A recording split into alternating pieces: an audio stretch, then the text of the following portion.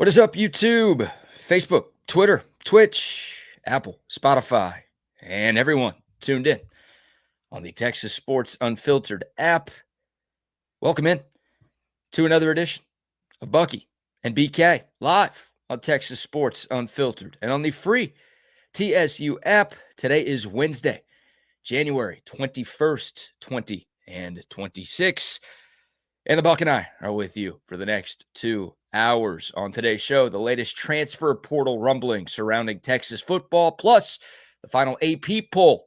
The 2025 season was released. Where did the Longhorns land? We've got plenty of Texas football to dive into. We will talk some NFL as well. Some future plans revealed for the National Football League, plus the latest with the coaching carousel. We've got college football teams suing college football players. We'll get into that. Little Texas basketball, little NBA, little Major League Baseball, and Buck, Florida woman. Oh, no. Is back in the news. Oh, yeah. It's only a matter of time before Florida woman has to outdo Florida man. Oh, yeah. And she is doing her best to outdo Florida man with this one. So we will get to all of those stories and much more. Plenty of sports, plenty of fun on a hump day edition of the show. We appreciate y'all starting your Wednesdays with us. How are you today, my man? I'm good, and winter officially will hit us on Saturday. Calling it. Yes. It's coming. And so are people from North Texas headed our way.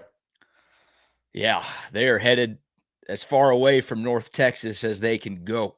And I don't blame them. That some of that looks awful. That looks like an awful event here for the weekend coming up. And it, all leading all the way up to the weather event on Saturday and Sunday into early Monday morning. It is going to be very nice. Almost 70 degrees still all the way till Friday. And then after Friday night, it just starts to creep in. You could see a little bit of it in the skies yesterday. Those clouds that were out there, they weren't clouds that were like passing by. They were just like sitting, just kind of sitting and waiting.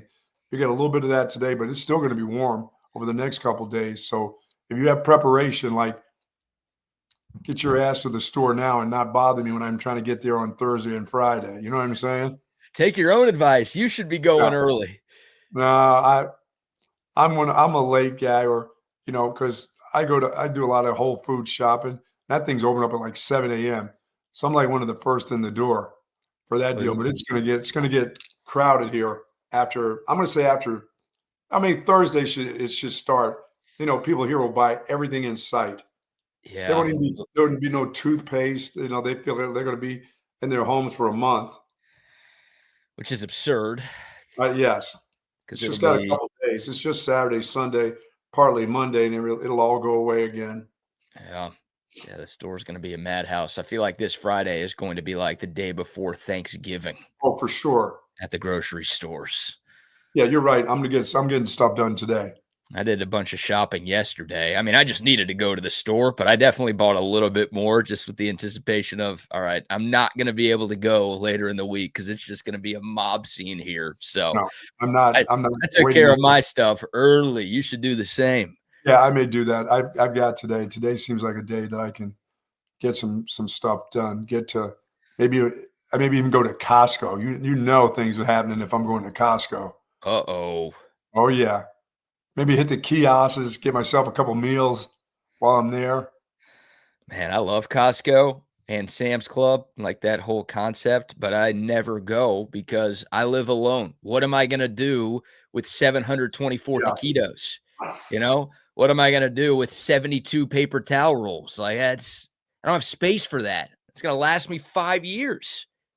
Yeah, well, my wife is into cooking all this stuff because, she'll get good ingredients and, she likes to do the little cupcakes and stuff, and I get those every breakfast. So I don't have to roll out to Starbucks like I did during the course of the Christmas holidays and buy myself a cranberry Bliss bar. That's like $4.50 for the Bliss bar, and it's packed with junk. And so my little blood levels and some of the stuff, my sugar levels kind of went up a little bit. Dude, for 6 weeks. You're getting brainwashed. This is sad to see. You're getting brainwashed by your wife. He's not letting you eat anything you want to eat. I hate it for you. Oh, dude, You can't even eat a breakfast bar now. That's too unhealthy for you. Come on, man. that stuff is filled with Oh, madness. It is. I mean, I think she's done a good enough job of scaring me away from my ice cream, and I'll get a shake every once in a while. But you know me, I used to do 3 pints a week. you're gonna be vegan here before the year is Oh done. no, that's not happening. Uh-huh. Oh no, I have a daughter that's that. No, I'm not doing that. Oh, We're she not already doing got that. to her. Oh, somebody got to her. She was 18 when she started her deal. Wow. She doesn't eat meat. Now the kids eat chicken and stuff, but my daughter doesn't even eat chicken. I think anything with an eyes and a mouth, I think that includes fish. She doesn't do. I don't know how she survives on those plants and all that stuff. I don't like plants that much. Oh, hey, and my lettuce is going to take a hit too Saturday and Sunday. The lettuce, if it gets down into the teens, if that's not covered, the old rancher may have to start all over again. But it will be winter, you folks. Winter is upon us this weekend. Yeah, thankfully it's not And projected to be as bad here as it is, in DFW and, Atlanta. I mean, this is a wild winter storm that is being forecasted. Now, I feel like it's they past always Texas. It's out of Texas too, right? oh It's my gosh, it's like affecting millions of people. They're saying 175 million people over more than 30 states will be affected by this. And they're talking about severe ice in Dallas, in wow. Oklahoma City, in Atlanta, in Charlotte. Like a lot of South and a lot of East is going to get, and they always err on the side of caution, right? I feel like they usually overhype this stuff just to have people prepared. But they're Sure. talking about a bunch of major cities, again, in the South and along the East Coast, getting destroyed by ice and a little bit of snow. Yeah, that's going to suck for people. I mean, It's not just Minnesota getting hit by ice these yeah, days. no doubt about it. Good morning to soldiers at Fort Hood, Texas, the soldiers in the state of Texas, and all those that fight for us each and every day. Thank you so very much for what you do. We do appreciate it. To you and your families, do be safe out there today, tomorrow, the next day, into the year. But be careful, especially this weekend, y'all. Yeah, it could be some crazy times. Again, thankfully, it And seems hey, like nothing like staying at home if you yeah. can. No, this is a great hunker down weekend, right? I mean, you got conference championship games coming up in the NFL. Wish we had a little more football to watch, but at least we've got a couple of great games on Sunday and college basketball this weekend, and watch some movies, watch some TV shows.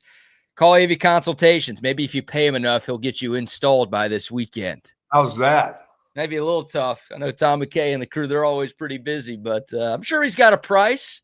If you're willing to pay, he'll make sure your home We theater all have room a is ready to price. roll by Saturday and Sunday for the freeze. Yeah, but really, those people coming from north to south, you think they're getting their cars if they got family this way saying, hey, can you put us up for the weekend? Dude, I think they're trying to go further south than this. Like, if they have people in Houston, they're trying to go to Houston. I mean, Yes. Houston's supposed to get cold, but I'm like highs 40, 45. There are some lows into the freezing temps, but like the further south you could go, it seems like the better off you're going to be. Yeah. So we'll get some from DFW, but I think more people are trying to go further down. Nice. Yeah. So, I mean, Well, get on down there. it looks like a hurricane right now. Like the way people evacuate when a hurricane is coming to the coast, that is what some of these folks in bigger cities, again, the Dallas, Atlanta, Charlotte, Raleigh, etc. That's the way they are trying Yeah, to those skip people in town. Philly and Washington, they ain't going anywhere. They've done this before. Yeah, this is nothing for them. But No. for the folks in this part of the world, this Oh, is it's awful. very new. So, all right, you can find weather stuff somewhere else. But yeah, take care of yourself. Make sure your place and your people and your things are ready to roll for what could be a pretty wild weekend here. All right, Buck, let's dive into the sports conversation from the morning. It's official. A guy that we've talked about once or twice on this show as a potential portal target for the Texas Longhorns is officially in the portal. That is Ole Miss's, I guess now former Ole Miss Rebel, Prince Will Umanmielen. Maybe the best name for any player in the portal. The edge rusher from Ole Miss, big part of the Rebels defense. Obviously, Ole Miss made it all the way to the college football playoff semifinal. Prince Will had 9 sacks, which was tied for 3rd in the Southeastern Conference in the 2025 season. He, of course, is from Central Texas, played his high school football at Maynard, just east of town. And we'll see if Texas can get him on campus for a visit. Again, the team that I'm most worried about is LSU. They are spending money. They've got the #1 portal class. And obviously, Lane Kiffin coached Prince Will at Ole Miss before he took the job in Baton Rouge. Or he bailed on them. But for a while, it was believed that Prince Will was going to stick around Oxford and they were going to find a way to work something out, and he wasn't going to actually show up in the portal. But again, as of like an hour ago, he officially appeared in the portal. So now Texas legally has a chance to make a move, and we'll see if the Longhorns can bring him on campus at least for a visit. Yeah, at least get him on this campus somehow. I feel like you got a shot if that happens, right? Yeah, I mean, obviously he's not back in school anywhere, so he's not having to get ready for a semester anyhow. So he could be at home, you know. Right. It doesn't take much to cross I-35 and get on over here. No, not at all. It'd be an easy trip for him. He'd get to play in front of friends and family for his last year of college football before he takes his talents to the NFL. Yep. Now, that'd be great. And I think the deadline for Texas, I've got to double check this, but like obviously the second semester has already started, but every university has a deadline for like when you have to be enrolled by. You don't technically have to be enrolled by day 1, and they give you some time before you. Oh, so you know about the academics. You do deep down know about the academics. Well, look, I do think it's supposed to matter. I'm sure rules can be bent and even broken if needed. What? But academic rules bent and broken? I think for Texas, the deadline is January 28th. So there's still some time, even though the school semester has started and people care about school here.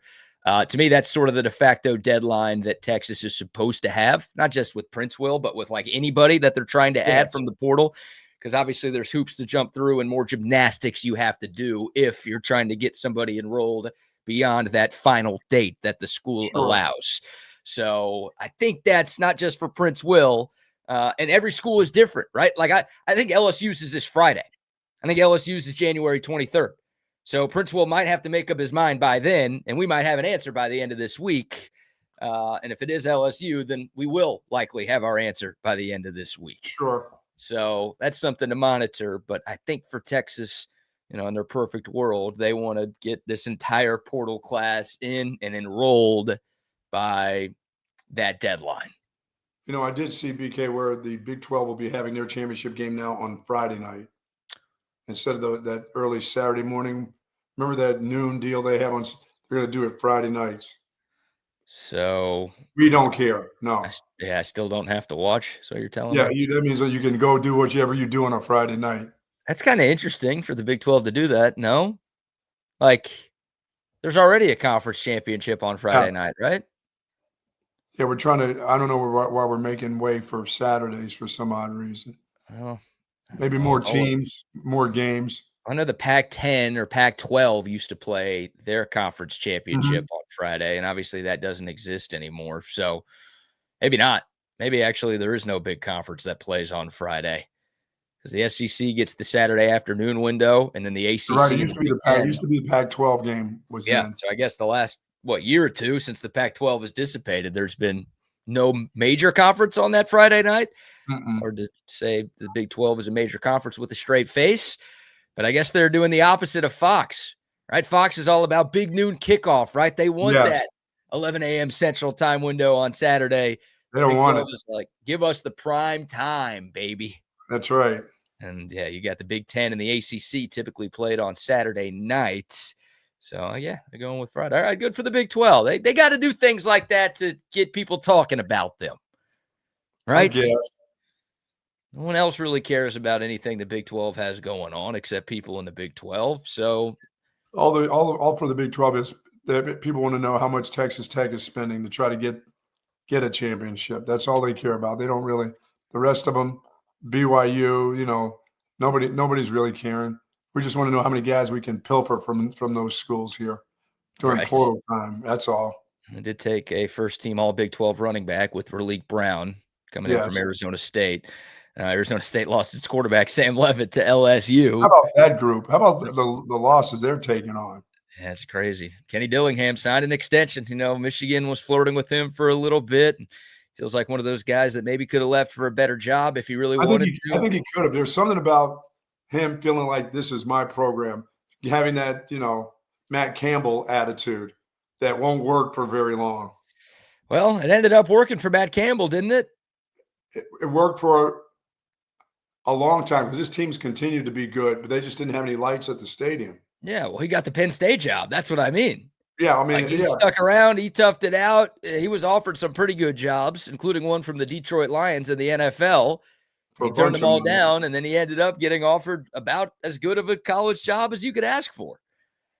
So, yeah, I don't know. Maybe Dillingham's waiting for something. Some people think he's waiting for the OU gig to open up. Whenever Burnt Vegetables gets the axe, he obviously saved himself with the college football playoff berth this year. And they scored 6 points against Texas, which is twice as many as they scored against the Longhorns last year. So making progress there. That's good for him. Not with John Interceptier. They're going to have some problems. John Interceptier is back for the Oklahoma Sooners. Oh, that makes me so excited. Yeah, for that second Saturday in October. Oh, my goodness. Yeah, I mean, I'm always excited for that game. But with John Interceptier, as you coined him, right after that Texas win, him back in the fold, that's good news, I think, for the Texas Longhorns. So we'll see about Prince Will. Again, he's officially in the portal. Obviously, Texas has, lost out on some guys that they've targeted this offseason because they ultimately never entered the portal and decided to stay at home, like Jaden Ball at Florida. Now Texas at least has the chance to talk to Prince Will, but I think LSU is obviously a team to watch here, and I peg them as a pretty heavy favorite right now. Yeah, he seems like he was waiting on a really good deal at Ole Miss to stay. But his next choice, he must, I don't know, maybe he likes Lane Kiffin. He knows Lane Kiffin will try to break the bank for him. Obviously, they have money there, and he's such a good player. Oh, my God. What LSU is doing, they're going to be really good next year. They're going to have to be really good. They're not going to fire Lane Kiffin if year one goes bad, but we know how impatient those Cajuns are. Yes. And the amount of money, obviously they spent a bunch of money to hire Lane Kiffin and fire Brian Kelly. Maybe we should start there. And dude, the amount they're spending in the portal is just insanity. That's coming from a Texas fan. The amount we're spending is pretty insane, but their class is like twice as big as Texas, and it's ranked higher than Texas. And they're talking about adding Jordan Seaton and Prince Will Humann, which is like, they better win at least 9 games in year one. Otherwise, Tigers fans are not going to be happy with the Lane train. Boy, and when they're not happy, everybody knows it. I'm telling you, they are. You talk about all in. What they did with the coaching change is one thing, but to pile it on with the portal additions that they've made, and they can add these two. These are 2 top 5 ranked players overall in the portal, and they already have the number 1 ranked quarterback in the portal. I already signed 3 QBs out of the portal. What's the point of that? I don't even know why you would do something like that. Yeah, because that's the amount of money they had. The most important and the most expensive position in the portal. They have literally signed 3 guys in that one spot. Well, I'll tell you this. The number 1 guy better be good, or he's got people looking over his shoulder ready. Lane Kiffin's ready to – he's going to make maneuvers by the quarter. Yeah, maybe. Texas obviously plays at Tiger Stadium November 14th, pretty late in the year. That's the 3rd to last game for Texas in 2026. And both teams should be humming by that time. I was going to say, both of those teams should be squarely in the college football playoff conversation. And both of those teams could potentially be fighting for a spot in Atlanta as well. So, yeah, LSU they're not messing around at all. They're not effing around, are they? No. It's like Texas basketball. We're not effing around here. Oh, are you sure about that, Coach? Enjoy this. Be responsible tonight. Show up like you expect to win. This is the University of Texas. We're not f***ing around here, okay? Yeah, sure you're not. Texas men's That's basketball. what you say.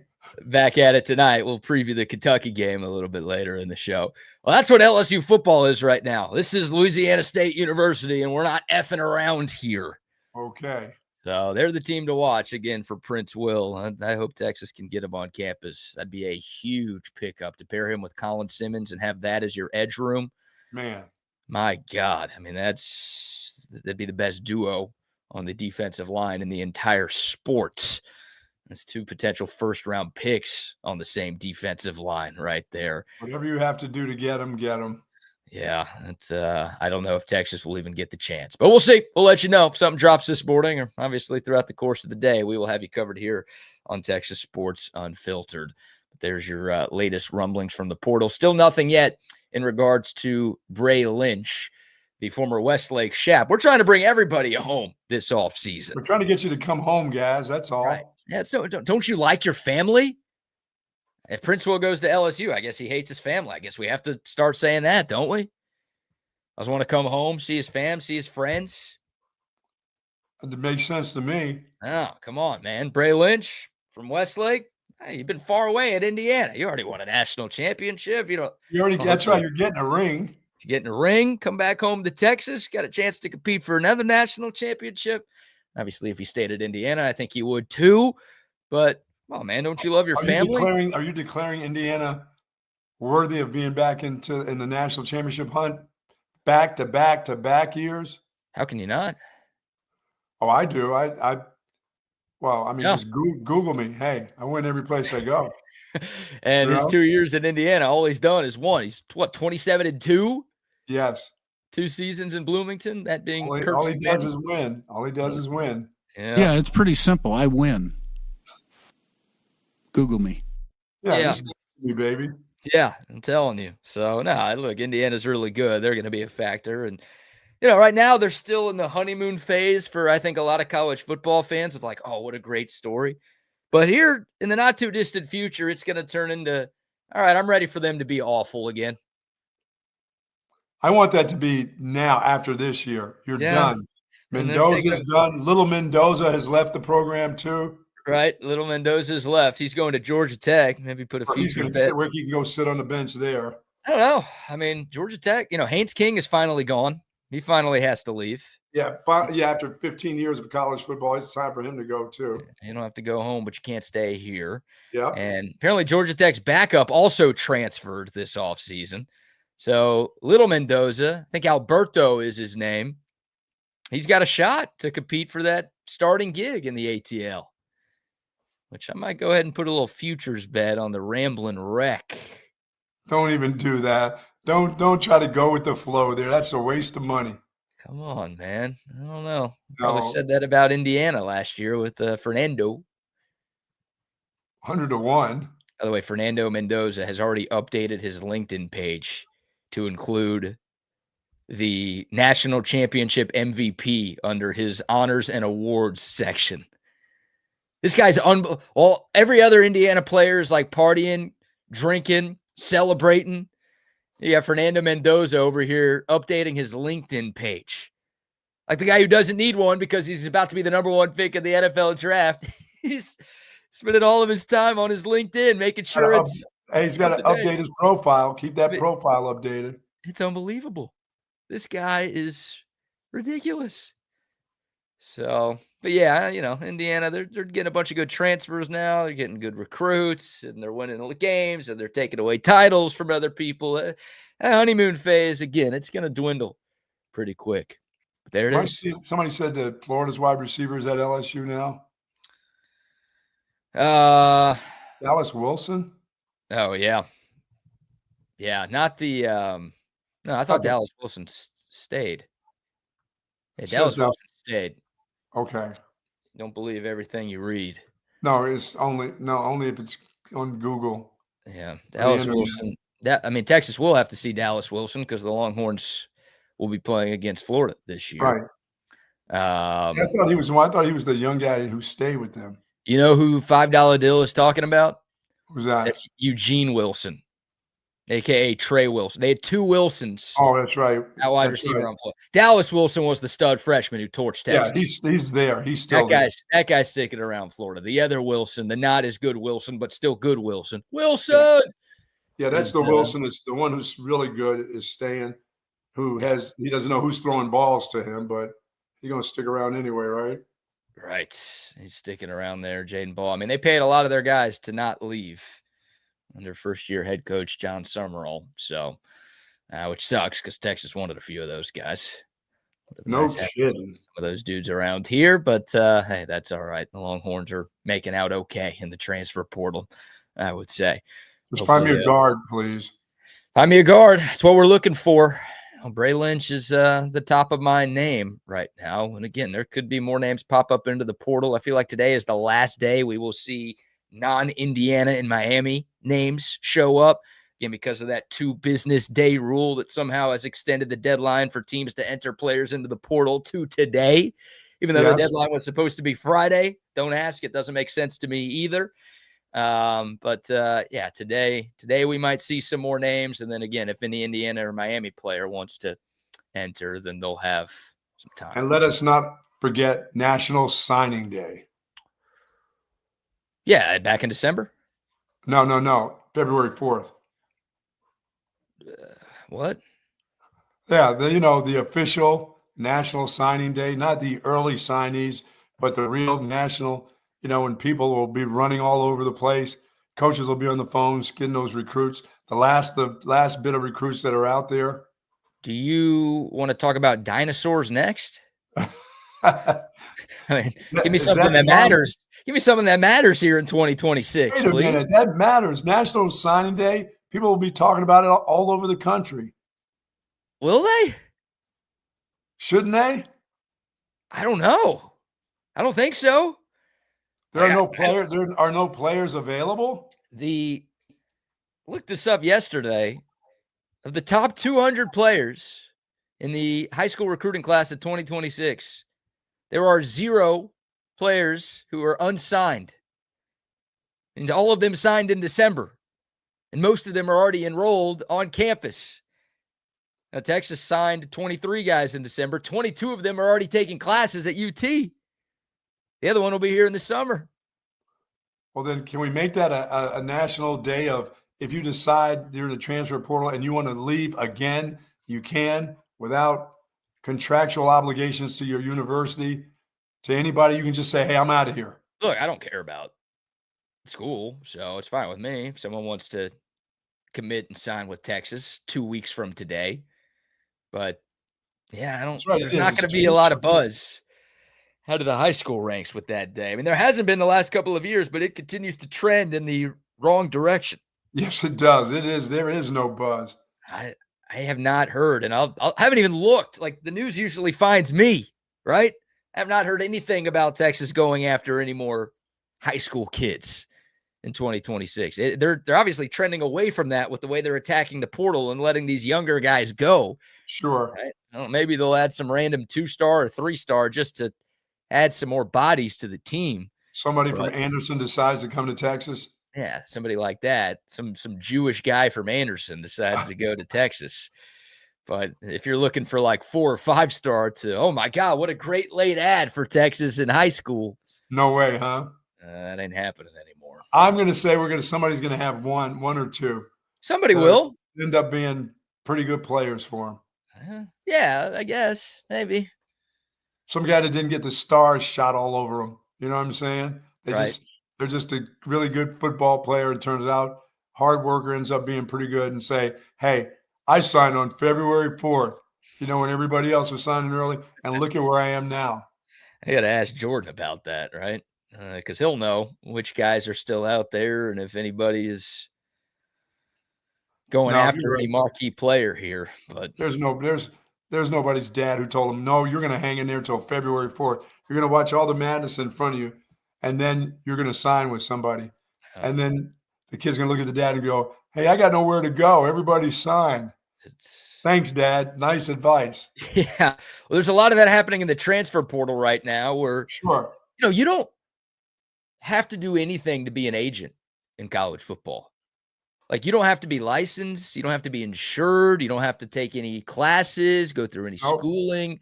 Like, anybody can qualify as an agent in college football. So there's a Yes. lot of that happening with transfers. They're getting told by an agent, which sometimes is their dad or their uncle Johnny or cousin Ronnie or whoever. You got a Lonnie in there too. Throw him in.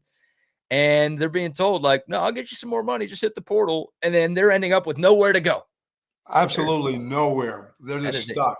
That is a major problem in college Trying football. to get into ACC at this time. Right. Wow. Exactly. So, not usually Texas. Texas isn't going after those kind of guys, and Texas usually doesn't lose those kind of guys. But look around the country, that is a serious issue. And you feel bad for these kids, man, because there's a lot bad advice out there right now. Yes, there is. You're absolutely right. A mess. All right, we'll take your thoughts.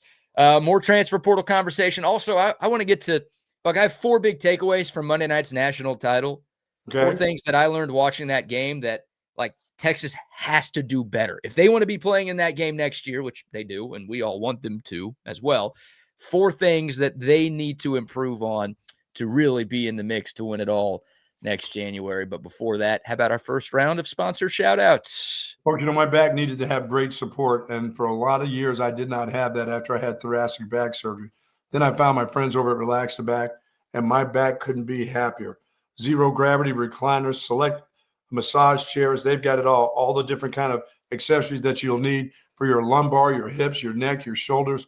They have it at Relax the Back. There is something there for everyone. Anybody that's suffering from neck pain, please. If you know somebody that's suffering and maybe you can't afford to get one of those massage chairs, go to Relax the Back, find an accessory that's going to make you pain-free during the course of 2026 and beyond, folks. We've got 2 great locations. One is at the Hill Country Galleria, right across the street from Whole Foods.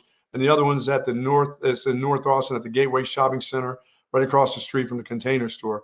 Live pain-free like the Buck at Relax the Back. Yeah, I went to that Hill Country Galleria location about a month ago now. And, dude, it's the awesome. Accessories are crazy there. Accessories are crazy. I mean, it's clean. It's nice. It's not a massive store. You're not going to be spending hours walking around there. They have just everything you need. They let you sit in the chairs, which is cool. And then you sit in that chair, you feel like, I don't think I'm going to leave right now. Dude, the guy there, I think Michael was his name. He's like, take a nap on one of our mattresses if you want. I'm like, dude, I'm going to be here till the morning if you let me lay down here. Yeah, great people there, great selection, clean stores. Love Relax the Back. Also love, I'm rocking my McCall Custom Homes lid this morning. Look at that lid.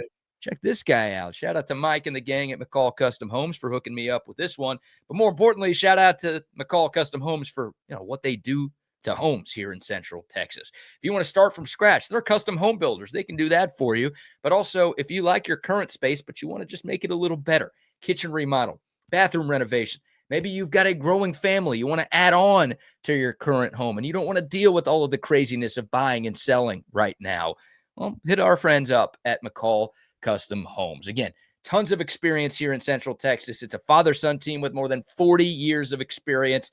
They know what it takes to turn a Central Texas home into something truly special. They're A+ rated by the BBB. Bucky and Rodney have both had work done at their places by McCall Custom Homes. As soon as I buy a home, I'm going to have work done at my place with McCall Custom Homes. We trust them. You should too. Check out their website, McCallCustomHomesATX.com. Right now, they're offering free estimates to TSU listeners, or you can reach out to our guy, Mike McCall, directly. Great dude, big Longhorn fan, big-time listener, 512-633-9580. It's McCall Custom Homes. We build value into your home. And our friends over at Woods Comfort Systems have still got a couple days before this really wintry weather gets in there. And if you're not sure about what you need to do around your home, or whether it's the faucets outside or inside, you leave the water drip inside during the night, call and ask for Travis and ask Travis, what should we do? If there's nothing major going on with your home, but you're worried about making sure that the winter doesn't get to you in, between Friday and Monday, please call on Travis, ask him any questions. He'll call you back. He'll answer anything that you need to have answered. It may not be much, may not be cold enough to worry about anything, but you don't want to be calling them right dead smack in the middle of something. You want to get to them and have your questions answered before something happens this weekend. Now they'll be there for you when it comes to heating. They've been there for you when it comes to air conditioning. And now they also do plumbing. So if something does happen and some pipes split, you're going to be wanting to have them right there close to you, right in your phone base, so you can call them up. But folks, their technicians know how to do it the right way. They've been doing it for close to 70 years in Central Texas, and nobody does it better than Woods Comfort Systems. WoodsComfortSystems.com, or give them a call, 512-842-5066. Did you say your phone base? What is a phone base? Your database. How's that? Is that what it's called, the database? With all your files and phone numbers and everything else. I should say it's not just in your phone, it could be on your computer. That's right. We do use computers. There's such thing as a computer. What's a computer? Yeah. Are you talking about like a contact list? Like your Yes, contacts? contact list. Yes, that's easier. But I'm trying to get, things like the kids would say. You're not doing a good job. Oh, really? Very poor job of it. I don't think, I'm in my 30s now. I don't think I've ever heard anyone say phone base when talking about their contacts on their phone. Well, you learn something every day. That's what's good about this show. You are going to learn something new every day, and you just learned something right there in your 31 years on this earth. You're right. Yeah, no, it's not just our listeners that learn something new. It's you and I who learn something new from each other. Such as and whereas and whatever. Oh, my gosh. Your phone base. Yeah, add it to your phone base. I said the word database, I think, first, didn't I? No, I just said phone base. You went phone base first, and then you pivoted yeah. to database. And either there. way, it's fantastic. That's awesome. All right, diving back into the sport. Or your little black book or your little red book, which I do still possess. Oh, you got a little address book thing? Yeah, I always keep that, my handwritten stuff. So that if not, then that means I'd have to pull out the BlackBerry. It's still, this is the one that's not brand new. This still has numbers on it from way back. These are numbers that, just in case you run into an XXX of an XXX back in, 74, that name could still be in this right here. Does that thing still work? Yes, it does. Okay. It lights up to get numbers. It lights up to get numbers. That's about it. It doesn't. Oh, okay. Yeah, you can't take calls. You can't make calls or get texts or anything on there. I have a brand new one that's still in the bag that you could do that if you want to get that baby lit back up. So there you go. Yeah, go back to the BlackBerry here in 2026. Come on, bring it back. That's going to be for one of my granddaughters that, when I'm dead and gone, that could come back at some time. I'd probably not. Maybe worth some money to have one of those around, though. Your granddaughter is going to put that thing right in the trash. You think so? Like right to the trash? So we're like, thanks, Grandpa. Now I have to take out my trash earlier. Oh. Thanks for that. One more thing I have to do now. Goodness gracious. All right. Grandkids take everything. Do you do have numbers saved in your current phone, correct? Correct. Okay, just making sure. I was like, you call people all the time. I haven't changed. I haven't changed that 7 or 8 that I have to the 17. I have not, because I can't just roll into, the place that I want to get my phone. You got to make an appointment, dude. You can't roll in and sit and wait. Oh, the Apple Store? No, this one, I have Spectrum. There's a Spectrum store that I can get the phone at. But I have to call. When I'm out roaming the streets in my car, every once in a while I want to pull in there and see if I can go and sit there and just, you're next. But I don't think that ever happens. Like, you're next. You got to wait a while. You got to hear a lot of other you're next before you're next. Oh, God. Just the fact of going in there, the few times, obviously, since I have a phone that's 1,000 years old every time, the few times I've gone in there, it's no less than an hour and a half when I go into one of those places. And I don't want to be sitting there with people with their mask on at this time of the year. No.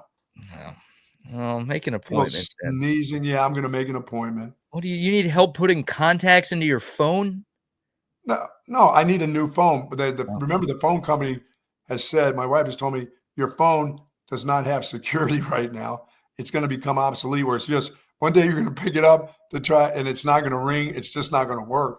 She said, you're getting close to that time. She goes, you just keep thinking it's never going to happen. Why would they do that to you? Well, she said, it's going to happen to you. You're on the iPhone 8?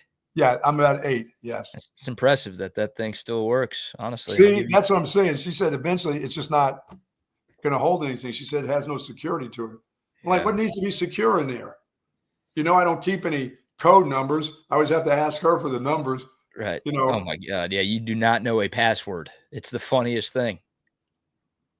I'm close with some 11, You 11. you ask me for your passwords. I'm like, I don't know. How do I know? Yeah, I think I'm in close with some Ricky Williams numbers and mines and some of my players' numbers and things like that. That's so good. That is so good. Well, don't share what it might be. You get all these No, hackers. no, they can't. They have no clue. It's You have no clue. They got a no, better yeah. chance than you, I think. No, my wife has all that stuff. Ooh, our guy Corey asking if Carly Simon's number is in that old BlackBerry. No, it didn't go back that far. It didn't go back to the 70s. Okay. It won't go back there, but it does go to early 2000s. Okay. All right. There's And that thing's got some. you were single in the early 2000s, so Yeah, I look at them like, oh my God, nice. that number's still in there. Very nice. She's got to be dead. Yeah, just tell your wife, I'm just seeing if they're dead. That's it. Nothing more here. Just wanted to check. Nobody called me when they died. That's what I get. Oh. I'm getting a lot of that from friends. Like, what do I do to find out if you're dead? I'm like, I don't know what to tell you. I won't be concerned. No Pam Cummings then in that phone either, huh? No, Pam's. I looked for that number. As a matter of fact, her number is not in there. I know a couple of years ago, the audience helped me out get to Pam's number. She was in Harrisburg, still doing pottery, but I tried that and can't find Pam Cummings, potterer or whatever it is. You know, like mine Bucky Godbolt weatherer is not in the listings anymore because I was not a weatherer. I was not a weatherer at that time. I am now. It's not really a real job that you have. That's just something you made up. Oh, yeah. Sorry about the folks who got rain last night. I said it would be coming Saturday, but it looks like a little rain snuck up on us last night too. I'm not sure you even have to apologize. We're so used to you being wrong with those forecasts that it just, it doesn't matter anymore. It does matter. It matters to me. I'm trying to be the best I can be. Man. Speaking of best you could be, we're hoping Texas football is the best they can be. Yes. 2026. Buck, of course, I was like watching that game on Monday night, just enjoying the game. It was a really good game, high-level football, very competitive, fun for 60 minutes. But I can't watch a game like that and not bring it back to Texas. It's just how I operate. So I had like 4 big takeaways from that football game and things that I saw really both teams, but especially the winning team, Indiana, do right, that Texas really needs to fix in 2026. How's that for a rhyme? First one's obvious. It's penalties. Yes. I mean, like Texas 135th in the country in penalties. There's no doubt you got to fix that. Like Indiana, who just won the national championship, they were second in the country. So Texas was second to last in the country in penalties. Indiana was second in the country in fewest penalties. And that you can make a change in a hurry. That's a lot of discipline stuff. That's just and it's basically a lot of fundamentals where you get out of position and you know that can be coached and that can be basic fundamentals to get that straight. That can change. And look, Indiana did not play its cleanest game of the year on Monday night, but they had 3 fewer penalties and 22 fewer yards of penalties than Miami did. That makes a difference.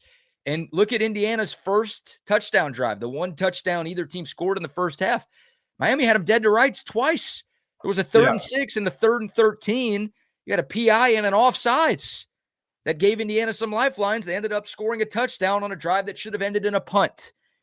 And I keep bringing this up. I think of the Ohio State. That's exactly what happened with Texas against Ohio State way back in August, where the Longhorns lost by 1 score and Ohio State's first half touchdown drive.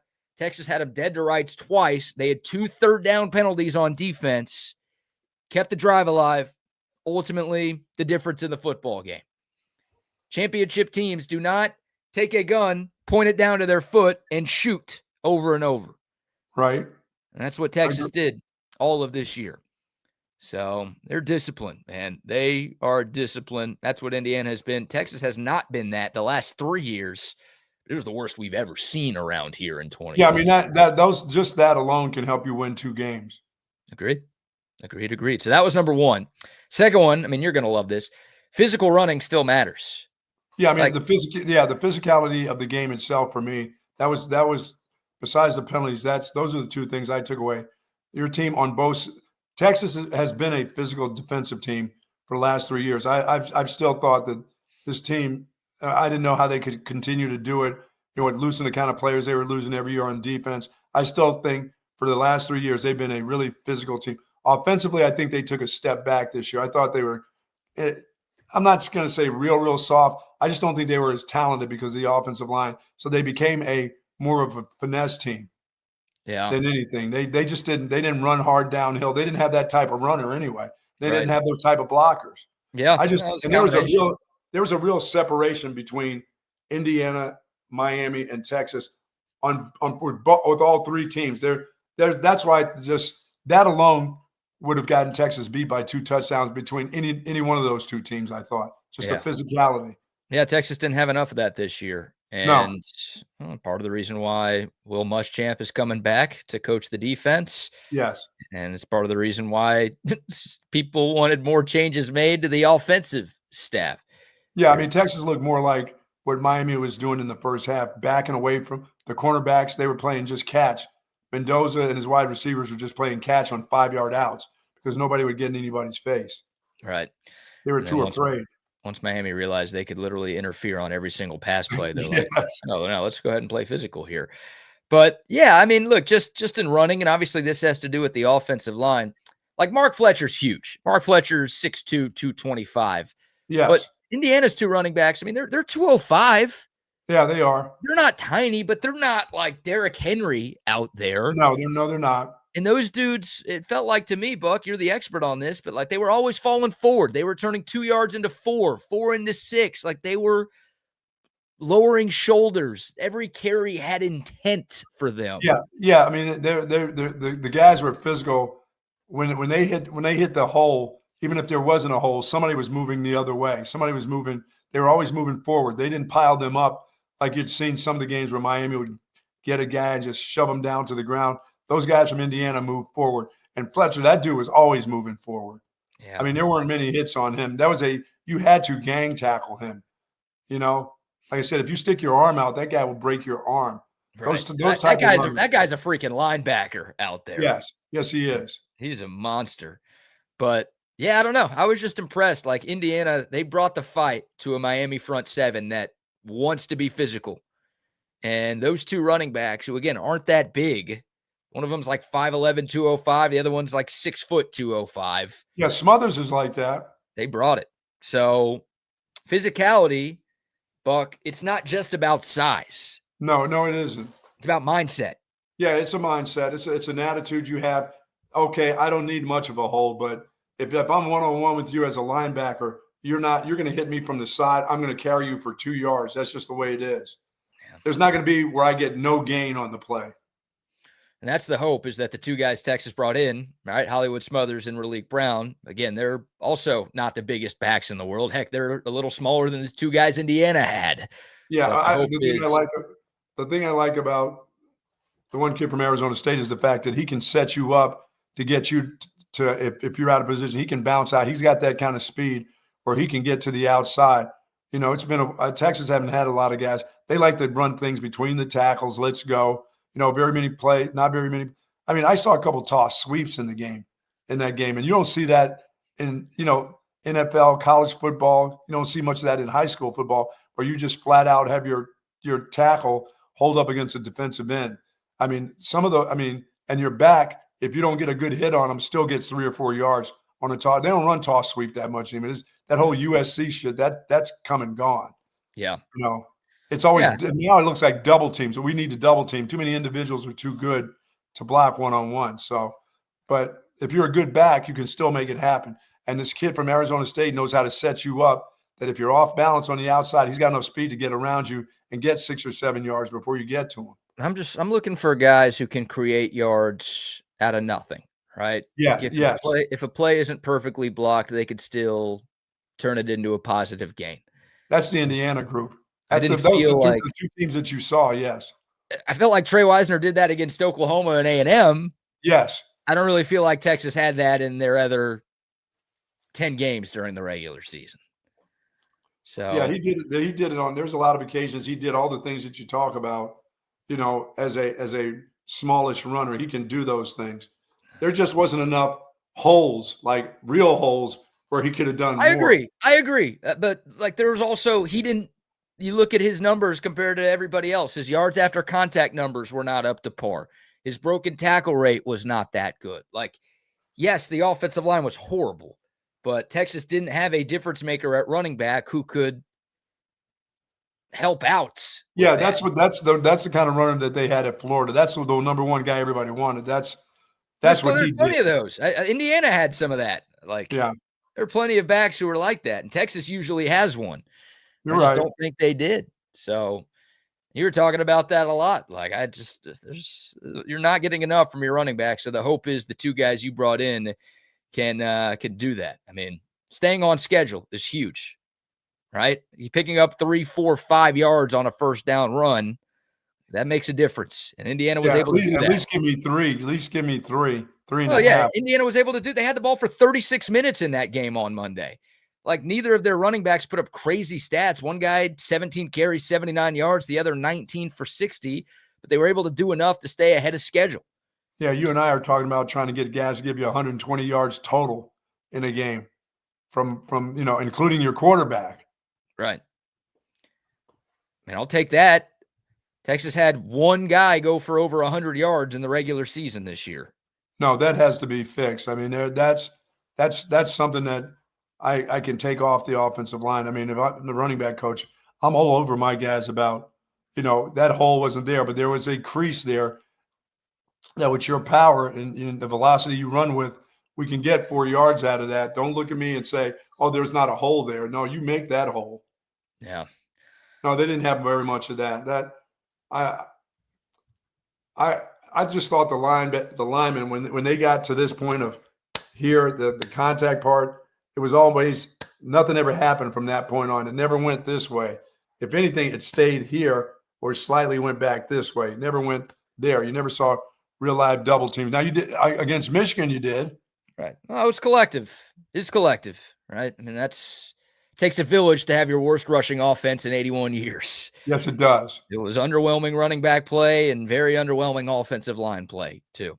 That has to be fixed. That you still, between the two things that you've already just talked about, you can't win a championship with the penalties and not have a solid run game. Yeah. You can't just have any run game. Those were two of my biggest takeaways from Monday, because Indiana doesn't commit penalties and they've got a more than solid rushing game. I mean, that's a group that ran for 300 plus yards in 4 straight games at one point this year.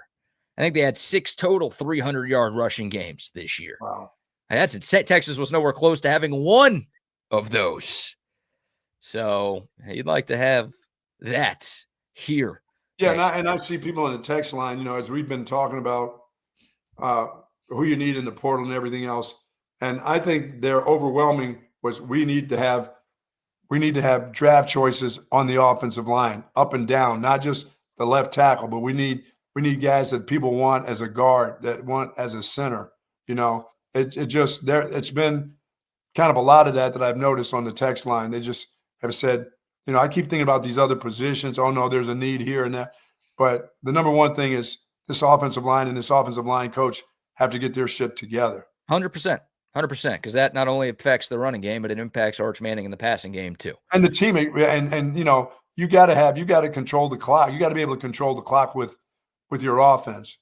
And they didn't do that. There was just like a lot of hope last year. For sure. Yeah, I mean, I do think they have 3 of those guys on the offensive line in 2026. I think both tackles. I think Melvin Siani is a definite draft pick next year.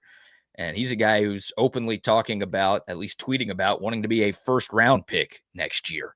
So I wouldn't say that's the most likely scenario, but he's going to be drafted. And if he has a great year, maybe he will play his way into that first-round conversation. We know what Trevor Gooseby is at left tackle. I think Brandon Baker has a chance to be an NFL player as well. But you still need more. Like, Texas has a top 3 transfer portal class in America, at least according to 24/7 Sports. As good as it is on paper, I cannot give the class an A grade because of what they haven't done on the offensive line.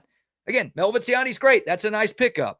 But Yes. because they have not added another starter or two up front, it's still not an A caliber transfer portal cycle for Texas. Despite the running back gets, despite everything And else. everything else. And they've obviously crushed it everywhere else. Crushed it.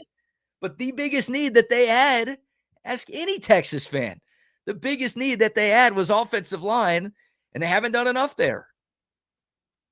They brought in three guys. Two of them are developmental pieces. Only True. one of them is a plug-and-play starter. We were hoping for 3 plug-and-play starters. Yeah, as I said, the running back situation will help because you don't have anything. You didn't have anything to go back to anyway. You weren't coming back with anybody that, and losing Trey Wisner, that was, speaking of Cinderella stories, that dude was just a Cinderella story for a consistent year in, year out. Could he do that? Could he do that with a good offensive line? He probably. I got to give him more credit than I've given him credit. He was a really nice running back. He wasn't quite Anthony Holmes. He wasn't quite that dude. Because that guy went on to have an unbelievable career in the NFL, a better NFL career than he did a college career. He was just a physical guy, who played a lot bigger than he actually was. But Trey Wisner was a guy who I just thought he made himself pretty good because coming into all that, he wasn't very special. He wasn't a very special player. No, but this is Texas. Like, I don't Right, mean to disparage absolutely. Trey That's right. Wisner. But like, what you're talking about, like, oh, he's pretty nice. He's pretty good. Like, since when has that been good enough at Texas? No, because that's not what you get here. That's what you're not supposed to have pretty nice or pretty good here. Right. So, look, I'm grateful to Trey Wisner and everything he did to Texas. I love that guy. I Yes. wish he was still on the team, right? I would love for him to stick around, to have stuck around, I should say. But you need a better starter than him. Yes. And there is no doubt in my mind that with the 2 guys Texas brought in, they have upgraded compared to the 4 guys that they lost. Yes.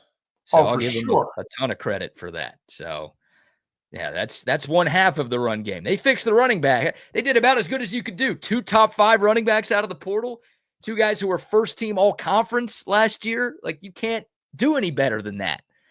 But you still need to do more with the guys that block for him. Yeah. Yes. You had to get the best of the best. That should have been your number one goal after what we saw last year, after what you did on the defensive line. You had to flip that around and do it for your offensive line. And they're not quite there over. yet. It's not over. Yeah, not there Right. yet is key, right? Like if they convince Bray Lynch from Indiana to portal home to Texas, then Sure. hey, it's an A grade, maybe an A+ grade for Texas. Wow, what a job that you guys did in the portal. But as it stands right now, it's just there's missing pieces, and very important missing pieces as well. So hopefully they can find somebody in these next couple of days, because again, there's only one portal window this offseason. So if this is it, this is it. This is what you got for first Saturday in September. How big was Ricky when he was running wild? Ricky was always over 220. He was born 220. So that'd be impressive if that were yeah, true. he was not ever like a 210 running back. You can forget about it. That dude was always over 220 and sometimes closer to 245 at times in his career. He was big. He was not Trey White. He wasn't a little guy. He didn't need very much of a hole. He was getting 3 on contact, period. Yeah, that's the type of running back I'm looking for, not a Trey Wisner. Yeah. No. Yeah, there aren't too many Ricky Williams who have ever been created by God. No, there's not a lot of those, but I think the one guy, Smothers, is very similar with his contact. He's got the ability to make you miss, but he's got that contact explosion where he explodes into you. And so does the smaller guy has that too. You don't see those guys. You don't see those guys. The kid, Arizona State kid, is a great balance. Yeah. You better wrap up for him, or he's going to spin and do some things that you haven't seen lately around here, These are talented backs, for sure. I mean, I love the pickups. They're instant upgrades. And again, a first-team All-Big 12 and a first-team All-ACC running back coming in. That's as good as you could ask for Texas. So the run game is going to be better just on that alone. But I want it to be one of the best in the country. So I think that's important to run the offense that Steve Sarkisian wants to run. And for this Texas team to reach its full potential, I think they obviously you feel great about your quarterback situation, but just having that balance on offense makes you very difficult. That's what Indiana had. I mean, Mendoza won the Heisman, right? Arguably the best quarterback in the country this year. Guy's going to be the number 1 overall pick in the draft, but Indiana had some incredible balance. Case in point, they ran it 45 times on Monday. They threw it 27 with the Heisman winner, with the number 1 overall pick. They still run it more than they throw it. That is what I think Texas wants to do, and I'm perfectly fine with that. They just have to be able to do it. Yeah, I mean, you'll be able to see with the running backs, what is it? The exceptional stuff that gets them an extra 2 and extra 3 yards on stuff, stiff arms, the right shoulder, the way they hit you, the way they attack you, and you instead of you attacking them, you'll look at that and find that out early about these 2 kids that are coming now, or any running back. The guy. I mean, the Indiana guys. I've been watching those guys all year. They do the same thing over and over every game. BK. They attack guys. They don't run differently in different games because it's a different game. They got one mindset when they run the ball. They are looking for contact in the end. They're not shying away from it. They use stiff arms. They'll stick their arm out there and stick it in your face and throw you to the ground. They use all their weapons all the time. They don't have a special game where, it's Ohio State, I'm going to run a little differently. I got to make some guys miss. Their running style is the same all the time. I mean, that's what you're looking for, a guy who this is what he does. Sorry. You don't have to look to gimmicky stuff on 3rd and 1s and 4th and 1s and things like that. You can do your tush pushes, but you can also turn around. And even if there's a stalemate at the line of scrimmage, that guy's still falling for 1.5, 2 yards to get you what you need. Sure. That's what hopefully Texas has more of in 2020. Yeah, but they have to quit the stalemates at the line of scrimmage. The line coach has to be better too. The schemes or whatever they're trying to do, that's got to be better too. Yeah, I mean, Kyle Flood, again, a lot of Texas fans, myself included, are wondering why Kyle Flood is still the offensive line coach at Texas. I mean, look, I think we know part of the reason why is him and Sark are boys, and they've been together not only for the 5 years at Texas, but they've coached together in previous spots as well. So those guys have had some success. Yeah, they have had some success together. They're friends, and they trust each other. More importantly, Sark trusts Kyle Flood. He's the ultimate decision maker here.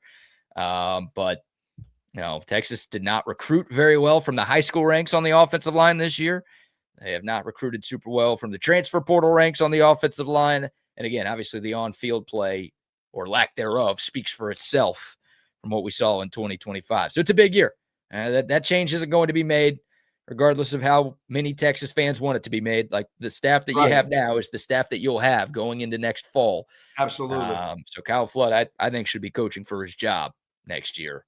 And I'd feel a lot more confident about him being able to stick around beyond 2026 if Texas were to add one more starting caliber offensive lineman from the portal. Oh, for sure. Yeah. And they need a good one. As you said, they can't just have anybody. You can get anybody that would like to come to school here and, be 325 or whatever and say, I'd like to come there. I'm a big kid. I've got some talents. You can get, we need guys who can be drafted by teams on Sundays. Absolutely.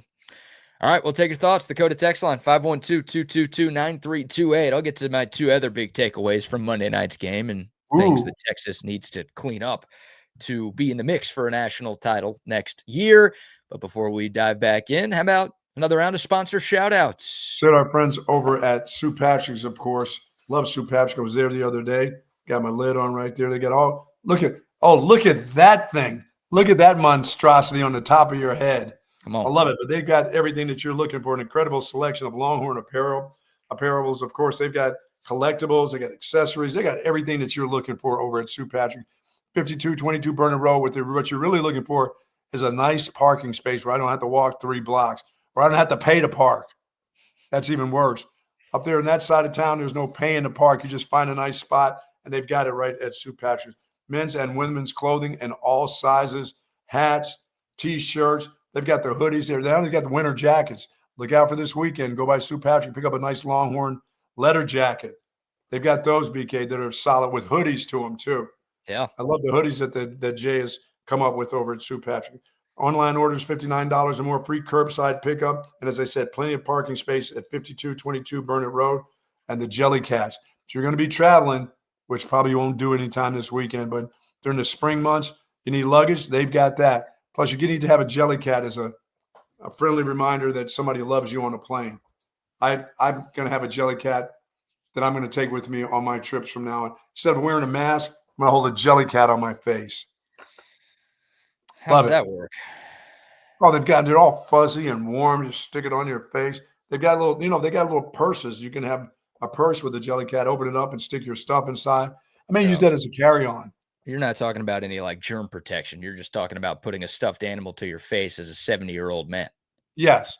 Okay. Just you compared it to a mask. So I'm like, how does that work? But no, you just want to snuggle up with the jelly cat. Yeah, when I get on the plane, I won't ask you to do cheers. I'll just be coming in the plane with the jelly cat all snuggled to my face. Yeah, don't ask me to sing your Indiana fight song, please. No, I will not ask you to do that. For more information, go to SuePatrick.com. Yes, indeed. Love Sue Patrick. Hey, how about a word from our friends over at Audiovisual Consultations? Hi, this is Tom McKay, owner of Audiovisual Consultations. We've been providing custom electronic systems for Central Texas for more than 36 years. And old man, I think they all know who you are and what your company does. This is Camilla McKay. The old man believes in big fun and big ideas. He can make dreams come true, so why not dream big? I've been up in Boston, but I know the old man and all his friends and fellow radio heads have been spreading the holiday spirit here in Texas. Why should we stop there? Keep spreading the good feelings all over. Audiovisual Consultations carries all major brands of televisions and stereo equipment at prices you can't find in stores. And you don't have to leave your house. Just like Santa, they deliver the gifts to you. Yeah, I like that, kid. Throw a party, hang out with your friends, catch a concert. That's all fun and good, but can we get back to the business? You can give us a call at 512-255-8678 or visit our website at avconsultations.com for some cool electronics. Oh, now you're forgetting something. And as always, hug your kids. We only pretend to be annoyed. Watch some games with your friends and make love to whoever the hell you want. You know what? It's Camilla. I mean, she's about to get some snow back her way, unless she's still at home. She hasn't gone back to Boston, back to Beantown. She's a snowbird now. She's used to this. She's going to be used to this, what's coming on this weekend. She's going to tell you how, this is no big deal, where she's been living lately. She's back in Boston. Oh, it's cold, brother, there. It's stinking cold. 8 inches of snow in Pennsylvania in the Bethlehem, East Stroudsburg area over the last week or so. 8 inches of snow. You're telling me it's not going to be 74 degrees there like it is here? No, and those people even know it's miserable. They're like, this sucks. Oh. I don't know how you live in those conditions. I don't know how I survived without having a freaking heart attack shoveling snow back when I was 18 there. I mean, it's awful. That snow is nice for one day. Right. Yeah, this weekend's going to be bad enough. I'm going to be complaining and miserable this weekend. Imagine having that for 3-4 months of the year, every year. Not digging out until May. Yeah, good on that. No, I'm good on that too. When does the Hundies start coming at us again? I'm not good on that. You're not what? No, but I guess I choose to survive the Hundies versus having to survive real winters. Oh, the teens and zero. Yeah, I'll take what we got here any day. Yeah, I will too, anytime. Oh man. All right, the two other takeaways I had watching Indiana and Miami on Monday night and trying to bring it back home here to Texas. We like to localize things here on this show. Special teams, Buck. I mean, special teams absolutely decided the game. You talked about it yesterday. Like, you thought Mario Cristobal coached a fine game, right? He didn't have that backbreaking, costly coaching decision that he typically has in big spots. And I thought for the most part, he did a good job, and he matched wits with Curt Cignetti. But the biggest difference, where you could tell one guy is always buttoned up and is paying so much attention to every detail, and the other guy isn't, that's special teams. The game was won and lost on Monday with special teams, Buck. And that, you're right. You can't say, we always blame Sark for that here. You cannot say that's not on Mario Cristobal. The head coach has to make sure his special teams are buttoned up. Miami's kicker missed 4 field goals in the playoff. Obviously missed a big one on Monday. If only you had a backup with some experience there. And also, obviously, the punt block return for a touchdown. Listen, if I tell you don't cross that street over and over and over, and you cross that street, for the guy on the punt block there, he's got one guy, the outside rusher's coming. He can't stick your hand out and say, I made contact with him. That's not enough, because the other guys whose special team is buttoned up, is coaching the guy. If that guy doesn't do anything and you got a free run around the corner, you don't have to rough the kicker, because we know if Texas had that opportunity lately, that guy would run dead smack into that kicker's nuts and not even touch the ball. Guess The what? guy would get the punt off, and he'd end up sticking that guy right in the chest with his helmet. If that happened to Texas, sure, No. would we be calling out the player who screwed up? Yeah, but we'd be like, all right, coach, why didn't you coach that better? Yeah, I'm more apt to blame the guy who's been doing that all year long at the end of the line there, who has that one solo guy that if he makes real contact with him, that guy doesn't even come close to that punter. There's no other threat. There's no other threat. I mean, you've been doing it all year long. There's one outside guy. It's like there's 10 guys on the left side and one guy on the right side, and you decide that the one guy is not that important. You'd rather step down while the other 10 are all on the left side because you feel like there's a threat there. And there's one guy who's going to come clean off the corner, and you're not going to lay a glove on him. I'm going to put that on the player who's done that over and over again. I know, yeah, you got to be more buttoned up than that. I'm not blaming the head coach on that. I'm not getting maybe the special team coach a little bit, but I'm blaming more the player, the guy who's played that position. Well, I thought that was the biggest difference in the coaching battle on Monday nights, right? I mean, Kurt They're Cignetti buttoned up. There's no doubt that Indiana's more buttoned up than Miami in certain ways. I mean, there are teams that are just better at that stuff. That's just a dumbass play by the guy on the outside. Also, it wasn't just that. I mean, that's bad enough. That's 10 points right there, right? A missed field goal and a block punt return for a touchdown. That's 10 points in a game that was decided by 6. Yes. But also, Miami returned 4 kickoffs. They had one end at the 9. They had one end at the 19. And they had 4 drives in the second half start inside their 20, in part because they didn't know how to return a damn kick. Yeah, Indiana, all year, remember, Buck, I don't know if you remember this, early in the game, Fowler is like, well, these are going to be touchbacks here because that's what Indiana's been doing all year. Oh, that's right. The guy was kicking line drives to the guy. And it's like they saw on film that, Miami kind of sucks at this. So they didn't do that because Kurt Cignetti's a great coach. He's like, no, I'm going to make them return it. In Miami, they couldn't return it. No, they did a lousy job of that. You're right. So I saw a couple at the 15. Yes. So that stuff matters right there. That was the difference in the football game. Hidden yardage wins championships. Indiana didn't just win the special teams battle on Monday. They dominated it. And again, Miami outgained Indiana. They did a lot of things really well on offense and on defense, but they got so whipped in that third phase that they lost, cost them a championship. So Texas has to get better at that, Buck. Always remember this. Texas has Niblet, so let's not forget that. And that's great. That's a great start. But even with Ryan Niblet, I mean, we weren't arguing that Texas's special teams were all that great this year, were we? No. They're better than last year. I mean, last year they ranked in the 90s in the S&P Plus rankings for special teams efficiency. That's a joke. This year they were a lot higher than that, but they were still in the 30s, and they had an All-American returner, which means the other stuff they did was so bad that it dropped them all the way to the 30s. Yes, they have Niblet. Niblet can block punts. He can do it all. I don't know if he can block punts. Sure. Well, I mean, if you decide, hey, put another returner back there, get Niblet on the corner, he can make that play, stick his arm out there like the guy from Indiana. The guy from Indiana didn't have to do very much. That's just a dumbass play by the defender over there. So you're saying the one good thing Texas does have on special teams, we need to take that away and put up somewhere else? Get him to do some other things. He's very versatile. He can be a defensive back, a running back. No, we're talking about special teams here. Don't go down this well right now. He can be a quarterback. Come on, man. Leave him as your return man. Don't put Ryan Niblet up on the line of scrimmage on punt returns. Come on, man. You coach special teams at one point in your life, and these are the ideas you had? I was a punt kickoff return specialist guy. Did you ever tell those returners, hey, you know what? I don't want you returning, actually. Go up to the line on this play. No, I never told Kelvin Martin no. Okay.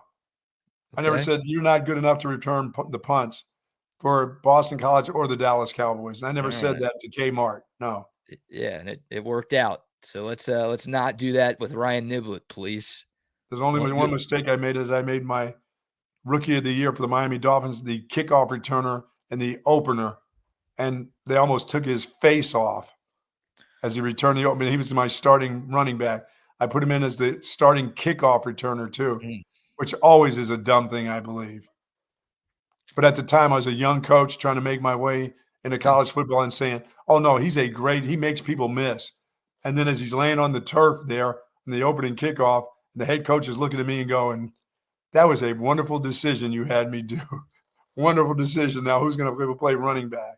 Did he come back in that game or was he out? No, he was out for 2 games. But I was very fortunate because I had a kid named Kenny Bell that played for the Denver Broncos, was an all-pro kickoff returner, and, was fantastic. So he ended up being the running back there. Kenny Bell played for Denver for a lot of years. And I had 3 guys at Boston College that were fantastic. One played for like 8 years. One played for a bunch of years with Denver, and one play for the Miami Dolphins. I had 3 running backs. A kid named Steve Strahan, who could only carry the ball. His dominant hand was his left hand. So when he would run to the right side, BK, he held the ball in his left hand.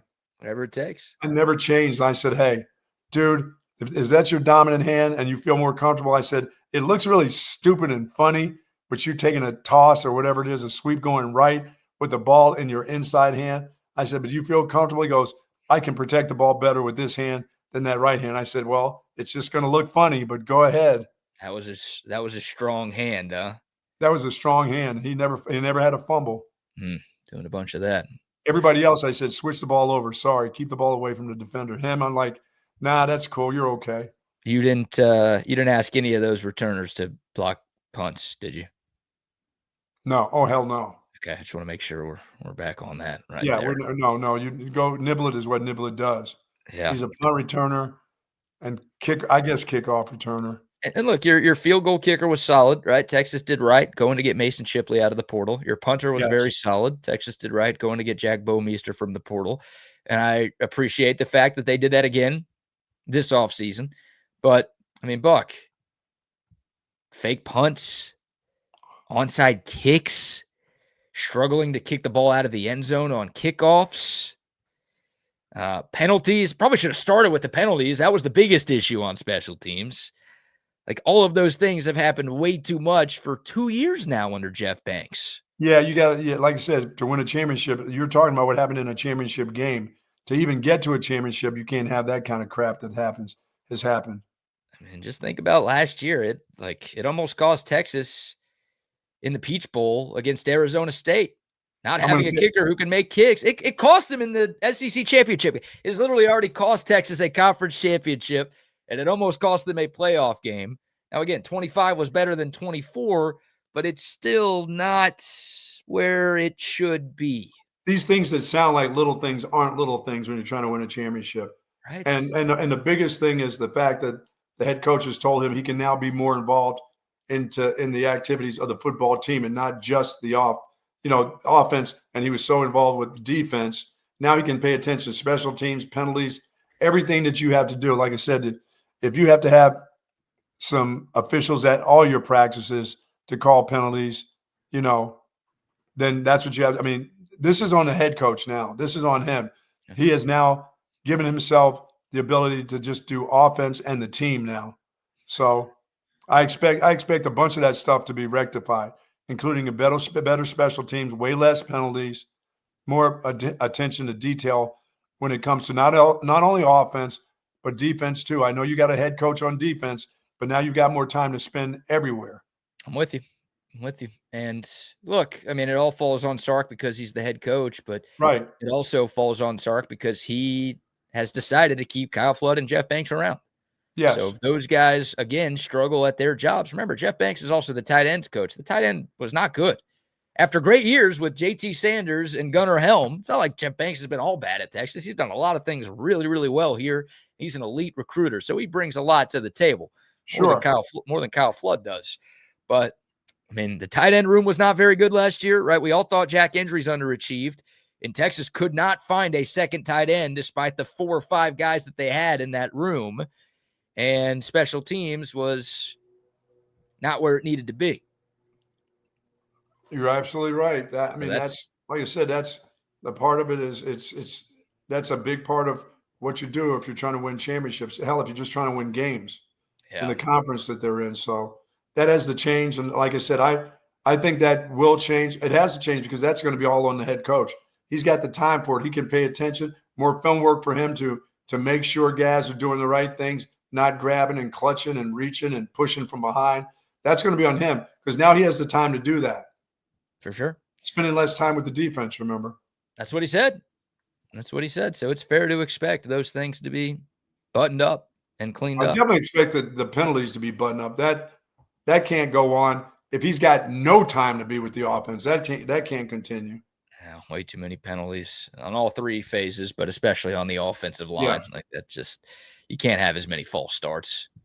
Yeah, I mean, there comes a time where you're appreciative of what a guy has done.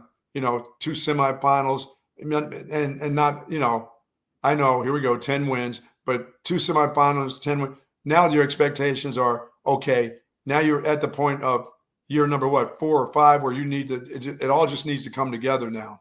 For sure. Oh, look, you got your culture set. We understand that part of it. Now, what do you do to fix it all? Now you've got the time to fix it all as the head coach. Fix it all. Well, how it works is people look at preseason polls and Vegas odds to determine their expectations for a team. True. Texas was preseason number 1, and they were the Vegas favorite to win the championship in 2025, and they didn't even make the playoff.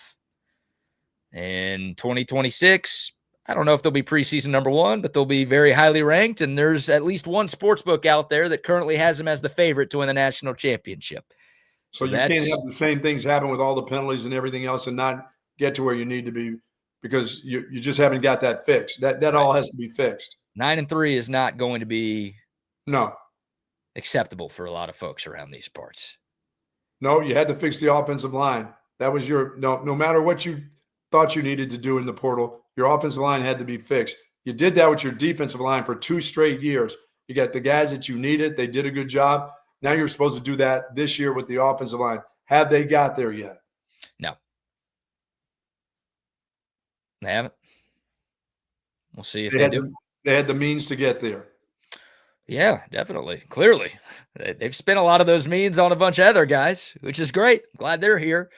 But find some more means. Yeah, I guess. I mean, to get some meanies up front. Yeah, they need some meanies for sure up front. Yeah. We'll see what the switching and moving around, what that does if they have to.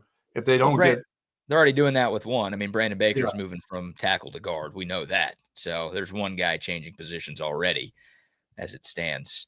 And he's comfortable doing that. He's willing to do that. I respect Brandon Baker a hell of a lot because nowadays it's usually, oh, you want me to change positions? Well, I'm going to go ahead and change teams. You mean you're going to move me from tackle where I'm supposed to make some money? You're going to bring me inside to guard? Are you kidding me? So, I'm doing this for the team. Right. Tip of the cap to Brandon Baker for being selfless with that decision. Yes. But yeah, you already have one guy making a position change up front. And technically you have 2 because Melvin Siani was Wake Forest left tackle this past season, and he's going to be playing right tackle at Texas. So you already are shuffling the deck with a couple of different guys. We'll see what else happens. Yeah, you can use another guard. You got to have another guard. As of right now, yeah. I mean, Connor Robertson's your starting center as of this moment in time. That's the position he's been playing his whole college career. And then Dylan Sikorsky, I would guess if Texas had a game to play this weekend, Dylan Sikorsky, the Oregon State transfer, he's naturally a left guard. I would assume he would be Texas's left guard. So those 2 guys would not be changing positions, but left guard was a massive problem. And it was a turnstile for opposing defenses all year. It was musical chairs for Texas for a lot of the year. Yes. And that they still have not done enough to address that. That was the number 1 position that they had to fix just based on how bad it was. That was the worst position Texas had on the entire roster this past year. And I think here on January 21st, it is the worst position Texas has going into 2026. And when you told me yesterday how many guys are gone from that offensive line, these offensive line groups, there's no players there. Right. They lost 5 guys to the portal. Wow. Developmental, some of them played last year and weren't very good. So I don't think they're massive losses, but you need some massive bodies too. Right. At times you just need some massive bodies. Somebody has to get better. Your coach has to coach them up better, but sometimes you're just going to need some numbers. That sounds like there's no numbers. Well, I think they have 12 offensive linemen on the roster right now. That's plenty. That's enough in terms of numbers, right? You're not going to need all 12 of them. You may not get your spring game. What about your spring game? You got to have that, don't you? I hope we have to have it. I'd No. love to see it. No numbers. Our fan base has been oh, you're worried about guys getting hurt in the spring game? Always. Because Texas has had so many of those injuries in spring games recently. Nobody goes down in practice. Talking about practice, man. Nobody ever gets hurt at Texas practice, but spring game, constant injuries. You mean that 20 minutes of hard football? Oh my fun gosh. Football? Yeah, it's crazy. We're talking about practice, man. Yeah, thank you. Thank you, AI. Yeah. But yeah, the two deep buck, the two deep's not good. And you're looking at a lot of like freshmen or redshirt freshmen as backups. First guy off the bench backups on the offense. Yeah, those are the dudes you need. That's when you need your 24-year-olders. 24-year-olders. Yeah, guy. That's what Indiana has. A bunch of guys 23, 24. Yeah. You have those at starters, and you're fine. Yeah. I wouldn't be too worried about the backups if you had better starters, because then the guys who are projected to start now all of a sudden go to the bench, and then you're good. That gives you depth. That gives you top end talent. But yeah, there's more Texas has to do for sure. Last takeaway, I guess, from Monday night, just complimentary football, right? I'll keep this one simple. Miami had 5 3-and-outs in that game on Monday. That's 5 times where they asked their defense to immediately go right back on the field. Yeah, we know that score should have been and could have been big for Indiana. Indiana controlled the clock, right? 36 minutes to 23. They ran 19 more offensive plays in the football game. They dictated pace. They dictated physicality. That is complimentary football. And it's something Sark preaches constantly, right? This is something that he wants to be all about as a team. But we didn't see it enough this year. And obviously, when your offense sustains drives, it helps your defense play faster. When your defense gets stops, your offense can run its game. Everything just feeds into everything else. Yep. In this team sport.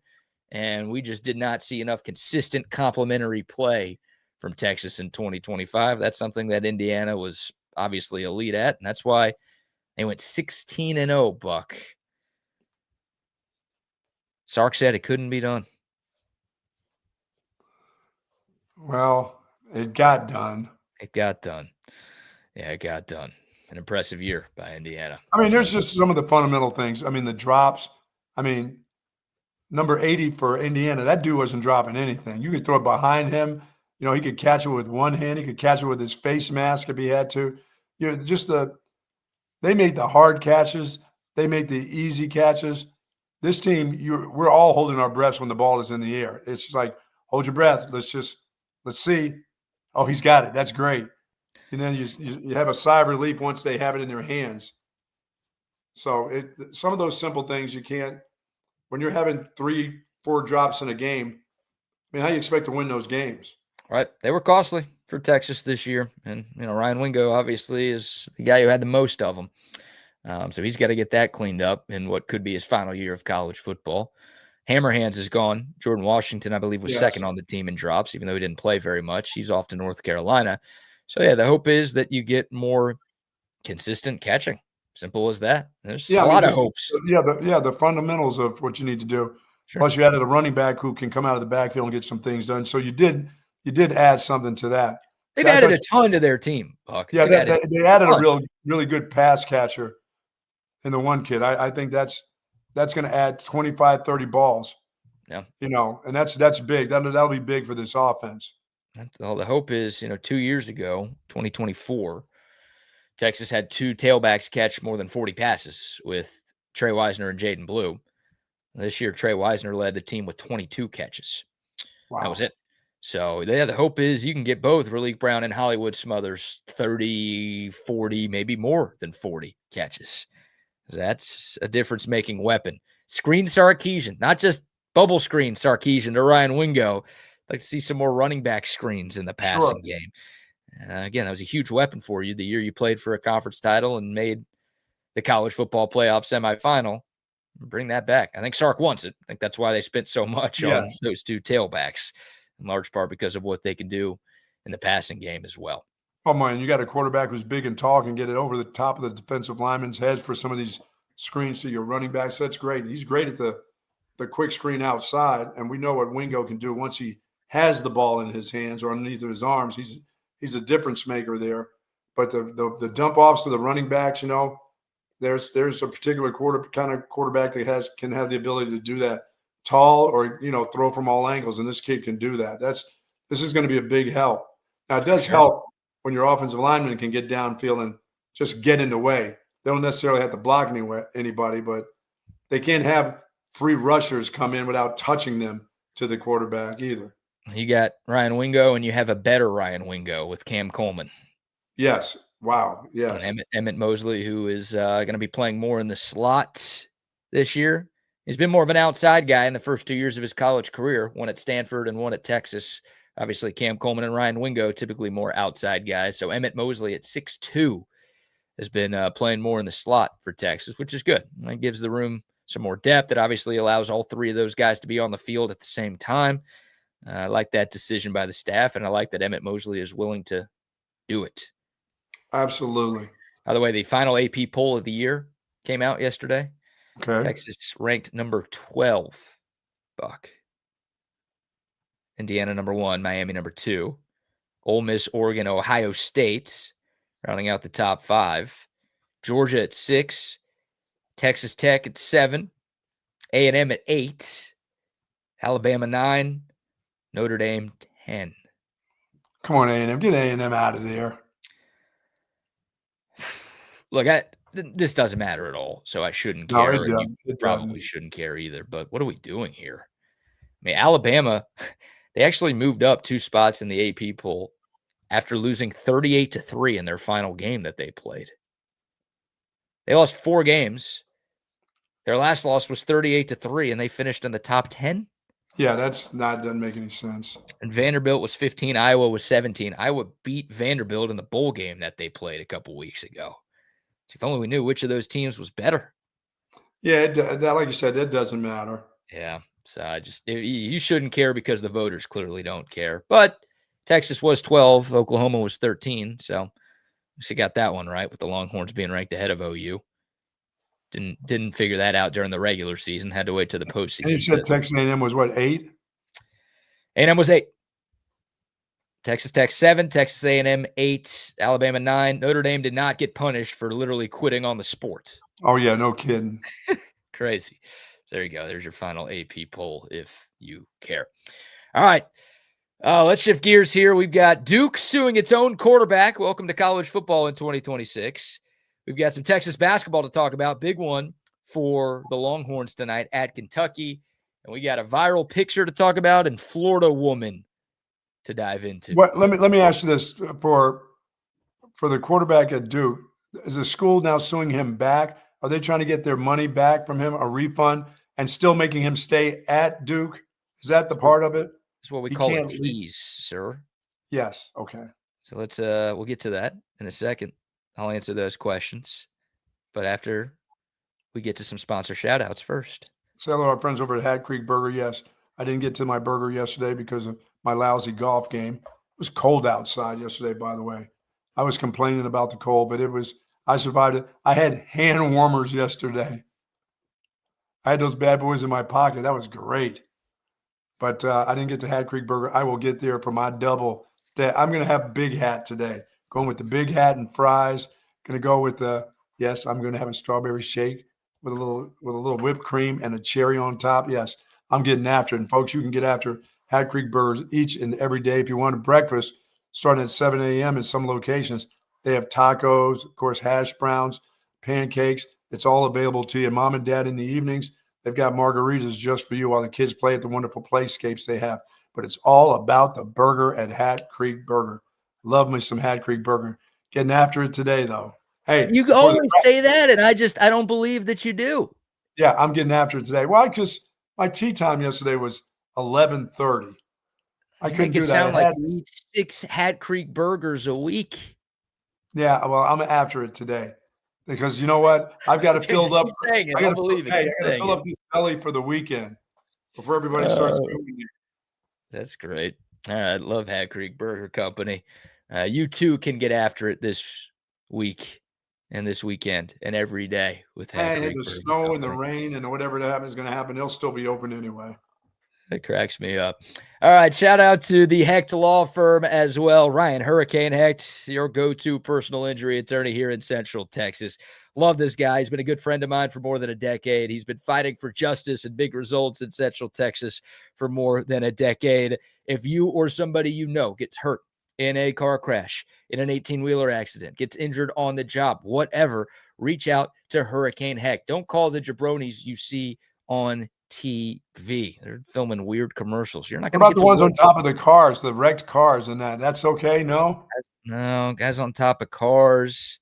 Guys coming out of hosting helicopters. podcasts. I saw the weird one. I can't even remember what it was. I got to see it again. But you don't work with those people because they're too busy pumping up their own ego, filming all these commercials. All right? That's where your money's going. Hurricane Hecht is trying to get the money that you deserve back in your pockets. Okay, and the best part is you don't pay unless he wins your case. No legal fees. Gotta be a winner. He's a winner. He's a winner. He's confident. Yeah, you know what? He should say that. That should be his slogan. He's a winner. Google him. You can Google Hurricane Hecht. You can go to his website, hechtlawfirm.com, or you can give him a call, 512-938-8929. Maybe put that in your phone base, as the book says, so you could reach out to Hurricane Hecht if you ever need him. Let them blow their case wide open. Let them flood your pockets with cash. It's Ryan Hurricane Hecht. Sweet. All right. The Duke situation, Buck. Yeah, Duke is suing its own quarterback. Welcome to college football in 2026.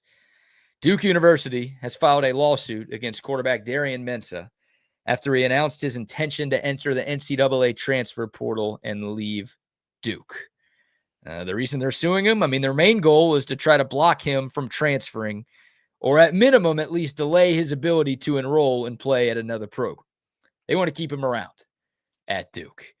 And they are suing on the base of they agreed to a multi-year NIL deal that runs through December 31st, 2026, reportedly worth up to $4 million. So he is under contract. It's not, hey, they offered, but he didn't sign. No, this is a signed, sealed, delivered Stevie Wonder contract here. And the university is saying that Mensah has violated multiple terms of that contract by reversing his commitment, trying to enter the portal, and planning to enroll at another school. Duke is arguing. I want to know what his deal is at these other places.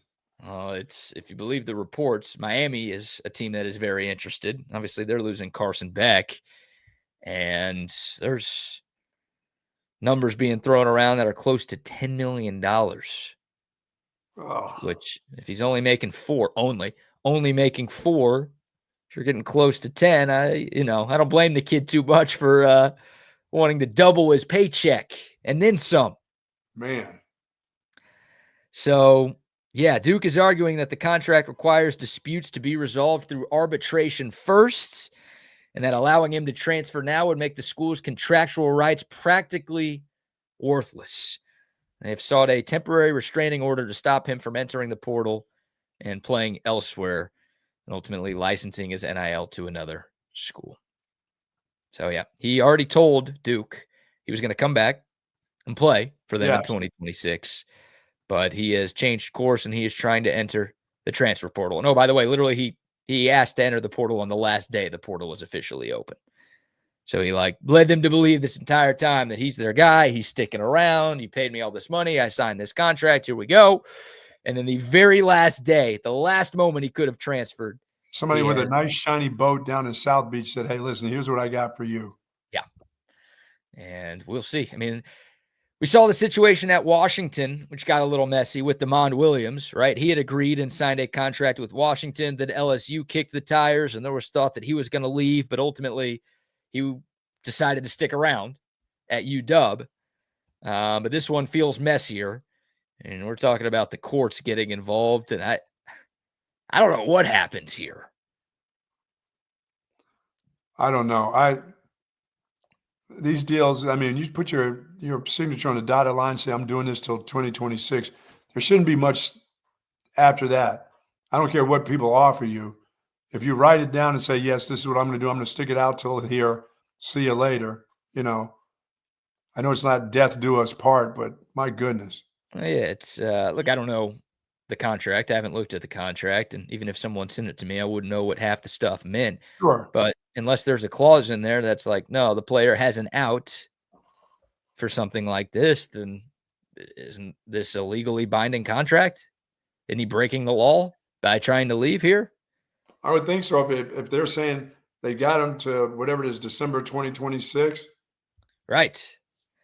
Like what's Darian Mensah's basis here? I don't know if His they basis offer me, is that somebody's offered me more money. That's about his basis. yeah, like does that hold up in the court of law? Is that good enough to like Miami or Darian Mensah is having his freedoms restricted by Duke because he can't explore other opportunities to better his career and make more money, and that should be illegal. Like, is that the argument here that they're trying to make? Because I don't know if there's anything in the contract that allows for, I assume there's nothing in the contract that allows for Mensah to just up and leave like this. That's a lot. But you're not blaming him for trying to get out, trying to double up his money. I'm not blaming him, but don't sign a multi-year contract, dude. Yeah. Leave that thing open. Don't sign a deal. Yeah. Until you know it's the best. You know, if you're going to play quarterback, they're going to, if you shook a guy's hand and said, I'm going to do this for $4 million, you shouldn't worry about making $10 million if you shook that dude's hand and said, okay, this is what I said I'm going to do. That $4 million should be pretty binding, shouldn't it? Oh, yeah. A handshake agreement doesn't mean a damn thing. Ask Jerry Jones and Micah Parsons about a handshake agreement. Yeah, no doubt. It's like the handshake stuff happens all the time. I mean, Hollywood Smothers, Texas's newest running back, he was committed to Alabama. I'm sure he had a handshake agreement there with the Crimson Tide. Sure. And, better offer. He didn't sign anything at Bama. Texas comes calling. He signs with Texas. So it's annoying. I'm sure Mensah has put stuff on paper, though. His is on paper. Right, exactly. Like it's annoying. It's happened to Texas, for Texas, against Texas. When someone commits and then flips to another school, that sucks. You feel like that, you commit. That should be enough. But all right, if it's not legally binding, we always say until the fax comes in or the signature is on the dotted line, nothing's official yet. We actually got the signature on the dotted line here. And Darian Mensah is saying, no, that's not enough. I actually don't want to do that anymore. Yeah, but when federal governments and state governments get involved and you start messing around with people's ability to make more money, that's how all this shit started. The players aren't making enough, you're making all the money. The players don't make any money, but there's millions being made throughout college football. So now we've got them so they're making it. Now they're trying to make more, and that's going to be tough for them to say, well, no, you got to stop right here. You can't make more. Today's the deadline. Remember, Friday was supposed to be the deadline, but because of the 2-day business rule, like you're going to see more names pop into the portal today. So I think Mensah is expecting, like his side is expecting that Duke is going to put his name in the portal today.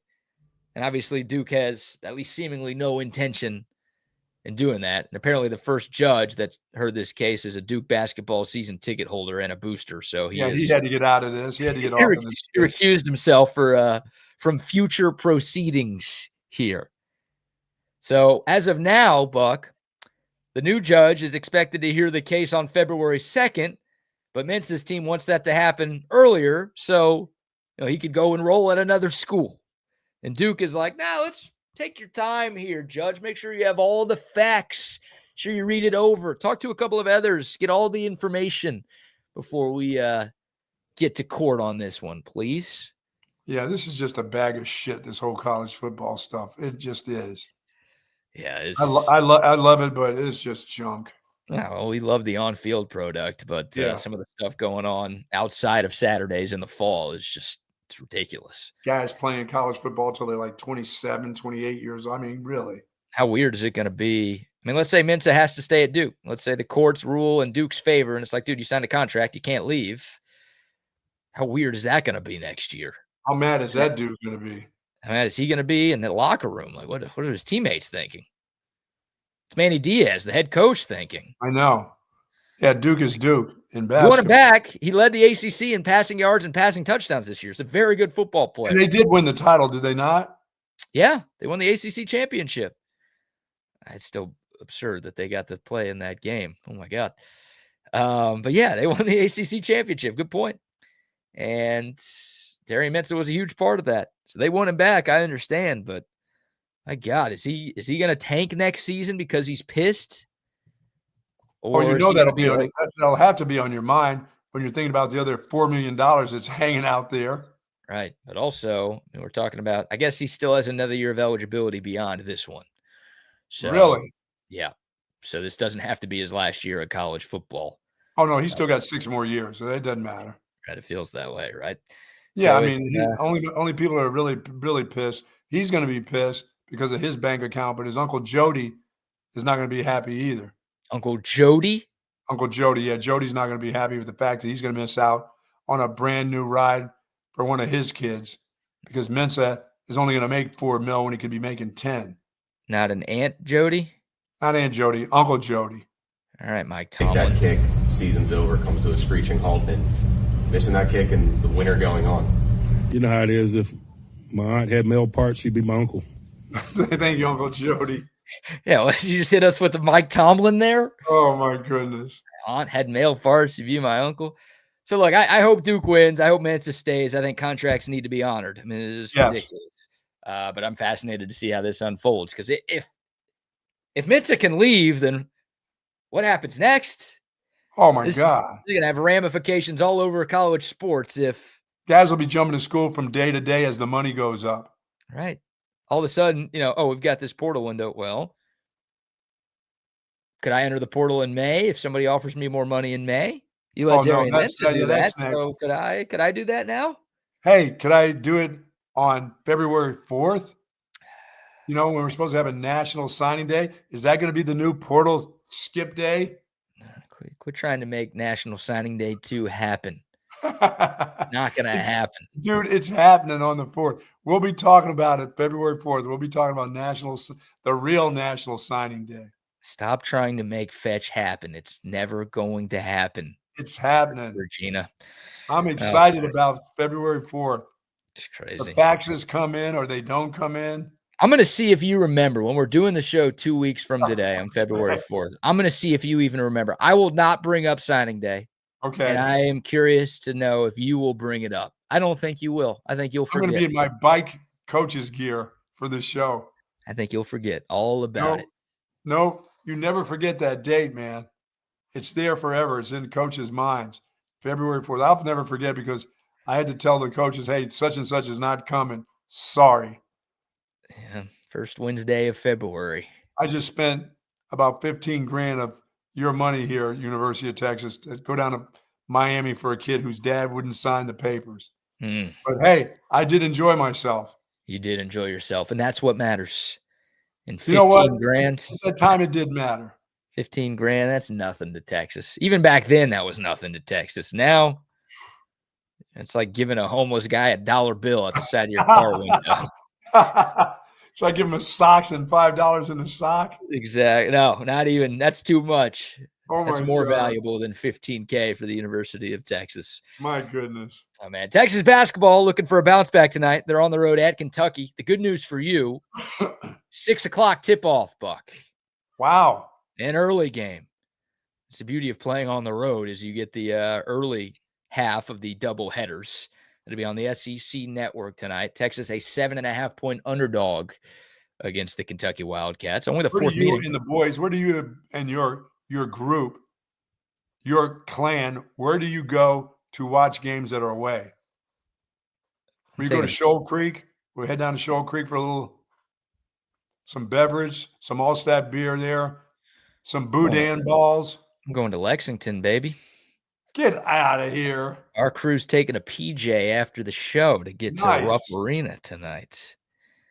Yeah, why are you calling me the clan? Just because I'm white? No. Not everybody in our group is white. You can have a clan. You don't have to be white to have a clan. That's your group. That's your gathering. So I just didn't know. Can you get that private plane to get? Oh yeah, you got just enough to get in one of those private planes. That's cool. Make sure my my white sheet is off camera here. Billy Self, is he out of the hospital? Bill Self is recovering. He's out of the hospital. Yeah. That dude's he's had some heart issues, some tightness in the last couple of years. That job probably can get your heart pretty tight, I would think. It's interesting, right? He did not coach Kansas's game last night. Kansas beat Colorado on the road. Was feeling ill, went to the hospital. And like you said, he's dealt with a couple of different heart issues the last few years. He says this is not related to that, but he just like precaution, just was feeling sick. So he went in. You just got to keep, I'll never have the flu, Bill. Yeah, but not good. Not good at all. Apparently he's supposed to coach Kansas's next game at Kansas State this weekend. Obviously a big one. He's a young man too. He's not an old dude. 63. Getting there. Yeah, 63. I hope he's all right, man. It sucks. I'm curious if we're nearing the end of the Bill Self era in Lawrence. He had to miss a tournament game a couple of years ago. Yes. Kansas was a 1 seed. It's the year after they won the national title, and they lost. They lost to Arkansas in the round of 32. He had to miss the first weekend, and it cost Kansas potential another run at a Final Four. So, I don't know. It's a scary situation for him. Yeah, that sport, that's a sport that you're on that sideline involved. You can get some heart issues there. Yeah, well, Kansas, it's similar to Texas football in terms of the stress that you have when you're the head coach at a place like that.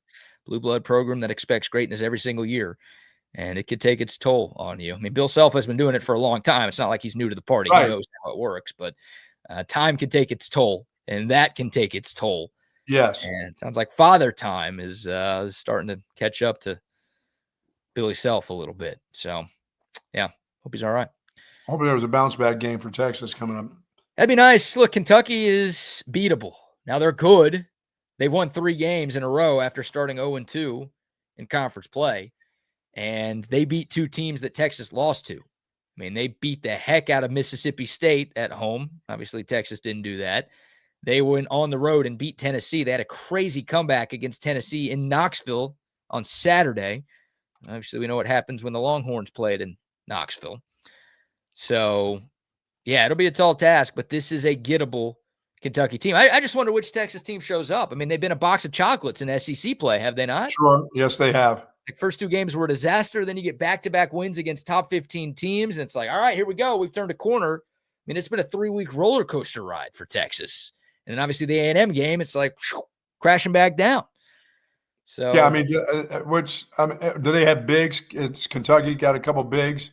They do. One of their bigs is out, but they've got some size and athleticism on the front line. I think a huge key for Texas is Modest staying out of foul trouble, because Kentucky does have size, and I just don't trust Lucina Traore or Nick Cody if they need to play big minutes tonight. I think this is one of those games. The Texas bench did nothing on Saturday, and I want to see them do more on one hand, but also I think this could be one of those like Sean Miller's going to ask Swain, the Pope, the herky-jerky lefty, Tremont Mark, and Modest. He's like, I'm going to need 35 minutes from all 4 of you guys if we're going to win. By the way, I need some points from you guys, too. Yeah. It's like not only are you guys going to have to be good, but you're also going to have to play a lot. I think it might have to be one of those games for Texas to win, because I don't know if the law firm of Weaver, Wilcher, and Traore is good enough tonight. Yeah. So, it's weird. Kentucky doesn't have a number next to their name. They are unranked. They're not as good as they've been in years past, but it's still a talented team. And again, Texas is a 7.5-point underdog tonight. So they've won 2 games as a dog in the SEC so far. And by the way, quick bracketology update, because I'm looking at this shit right now, even if you're not. Texas, according to Joe Lenardi, the last team in as of right now. Already last team in? Last team in. Texas and the bubble, a match made in heaven. Wow. Here we go again, sir. So obviously not a must win tonight, because there's 12 more games after tonight in the regular season. But when you're this much on the bubble, a win at Kentucky would very much help. Or that loss really sucks Saturday. Yeah, the A&M loss, not so good. No. Not so good. Big week for you got to go 1-1 this week. Kentucky tonight's tough. You got Georgia at home. Georgia is ranked. That game is at home, so I like Texas's chances. Oh, yeah, you and the boys can storm. This is storming the court night coming up. It's basketball, not football. This is we'll throw the water bottles on the court if we don't like a call night. That's what we do when the dogs come to town. And the dogs come to town, yes. We'll be eating the dogs. I don't want to play that drop anymore, because every time we do, it doesn't work. It doesn't. No, it doesn't. It's such a great drop for playing Georgia. But when you can't beat Georgia in football, obviously, then it's not as fun to play. Eating the hush puppies or something. Yeah, we're eating hopefully we're eating the cat tonight. There you go. And I know you're in on eating the cat. Always. Yeah, I've been a big fan of that for a long time. All right, speaking of cat, let's get to this Florida woman story, shall we? Yes. Shout out to Altstadt Beer, by the way, the best beer you could find anywhere in the world. You Absolutely. need some of this when you listen to this story. Florida woman back in the news, Buck. Let me pull up a picture first, then I'm going to ask you what you think she did to get arrested. Here's Florida woman. This is a 39-year-old by the name of Sarah Tavano, arrested in Miami. I don't know. Tavano looks like kindergarten teacher. Okay. That did something with somebody's dad. Maybe stuffed one of her students' dad in a trunk or something. Oh, okay. I was going to say, you don't get arrested for. Oh, no. She met the dad after hours and stuffed his ass in a trunk, chopped the body up. Hey, with no cedar chips, just put him in a trunk, blood and all. Well, you know an awful lot about this. I'm always got cedar chips, extra cedar chips in the car. Anything you would like to admit to the people here? No. I'm good. What you got those extra cedar chips for? What do you need those? You got to have those just sometimes for the blood, for the soaking up of the blood and the smell. Okay. All right. You're admitting a lot of things right now. I have to call the cops on you. I need to get you next to Sarah Tavano. So you're not right, but you're not super wrong. What? Because it does involve death, her relationships with men. Yeah, okay. Plural, and it does involve her doing things to men that she isn't supposed to do. But I'll say this, she's probably not a teacher. She's not an educator. She's not an educator. Okay. At least I hope she's not an educator. 39-year-old Sarah Tavano has been arrested in Miami after police say she drugged men she met at bars and then stole from them while they were unconscious. She's not like taking kidneys and things. She's not that one to bring you up there and have a guy cut you open and leave you in the bathtub in water, right? No words on any murders here. Okay. No words on any organ thievery here. It's more just items here. So how the scheme worked, she allegedly met men at Miami bars and social spots under the pretense of consensual interaction. Like going on a dating app. Hey, I'm interested in you. You're interested in me. Let's go meet up at this bar to hang out. After drinking with the men would reportedly become sick, dizzy, and or blacked out. And while the victims were incapacitated, she allegedly stole valuables, including luxury watches, designer items, cash, and even was able to access bank and crypto. Oh, no. Can you just do me a favor? Just leave the driver's license in my pocket, lady. Whatever you do, take all the stuff, but leave me my driver's license. I want to go to the DMV, please. You're not worried about tens of $1,000s of items. You're just worried about the driver's license here? Yeah, all that other stuff is replaceable. The driver's license doesn't seem to be replaceable. It just doesn't work that easy. She also has been accused of stealing keys. So how about losing your car? That I don't like to hear either. Yeah, that's not great here. So the woman, there's not enough details in terms of like, did they just pass out at the bar and then she stole their stuff and ran? Or did she like bring them back home to her place and then take their stuff and then they just woke up in her bed? I don't know how you get away with that in a public forum, right? You do that at a bar. Someone's going to see the guy loopy and then passing out and then the lady's going in his pants pocket. Right. Maybe that's how she got caught. But one man woke up to find more than $50,000 in jewelry and designer items missing. Okay, this one's from his condo. I just answered my own question. I should have read the next sentence in my notes. Way to go, dumbass. My bad. Another reported over $34,000 in unauthorized bank and crypto withdrawals after losing his phone and wallet. A third victim lost a $38,000 Rolex watch and $1,500 in cash. So yeah, so she was drugging them at bars. She was taking them home. Hey, take me back to your place and let's get it on, which You would have to be blacked out and drugged to take something like this home. She's disgusting. And you know she's stealing stuff at your home, too, while you're out. And that's what it was. Yeah, she was finding ways to convince guys to take them home. And then, all right, I'm at your place. Let me scavenge and see what you got. Oh, that's a nice Rolex. I'll take that. Pair of car keys, I see. Thank you very much. Oh, cash in your wallet? All right. Got you. Thank you. Boom. I just don't recall me ever getting to that point of no, I have my head on a swivel. Even when my head is drunk, I still got my head on a swivel. Well, if you're drugged, then that's different than being drunk. Yeah, if you're drunk, it's a little easier to know what's going on than if you're drugged. By the way, they arrested her at a rooftop bar in downtown Miami, and they found her with suspected drugs and pills on her body. So she was literally she was at work. About to do this again at work. And they caught her. She faces 10 criminal charges across 4 cases, including burglary, fraud, strong-armed robbery, theft, and drug possession. Her bond was set at $55,000. Prosecutors say they have surveillance footage, fingerprints, and a confession linking her to multiple incidents. So she's in some trouble here. She's just a common criminal. She's not a filthy murderer, though. Not a murderer, just a thief. She's not an organ donor or just a burglar. Well, she doesn't take organs. She was trying to donate her organs, or at least that's what she was saying. She was at least going to relinquish her stuff for a night. No, it would drugs, alcohol. I don't know if I'd do that, dude. That dude, that is a woman, sir. Okay, but no, I wouldn't. I would have to be. Oh, there has been nights, I guess. Why am I pretending? What am I pretending? There have been nights with dudes for you? No, I'm just saying that I've been with worse. Worse than dudes? No, worse than her. Worse than that look right there. God, have you? Why am I pretending in my lifetime? I don't think I have. And I'm not proud of everything that I've done by any stretch, or everyone that I've done by any stretch, but I don't think I've stooped to this. This is outside of college days. So college days, I've only messed with beauty pageants, queens, queens of beauty pageants and things like that. I was very selective then.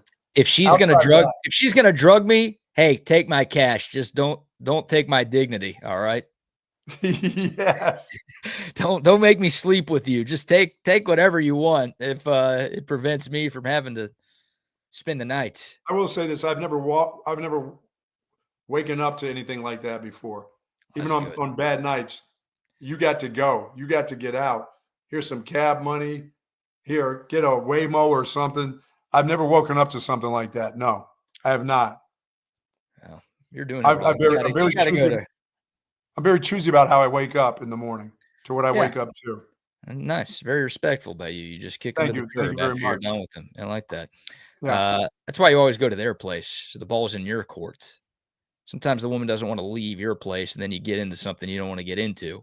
Oh, no, you got to get out. Go to their place. And then you can get out whenever. 1 in the morning, 2 in the morning, 4 in the morning, doesn't matter. Yeah, but when there's necessary needs, there are times where it doesn't matter. The bus stop, it doesn't matter. The bench, and I mean it. And if you need to come to my house, but then you got to get out. After some of the deeds are done, no, I don't want to have to saw my arm off. I don't want to have to saw my left arm off for you. Oh my God, what does that even mean? All right, we'll bring on the boys here. I'm sure Rodney and Stu are thrilled to join us after that conversation. Good morning, gentlemen. Good to see you, Stu. What's happening, brother? I guarantee you, Rodney, at some time in his life, wanted to saw his left arm off. He looked over and said, "Let me just take this arm off. I'll leave the arm behind, and I'll get out of here." It's a bad feeling. You know, it's like your last hazy memory. It's like Farrah Fawcett, and then you wake up and it's, I don't know, Jim Belushi or something. It's like night and day difference right there. And BK, you're right. Don't let them know where you live, because then you can't get rid of them. Yeah, you go to their. Bucky's right. Go to their spot. Yeah. Well, don't volunteer. At those times when I was 16 years alone, dude, I didn't care where it was. I mean, I actually picked up a lady at the bus stop. The bus stop. Homeless? No, dude. I was coming from the Alligator Grill one night, and I said, "Hey, do you need a ride?" She took a ride from me. Oh, she took a ride, all right. Oh boy, that was a very weak point in my life. Oh my God. She took a ride on the baloney pony that night To her place. And her place Better or was worse, Buck? You remember what she looks like? Better or worse than Sarah Tamano? way worse. She had a missing tooth. Hey, well, happens to the best of us, man. Yeah. Happens to the best. She had a missing tooth, man. And it wasn't one that she had in her pocket that she could just stick back in. That son of a bitch was missing, and it wasn't going to be fixed until the day she died at the funeral home. That's where they were going to fix it. Oh man. Yeah. I don't know if I've ever told you guys this story before. If I have, I apologize. But this was years ago. I mean, in my single days, I had a buddy whose sister-in-law was moving to Texas from another state, and we went and packed her up and brought her back all in a day. A very attractive girl. They kept telling me that she was like a TV star. She'd been on TV before. And Jane Fonda. You picked up Jane Fonda, did you? It was, very attractive girl. So, as the night goes on, the drinks start flowing and other things. And old Ronnie's getting pretty cozy there and, making the move and doing all these different things. And I finally work up the nerve to ask. I'm like, so you were on TV? Yeah. What were you on? Jerry Springer. Yeah. Oh my God. Man. It's like, Did you? it is TV, right? Did you stay with her? I guess. Yeah, that's a TV star right there. Hang on. By the way, you mentioned Farrah Fawcett. Quick story. The famous poster with her in the red bikini, the one that all of us of a certain age had that. Mm-hmm. You know who chose that poster for her? None other than our dear friend, former Longhorn great, former NFL great, coaching great, Super Bill Bradley. Oh, yeah. Super Bill went to school at Texas with Farrah Fawcett's a Texas grad. Yep. Bill Bradley was there with her, and she was getting ready to have that poster, and she had 4 pictures, and she and Bill were apparently great friends. So she showed the 4 pictures and asked him that one, which one, and Super Bill picked the one, and that's the poster. That's the poster. Thank you, Super Bill. I thought you were going to say Super Stu Myrick made that. No, pick. it wasn't. I'm not that old. No, I'm not that old. Yeah, that's true. true. Super Bill Bradley. Today, by the way, guys, the Florida lady, that's just normal Florida woman stuff. I was going to say it's Florida. Yeah, that's just Florida woman stuff. It's Florida. Yeah. Pretty average Florida woman stuff. Today is National Hugging Day, Buck. You going to go hug that homeless lady today? I'm going to go see if she's there, BK. You know what? Either hug her, or should I go to the homeless guy under the blanket on the bench, or just should I leave him alone like the people have told me? Leave that. He's still there. That dude still hangs out at that bench. You want to go under a blanket with a homeless guy? No, I was going to go offer him a hot cup of coffee, but I'm going to leave that. I've left that be for a year now. I don't think I'll do that. But I will go look for that filthy little homeless girl. All right. And then a big birthday for you, Buck. Maybe you guys too. Billy Ocean is 76 today. Oh, really? Oh, wow. He's Get out of my dreams and into my car. I like that Caribbean king himself. Oh, yeah. 76, Buck. 76. Okay. Billy Ocean. That's that good belly rubbing music that he can play. And the women get turned on with that dude. He disappeared in a hurry, that dude. Yeah, he wasn't a one-hit wonder, but it was more like a 2-hit wonder. Yeah, and then he said, I'm out. Yeah. Made his money and ran. All right. That's all I got. Hakeem Olajuwon. I'm gonna go to HEB and hug some yoga pant women. I think for I feel like you have an excuse today, right? If someone gets mad at you, it's National Hugging Day. It can't be upset. Yeah. Go to HEB because they're all going to be there because of the big storm that's coming. That place is jammed up. Buying up the toilet paper. Yeah. HEB, go to Marshall's perhaps and get a little hugging in today. Yeah. I don't know what you'd want at Marshall's, although you can find anything there, but it's not. Go to the carpool line at the school by me and see if I can hug on anything. You know, I'm going to head to go to Costco. Just Costco for that. Oh, they'll be packed today. They'll be hitting the kiosk over and over again. those people will be going around and around. Be careful with that school line. I told y'all the story where middle school drop off where I'm like, hey, girl, who's that teacher? Oh, she's in 8th grade. Oh, be careful. All right. That's a great All one. right, boys, listen, have a great one. See you guys. All right, tomorrow. See you later, boys. Stu. See you, Buck. Chaos Theory on a Wednesday. Adam Wagner out today, so it is my man, Speedway Suplex Stu Myrick joining me. So we'll jump in here and talk about all kinds of stuff. Maybe some NFL playoffs, coaching carousel. We got to go off the top rope with Stu Myrick, absolutely, as we always do when Stu joins us. And we do invite you to jump in on those chats right there, YouTube, Twitch. It's all there. Code of text line 512-222-9328. As we dive in, Stu, Happy New Year, my man. First appearance on TSU of 2025 or 6, I guess it would be. Yeah, it's January. We can still say Happy New Year. Happy New Year, Rodney. It's good to see you, man. Good to see you too, man. Thank you for jumping on here, man. Always a pleasure to chop it up with you, my good friend. And speaking of that, we've been knowing each other a long time, like people say. This Indiana wins this college football championship, and before you guys get all carried away on the chat, we'll mention Texas here at some point. But still, I want to talk to a veteran such as myself and Stu Myrick. Stu, obviously we all want the Texas Longhorns to be national champions and make playoff runs and all this stuff. But in this day of NIL and college football to where it is right now, professional college football, to see a team like Indiana that was put together by just a dude that, drinks beer and does and has busted his ass to get to this point where he takes the unwinningest program in history and puts this bunch of puts a bunch of these banditos together, not just because the quarterback's last name is Mendoza, puts these guys together and wins the national championship, beats everybody undefeated. Pretty damn sweet that it happens in this day and age to me. How about yourself, my man? That it is. And look, I think we can all agree that it's, what we knew as college football, national championship, all that, it's not going to be like it was. You look at NIL, look at what Texas has been through with the transfer portal over the last few weeks. It's not going to be that way. So for Cignetti to put that team together, and Indiana was a basketball school. They were not known for football. They were kind of the doormat for the Big Ten. And now they've gone through undefeated national title. I mean, it was a good game. It was a really good game. Miami gave them a really good game. Not to mention, when on that touchdown play that Mendoza, it was a 4th and 5 play, and the quarterback scored a touchdown. Yeah. Doesn't that sound a little familiar? Yes, it does. Maybe 20 years ago. Yeah. When a young man named Vince Young did the same thing.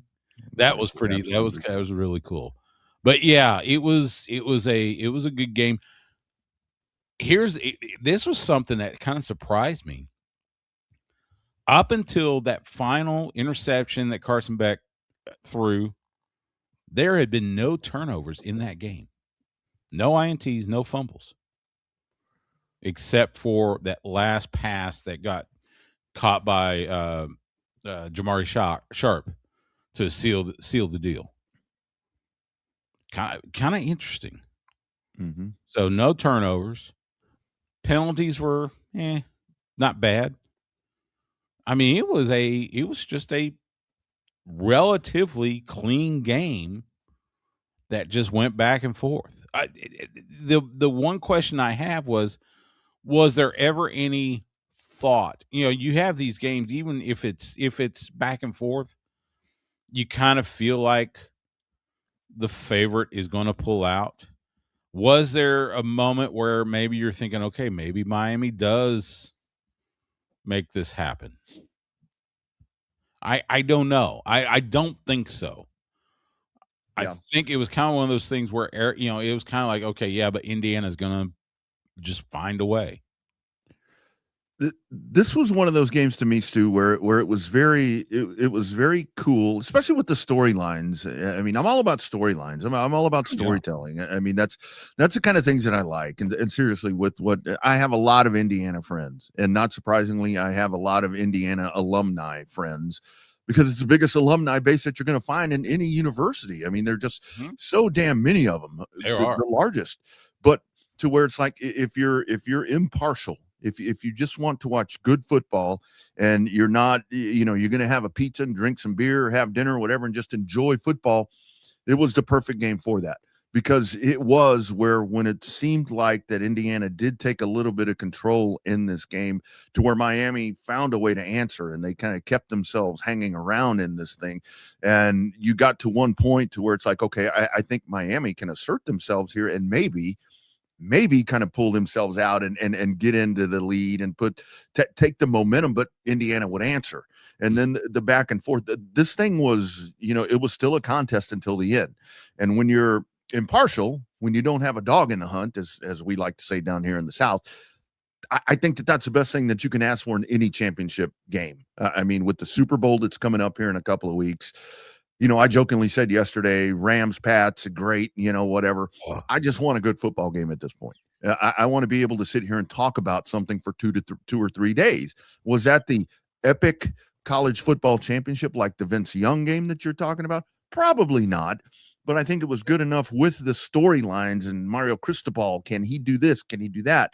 The programs, these two that have found themselves in the college football playoff championship. I think it's just a game that goes down in history, as, especially at this moment in time, as one that was refreshing, I think is the best way to put it at this point. Yeah, it was. I mean, and you're right about, Miami. I mean, Carson Beck's got national championship experience from playing at Georgia. So you kind of had a feeling maybe that experience would edge out may edge out. And again, it wasn't so much a, once one team did something, it was sealed. There was still enough playroom. In fact, and especially when Miami stopped Indiana and forced the field goal there towards the end, make it a 6-point game. And then Miami drove the field. I mean, and they were targeted. They were on the way to possibly score. And if that interception doesn't happen, who's to say? So it was, it wasn't an epic game like Texas USC or whatever, but it was a good championship game. We've seen some clunkers in the past. Yeah. This was not a clunker. This was entertaining. It was watching two coaches just try to strategize against each other. I looked at statistics. It was kind of, I mean, for all intents and purposes, it was pretty balanced. I think Indiana had more rushing yards, but Miami had more receiving yards. Yeah. So there was a lot of give and take, and it was, like you said, for those of us that weren't Indiana or Miami, just watching it, it was a good game. I'm interested to see what I haven't heard about the ratings, but I hope it got a decent audience. But it was a good game. It was one that, it will go down in history. And again, congratulations, Indiana. And the way they're talking, they're probably going to be a contender in 2026 as well. Especially for the Big Ten championship. Yeah. And the whole thing about it is you mentioned, and I'm glad you mentioned that right there, because we can kind of talk about that here in just a second, because the all too early stuff is already out, like it always is, immediately after a national championship. But I think with the whole thing with Indiana, where I keep, and I can't really find yesterday I was saying cast-offs and different words. Aaron Wags was like, well, I don't think they're cast-offs, but it was like underrated, I guess maybe is a way to describe a lot of these guys. But it's only fitting that with Fernando Mendoza, with the touchdown that you were talking about earlier, Stu, to where it's like one of the strongest points of this Miami defense is Ruben Bain in that front that Miami has, and with the 4th and 5 play that you alluded to earlier, I mean, he took full advantage of that front and his offensive line, where you go in there, and I will go to the grave saying that you win the game in the trenches. I mean, that's you can have the flashiest guys running the ball and throwing the ball and catching it or whatever, but you are going to. I played offensive line for a long time, and I'm sitting over here talking like I played in the fucking NFL. I never did. I'm talking about in high school, but it's a whole different. You're different when you're a lineman, because you were in the trench warfare, and you're not going to get a lot of credit, and it's not very often that you're going to get any accolades, but damn it, you win games. And for him to score on that play, but with this Indiana team that you have Fernando Mendoza, who's he's an electrifying figure, going to be the number 1 pick in the draft. There's absolutely no doubt about it. You can question his playability, but the dude, the personality, all of that is there. But at the same time, I think what makes us even more special and makes this Indiana team special with the underrated players is that you do have the guy that has vaulted himself into modern day Tim Tebow. You picked the player, but he's just so very humble. Yeah. And I buy it. I truly do buy that he's that guy. He's that guy. He was, they were saying he was like a 2-3 star coming out of high school. He tried, in fact, he's from Miami. So he tried to get on with the Hurricanes, and they wouldn't have him. Yeah. And so it ended up being, Indiana ends up winning the Heisman, scoring that memorable touchdown. And you're right. I was, watching the post game and watching interviews with him. And you're right. Humble. I mean, he was, and he wore his emotions on his sleeve. There was a, just he made sure to give his offensive line a lot of credit. He's, I don't know him from Adam, whatever, but it seemed, at least there, like he is a good individual. Good dude. Yeah. Good dude. And so, yeah, I hope he has all the success in the world. Let's hope he can, get drafted in a good spot and have some success in the NFL. Because let's be honest, Heisman Trophy winners historically in the NFL, it's a mixed bag. Let's hope he gets a good spot. I think it's, often said best spot for a brand new rookie quarterback usually is, on the bench backing up, a good starting QB for at least a year or two.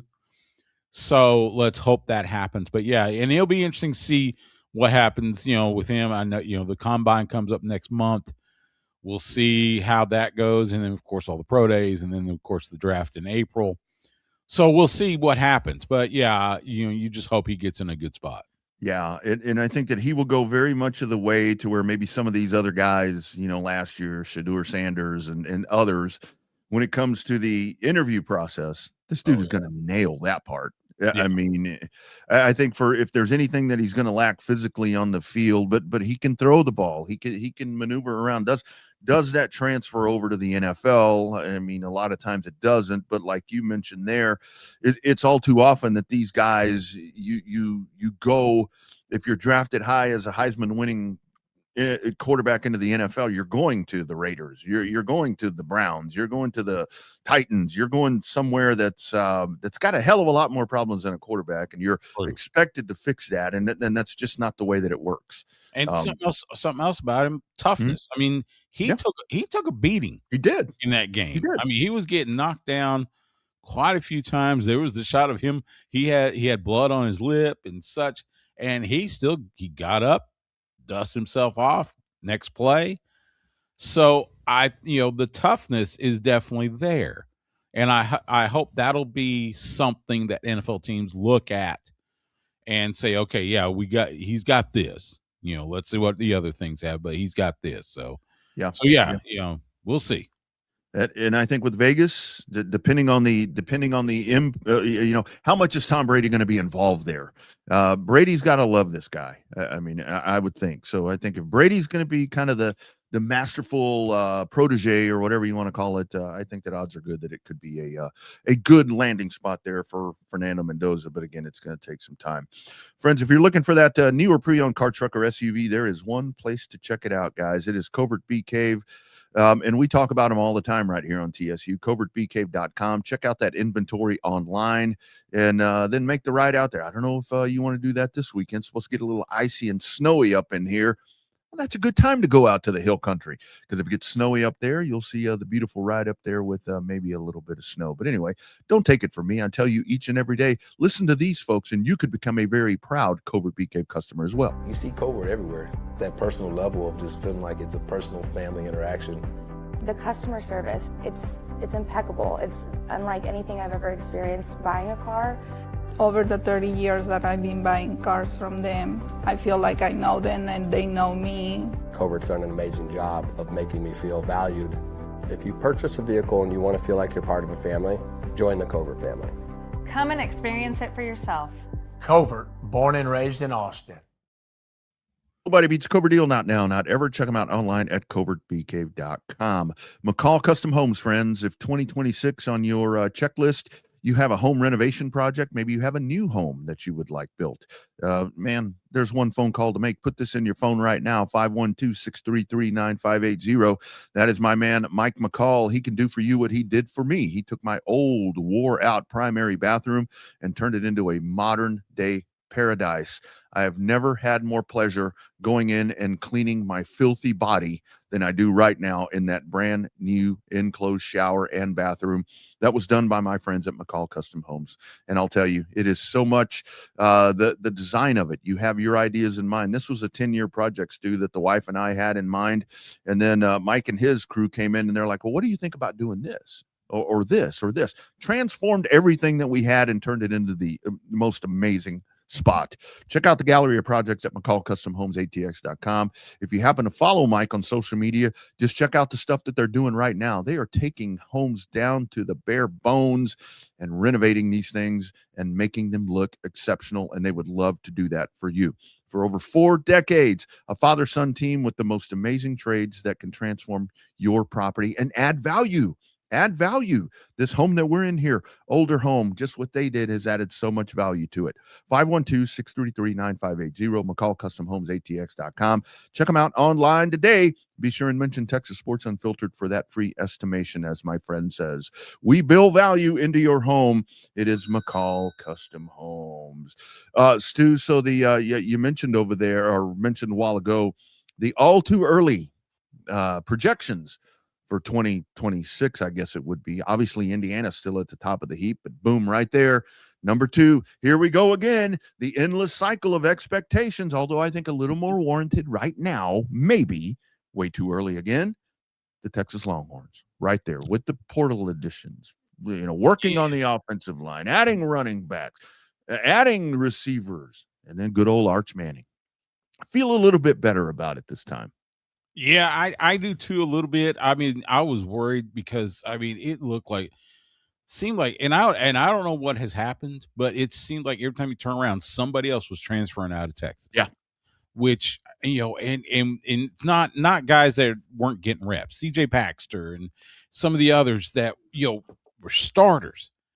So I'm thinking, oh my God, Texas is gonna have nothing when they enter 2026 training camps and all the good stuff.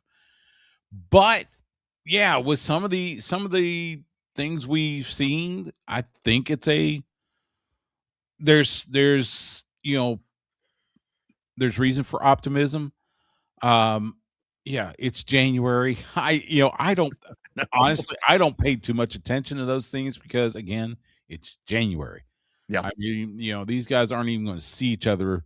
The first practices won't be until late February, March, something like that, because there's a window.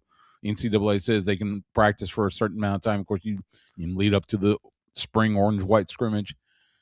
So yeah, interesting that they've got Texas as high up as they do.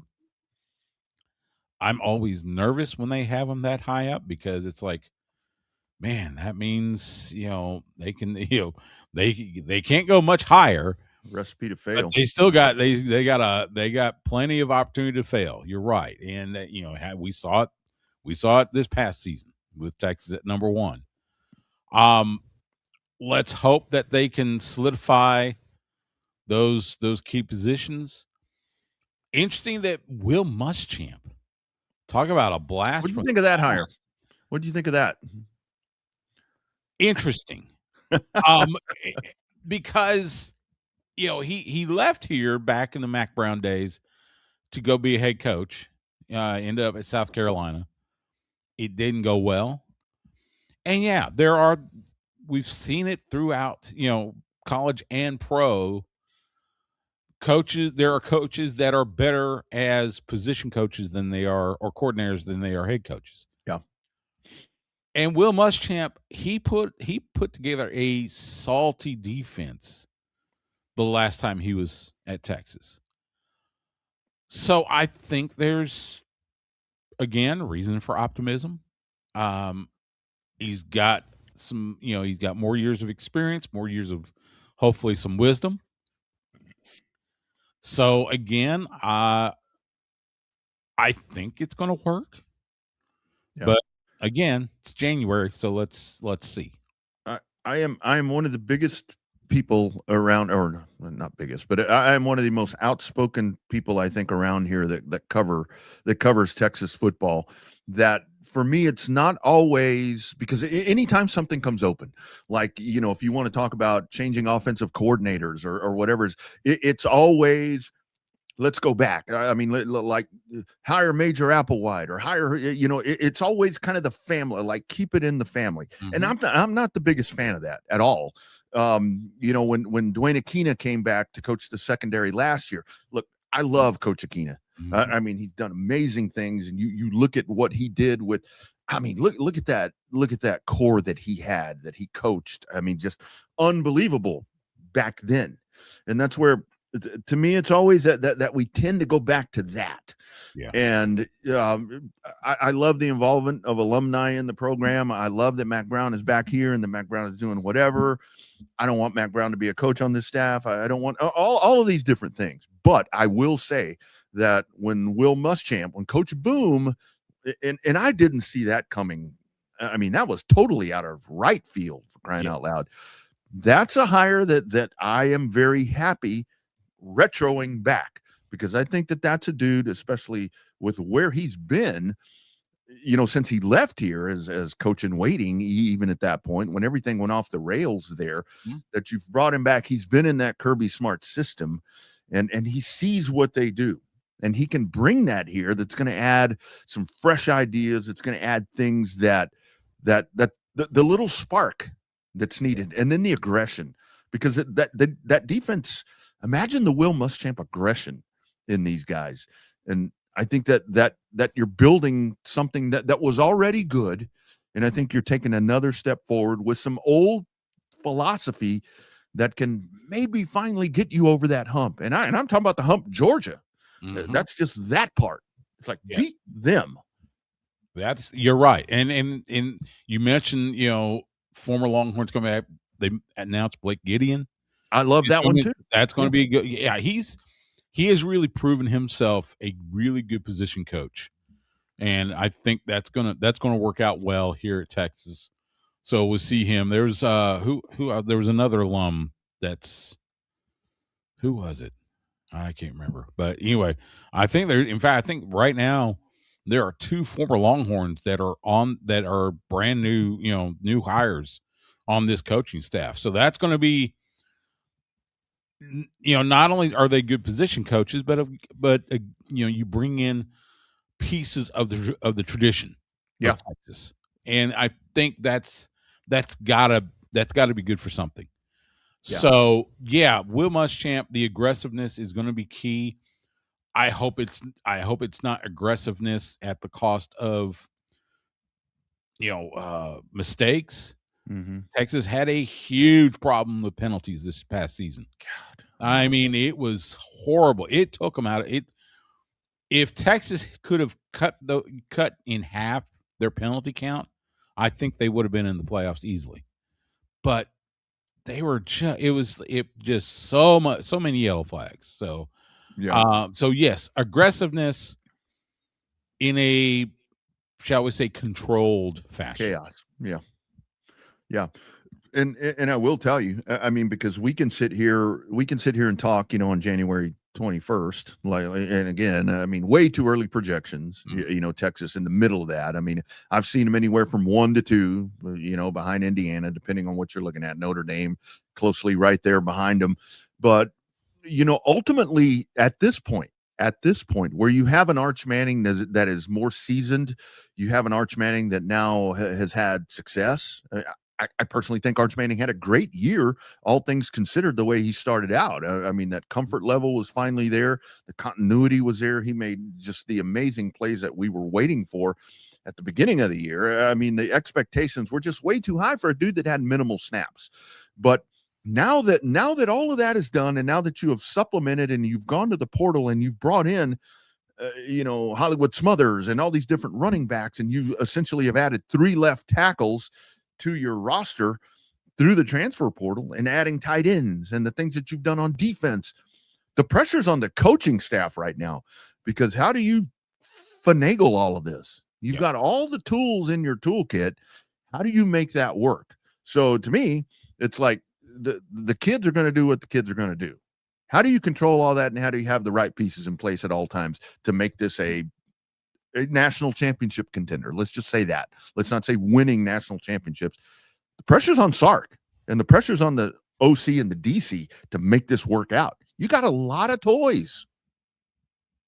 Yeah, so you got to find a way for them to gel as a team, and then put those plays in place that can maximize the talent that you have brought in via the transfer portal. Not to mention, got the incoming freshman class. I'm sure we may see a few of them see some playing time. So yeah, it's definitely going to be on the coaches to make the best of that talent, get this team gelled, and have them contending again this coming season. Yeah, absolutely. So that's going to be the biggest thing, for me to watch, to see how that all shakes itself out. But yeah, way too early projections. Once again, the bullseye right on the Texas Longhorns for the 2026 football season to be a contender for that national championship. Over to the NFL for a little bit, Stu, before we go off the top rope here. We'll probably do that maybe right around 10 of the hour or so. Get the latest there from Stu. And actually, there's a question there in the chat that I want to throw at you and kind of get your thought on that one too. We'll do that here in just a second. But the NFL coaching carousel that we've seen, Stu, and again, that's the joy of doing this with you, is like I mentioned earlier, we've done this for a long time. The fact that you had the Buffalo job, or the Buffalo job is open, the Pittsburgh job is open. You've got Mike Tomlin that has finally stepped away from that role, probably a change that needed to happen. But you, for many years covering the Dallas Cowboys, right out of the NFC East, and that Giant job had been open for some time after Brian Daboll relieved of his duties. Baltimore comes open, for crying out loud. That's another one. Who'd have thought that? But John Harbaugh coming to the NFC East to play with us. A Washington team an older team that struggled after just a great run last year.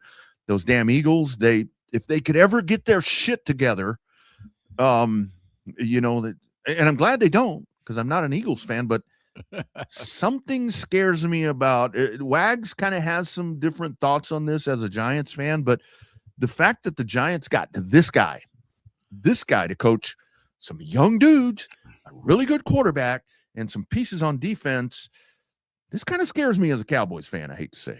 I totally agree.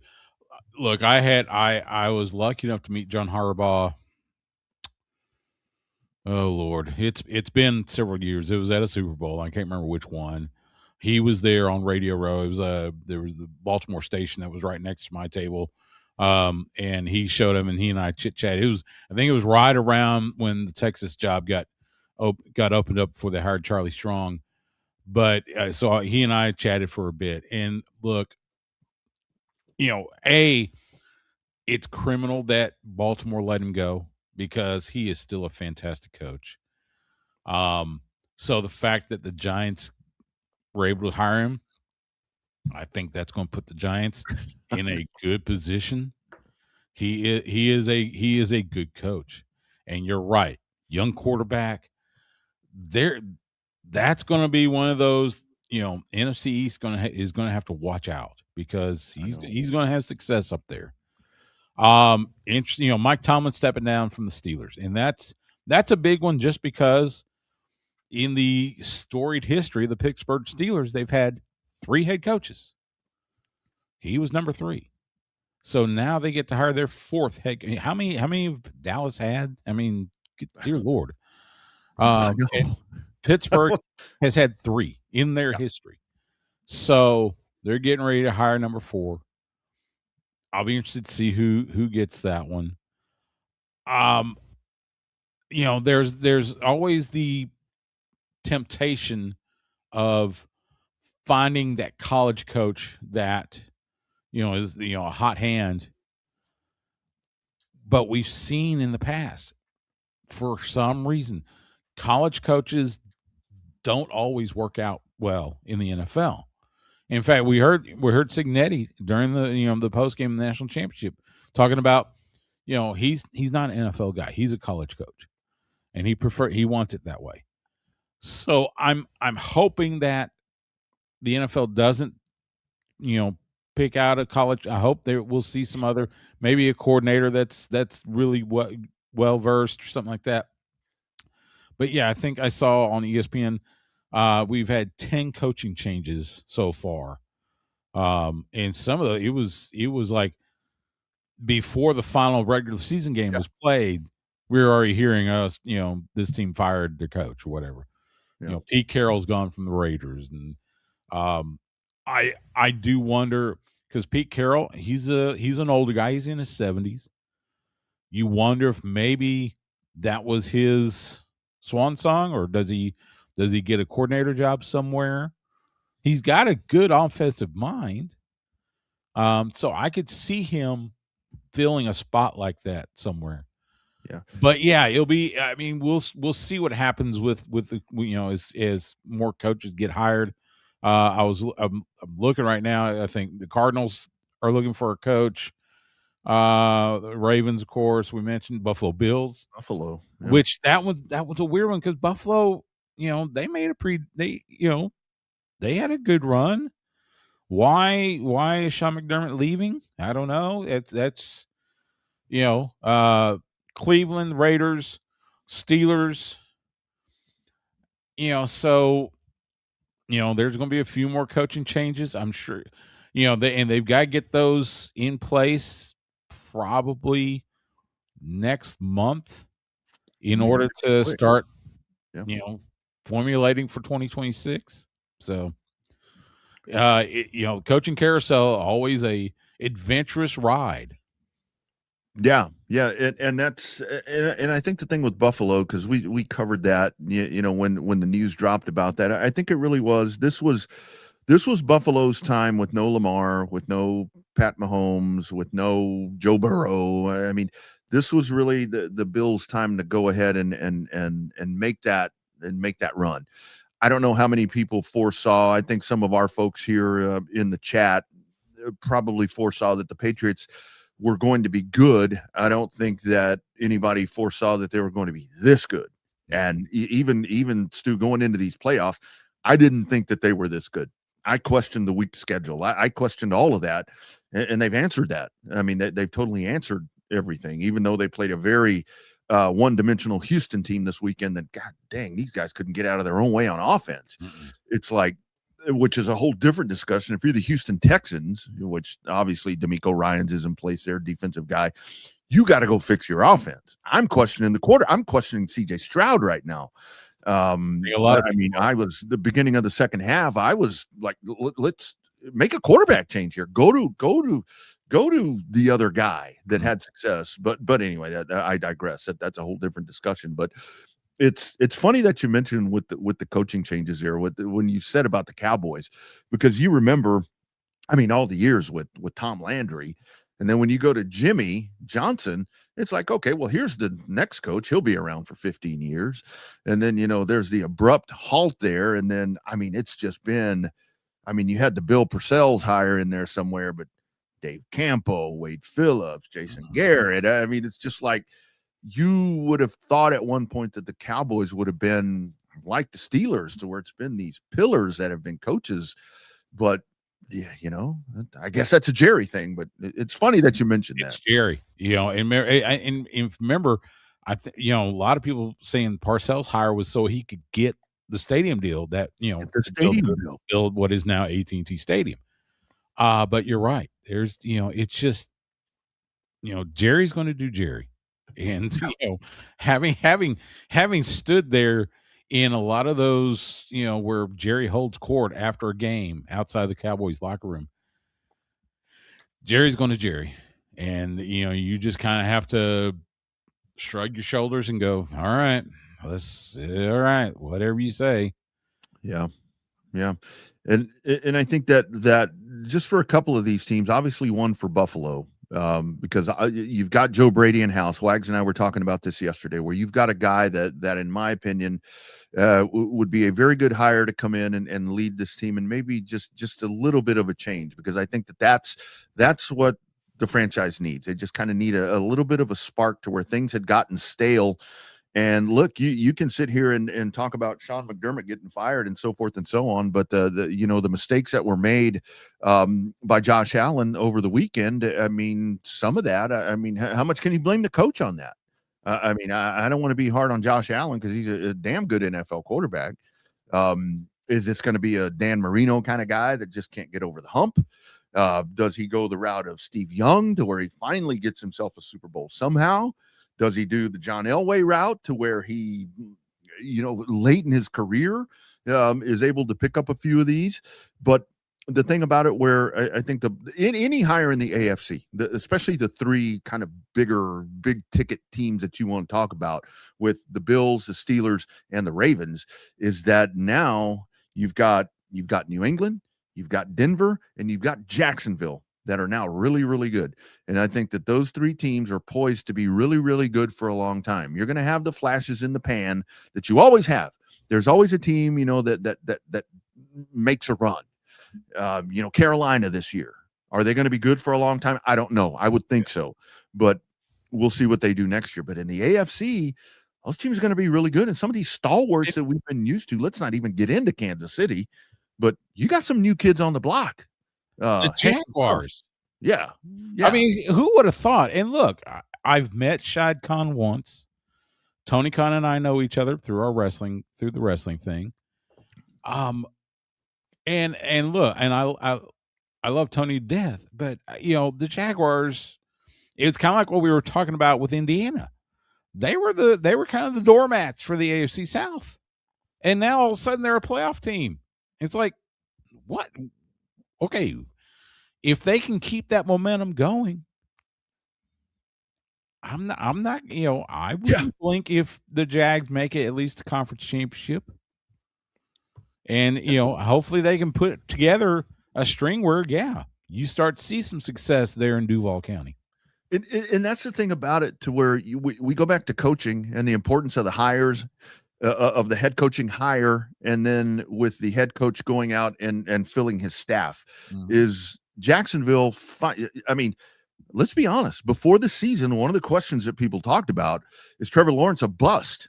This dude, he sort of lived up to the potential for 1 year, but I think some people were like, oh, okay, this dude, he's got great hair, but he's overrated. Maybe Jacksonville missed on this dude. You go out and you hire a coach. You put somebody in place that brings out what that dude is capable of doing. And a lot of that is with the hires that he made. And I think that's what Jacksonville has done. And they've looked at AFC South. To me right now, I think it's an imperative, paramount, as a matter of fact, that Houston gets out, and you better figure out your freaking offense, because Jacksonville's going to be hanging around. If Indianapolis can get a quarterback, it's not Phil Rivers. What do they do? I don't know, but Jacksonville's on the come. Yeah. Big time. Yeah, I said on the come. Yeah, I think they're definitely on the way up, and yeah, that's going to make things interesting there in the AFC South. So we'll wait and see. Yep. About to go off the top rope with my man Stu Myrick filling in for Wags. Wags will be back tomorrow. AV Consultations, friends, if you're looking for that amazing system, you see the AV Consultations studio right here in my place. Man, it is always blowing and going with football, with car racing. It had the NBA on last night. Spurs up by 16 in the fourth quarter and find a way to lose to Houston. Come on, man. Come on, Spurs. Part of the learning process right there. Spurs are going to be just fine. But if you want to have this amazing setup, you want the Sonos surround system, it's AV Consultations. Since 1988, Tom McKay and his crew have been just doing tremendous work. A lot of these bars that you're paying to go to and you're checking out games on those amazing systems, it's probably Tom and his crew that have set those up right here in the Central Texas area, even up into North Texas. It's AV Consultations. Here's a word from Tom and the kids. Hi, this is Tom McKay, owner of Audiovisual Consultations. We've been providing custom electronic systems for Central Texas for more than 36 years. And Old man, I think they all know who you are and what your company does. This is Camilla McKay. The old man believes in big fun and big ideas. He can make dreams come true, so why not dream big? I've been up in Boston, but I know the old man and all his friends and fellow radio heads have been spreading the holiday spirit here in Texas. Why should we stop there? Keep spreading the good feelings all over. Audiovisual Consultations carries all major brands of televisions and stereo equipment at prices you can't find in stores. And you don't have to leave your house. Just like Santa, they deliver the gifts to you. yeah, I like that, kid. Throw a party, hang out with your friends, catch a concert. That's all fun and good, but can we get back to the business? You can give us a call at 512-255-8678 or visit our website at avconsultations.com for some cool electronics. Oh, now you're forgetting something. And as always, hug your kids. We only pretend to be annoyed. Watch some games with your friends and make love to whoever the hell you want. Absolutely. avconsultations.com, 512-255-8678. Friends, there's a new lawyer in town. Actually, he's not new anymore. He's been here for some time. When that storm hits, you need to call our man, Ryan Hurricane Hecht. That's Ryan Hurricane Hecht, your personal go-to injury attorney right here in the Austin, Texas area. He's a proud Texas Longhorn fighting for fellow Texans. He's not just a lawyer, guys. He's a Longhorn through and through. He brings that same pride and fire into the courtroom. Very compassionate with you, the client. However, when it goes into the courtroom, he becomes the junkyard dog. As we get ready to go off the top rope with Stu Myrick, he becomes the junkyard dog. Call him. He's been fighting for justice and big results for over a decade. Friends, you don't pay unless you win. He's going to win your case. Otherwise, you're not going to pay. And odds are he's going to win your case because he's not like these other guys that you see on TV yielding 2x4s like Hacksaw Duggan, since we are about to go off the top rope, standing on top of cars, going to jump off buildings, riding in helicopters, doing podcasts with 14-year-old kids. Come on, man. You're going to deal with Ryan Hurricane Hecht. That is your man, supporting local sports, local businesses, and local families. Friend of the show, fighter for the people. We talk about Ryan all the time. He's a real deal, guys. Through and through, smart, tough, and relentless. Don't let those big insurance companies bully you around. When something happens, when you have a personal injury case, that insurance company is going to reach out to you and say, hey, let's make a deal. Let's make a deal like Bob Barker, like Richard Dawson. Insert the game host. That's what they're going to do. But nope, Ryan Hurricane Hecht, you said no. You call 512-938-8929. That's 512-938-8929. Ryan Hurricane Hecht is going to blow their case wide open. You can email him at ryan@hechtlawfirm.com. That's Ryan at HECHT lawfirm.com. Be sure and tell him Texas Sports Unfiltered sent you. My 2x4 from Hacksaw Jim Duggan. Beautiful. Beautiful. We were at I forget, it was one of the WrestleManias, and met him at a WrestleCon. He was kind enough to give that to me. That's awesome. Love. Oh, yeah, and you mentioned Junkyard Dog. My God, he was so good. Was it Sylvester? What's his name? Sylvester Ritter was his real name, but everybody knew him as Junkyard Dog. Of course, it's funny. Obviously, a lot of people remember him from the WWE, but I remember him from Mid-South Wrestling. And he was the face of Mid-South Wrestling. I mean, you had Duggan, you had Ted DiBiase, you had some of the others, but JYD, I mean, he connected with all those fans in Louisiana and East Texas and Southern Arkansas. He connected in a way that you've seen more recently with like John Cena and Cody Rhodes and such. But he was so good. Mid-South was so much one of those to where if you could find a way to get that content.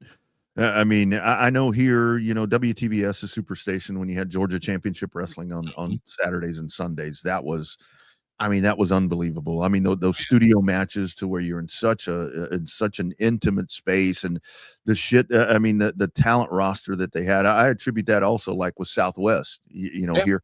Stu, I got a Southwest Heavyweight Wrestling Championship belt. Oh, yeah. I need to send you a picture of that. Absolutely.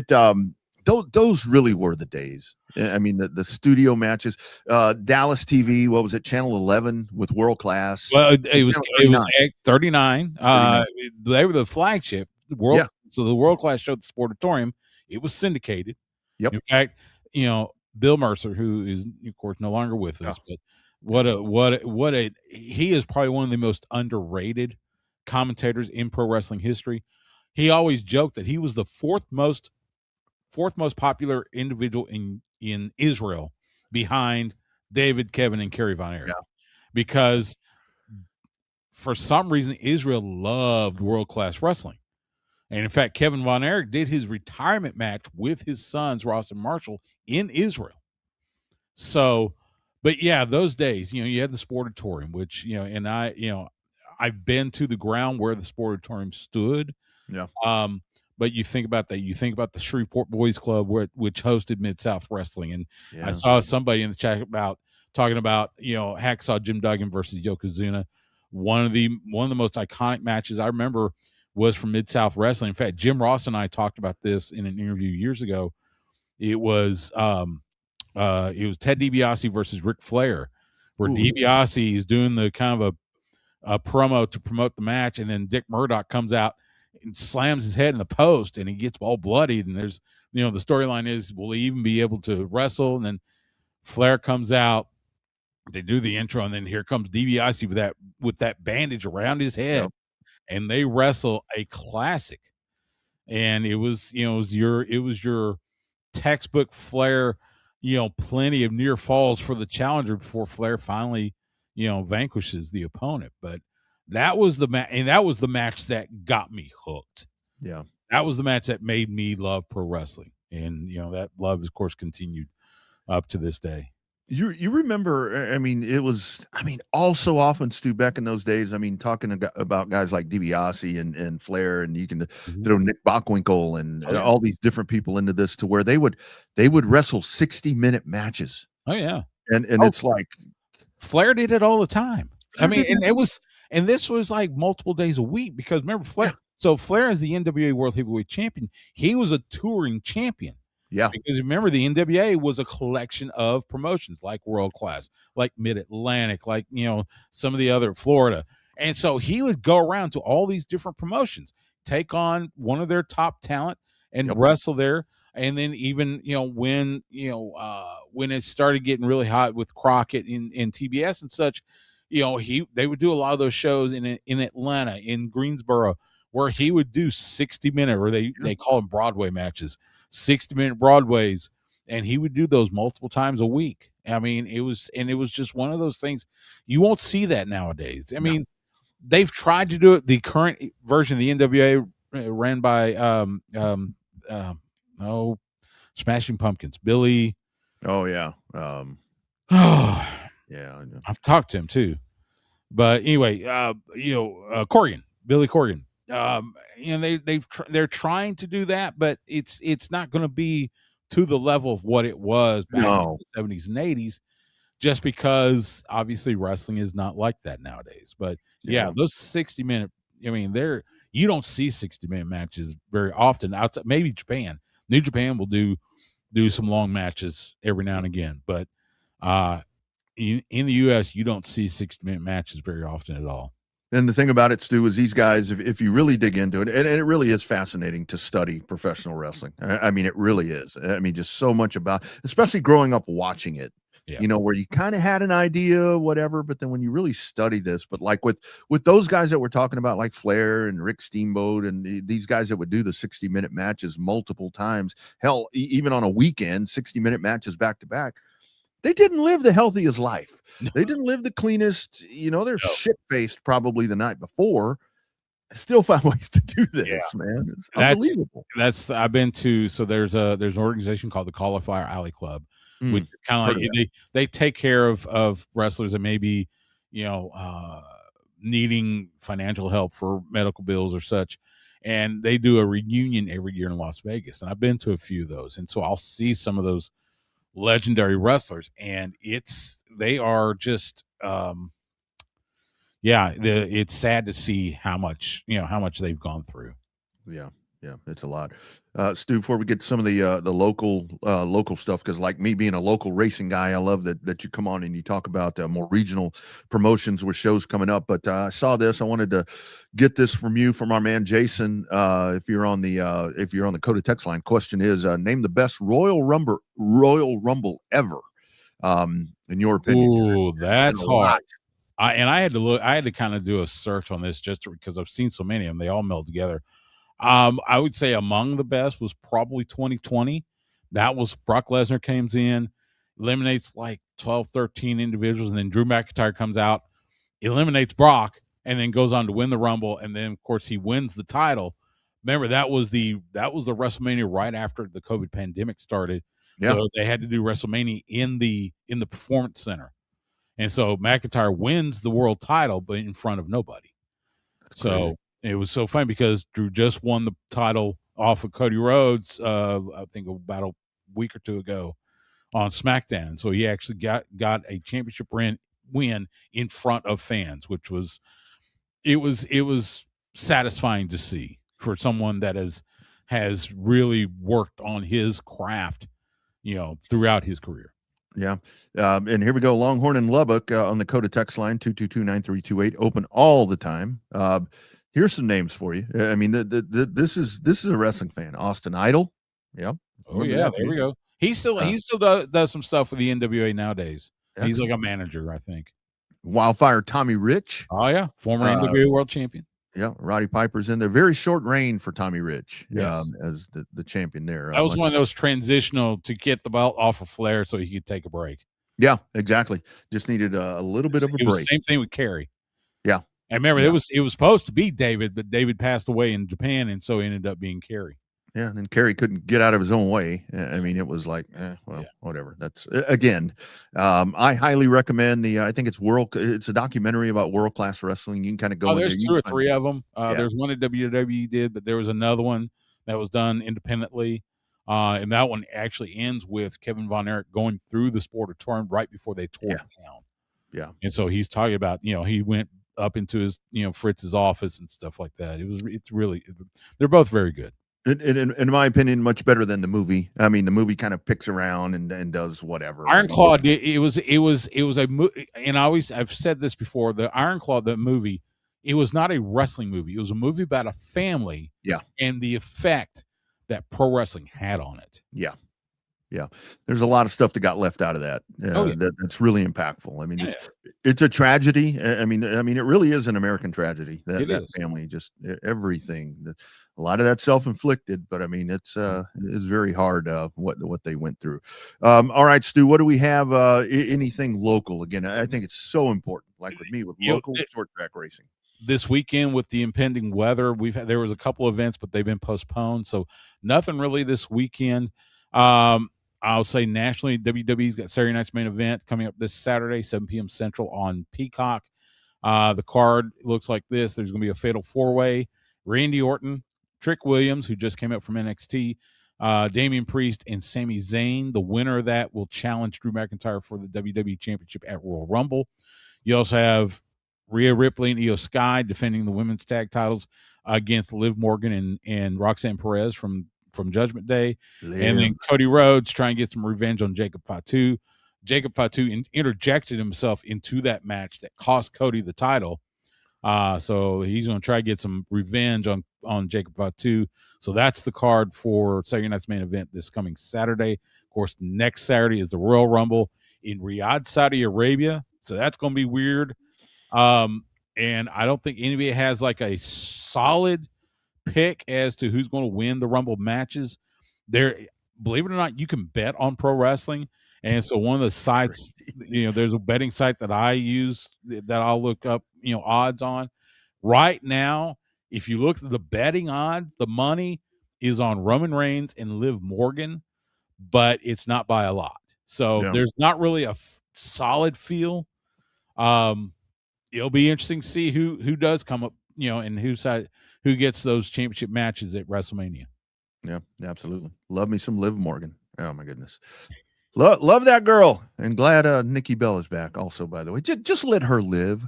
If she wants to have a 23, 22-year-old boyfriend, good for her. Yeah, who cares? Even better for him. Yeah, Yeah, absolutely. Got to go down this road too, Stu, while you're here with us. So our man Gorgeous Greg in Gorgeous Georgetown, again, I met him over at Q2 Stadium talking about Austin FC. And this is a question that you're more tailored to answer because you cover Austin FC, and you've actually done it here for Texas Sports Unfiltered. Is Austin FC doomed like the Cowboys because of the owner? Is there an ownership thing in there that is preempting this team, that is hurting the on-field product with some of that front office stuff that is going to keep them stuck in neutral at this point? Oh man, that's a good question. There is reason for concern. Look, the current coach, Nico, I remember his last name. It's morning in my brain, but he got hired. Yeah, remember, guys, Stu is retired. So I'm retired. He got hired from FC Dallas, and he didn't have the greatest, record at FC Dallas. So they bring him in to Austin. I don't know. Yeah, I think we gotta give it maybe 1 or 2 more seasons before we say, yeah, it's the ownership. I do wonder. There's this running joke. So every press conference I went to at Q2 Stadium, whoever was the head of the PR, they would say, this is the however many consecutive sellout. It's Austin. It's a Major League Soccer record. Yada yada yada.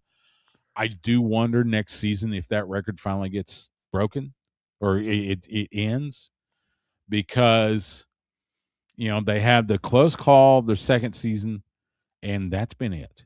Mm-hmm. It's been this season they were average, maybe.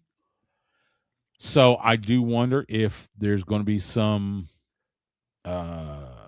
maybe some fatigue a little bit with fans, and if they stop coming to Q2. I think, like I said, I think you got to give it another season or two before we put it all on the ownership. It's a great looking venue to go to. I mean, if you haven't been to Q2, I mean that's absolutely great looking place. And there's a good shot it's going to be at least a base camp or something for the World Cup. I believe it. And I mean, the location is exceptional. I mean, having been around Austin all my life, the fact that thing is sitting there, it's like, damn. But I can tell you, so like with the company that I work for, doing event activation, what I do is I had, I think, 2 or 3 Austin FC events on last year. Right now, I think I'm at 6. So there's going to be a lot of that activation, and I think that's truly what they do, to where they've won this city over, and they've got an amazing fan base. But like Greg is talking about on the Coded text line, it's like, okay, we're ready to take that next step. We're ready to play championship soccer. We're like with the Cowboys, it's like you're selling all these jerseys and caps and stadium tours and all that, but we kind of like to have a good football team here at some point. Yeah, I agree. I think we've all been waiting on it. Yep, and I think that's what's happening here. Let's bring on the gentleman from the Lone Star Playbook. Of course, Texas basketball tonight. Texas at Rupp Arena. A little bit of an earlier matchup taking on Kentucky at 6 p.m. this evening, and hopefully a bounce back. E. Henry there, Jordan Scruggs. E, I'll go to you first. The inconsistent Texas basketball team. What do we get tonight, my man? First off, appreciate the opportunity to talk a little Texas basketball. Double R, hopefully my audio is not too bad. I'm having a bit of a mic issue. Can you hear me reasonably well? Yeah, hear you fine. Okay, just making sure. Someone took the cord to my mic at Moody Center. So I walked up the wrong cord. So, and I'm in the process of trying to buy it. Are you going to go to the bathroom again? Are you going to go to the shitter and do the show in there? Double R, listen, just because I'm having a cord issue does not mean I'm having a stuck in a hotel in the middle of East Texas with my better half issue. Okay, those two things do not overlap. There was no need to bring that up, but that's okay. Don't say that, dude. I'm going to Odessa on Thursday. Don't scare me like that. What town were you in again? I believe we ended up, the hotel ended up being in Longview. I believe the town that we escaped was called Uncertain, Texas. Uncertain. I mean, I know Longview. I'm from Gladewater, which is like 10, 15 minutes from Longview. Do you know? Okay, hang on. There is a Union Grove, which is right outside Gladewater. Stu, Eric doesn't know shit about Dalen Mack. And look, Dalen Mack was years after I graduated. You know, I go back to Tony Jeffrey, who was one of ours, was a Gladewater Bear before he went to TCU. But yeah, you know, Gladewater, you know, has always been kind of a pretty decent high school program for a 3A, you know, smaller school program. You know, of course, the legendary Jack Murphy, who was the coach when I was there, and you know, the stadium is named after him. So, Double R, I would love to answer your question, but I just got to pivot, and I promise maybe I'll answer it before you take off. But since we now have Stu, who is now from that area, we have another person who has never heard of Uncertain, Texas. Stu, I'm going to read off a couple things. Are you familiar with Harrison County, Texas? Yes. Okay, yes, so that's Marshall, which is right on the border to Louisiana. Oh, exactly. So Uncertain is, as I'm looking at the map just to make sure, Marshall is the nearest big town. Yep. We got Baldwin, we got Woodlawn, we got Jefferson. I don't know if any of those ring a bell. No Jefferson. Okay. No Jefferson. So there you go. So I had to pivot because every time, and Jordan and Double R have been witness of this, every time I've told the story about Uncertain, as a non-Texan, as that says, I'm from Tampa, no one knows where the hell Uncertain is. So I don't feel as bad about getting the hell out of Uncertain, Texas. Well, there's a ton of tiny towns in that area, so believe me. And then, you know, I don't know every one of them. I live there. My brother still lives up in Gladewater, so you know it's okay. And some of those towns are, you know, they want to be unknown. So, man, I was blown away. I was blown away a few months back, guys, where, you know, listening to high school football and, you know, watching all the different stuff. I always hear about Melissa, and it's like, okay, who's this girl? Who's this girl with her own team? And I'm like driving one day and it says, you have entered Melissa. I'm like, wait a minute, I entered Melissa? Well, hey, they're 6A now. They were in 2A or 3A like 10 years ago. Yeah. I know. I was like, damn, I didn't know that actually existed. Yeah. Hey, we got one person. Patrick says it's on Caddo Lake. He knows. Patrick, thank you. Caddo Lake, yeah, I know where Caddo Lake is. There we go. One person knows where. Hey, Patrick, can you please elaborate on that? Yeah. What do you mean? Oh, I didn't even see this. You pick up bodies all over East Texas. Bodies. Yeah. Like, guys, my computer's about to die, so I'm gonna bug out. Great to see y'all, Rodney. Thank you again. Absolutely, man. Soon. Have a good day, brother. I'll try to super quick. I'll try to hit on your basketball question. Yeah, man. Like, I'm not the person who's gonna, you know, ride the wave when it comes to basketball. As far as like, 1 second they're great, the next second they're trash because it's a long season.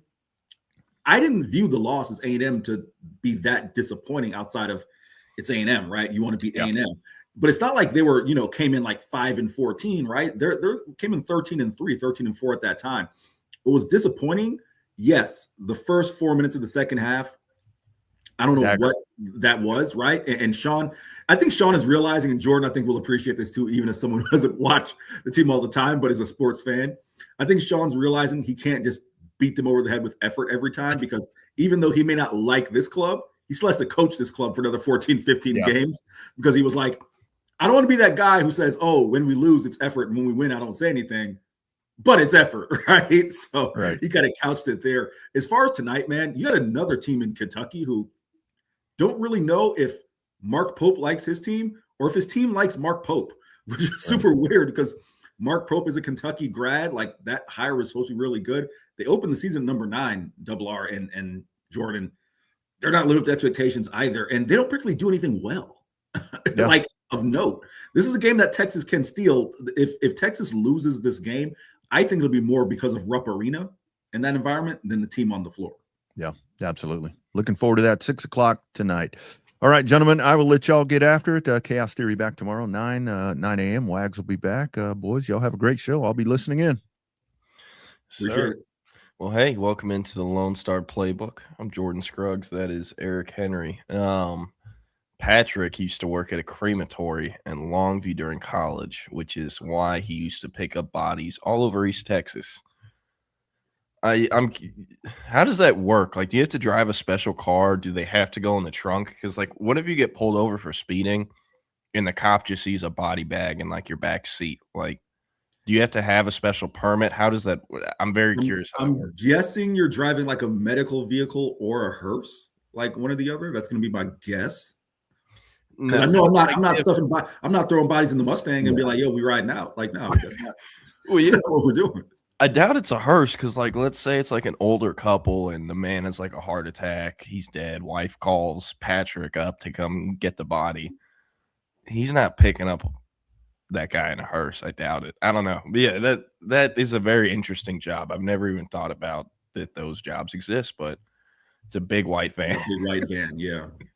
Sounds about right. But Jose, I see your question about Daniel Cruz. I will come back to that. We can come back to talking about East Texas if we want later, but we're going to stay on the topic of basketball. 12-6 Texas going to 11-7 Kentucky tonight. Texas coming off a 74-70 loss to Texas A&M in Austin in a game that, if I'm not mistaken, Texas was up double digits in the second half, right?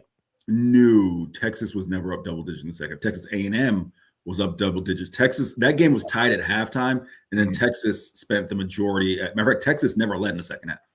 Got it. I looked at the score really quickly during junior day and must have gotten it flipped. But any thoughts from that game? I mean, I know it was Saturday, but the most recent game they played since, our last show on Thursday. Yeah, most interesting thing to come out of that is Kyle Flood just, Kyle Flood was nonstop talking to people. Kyle Flood was so I guess to let the audience in, because I'm kind of bringing an inside joke.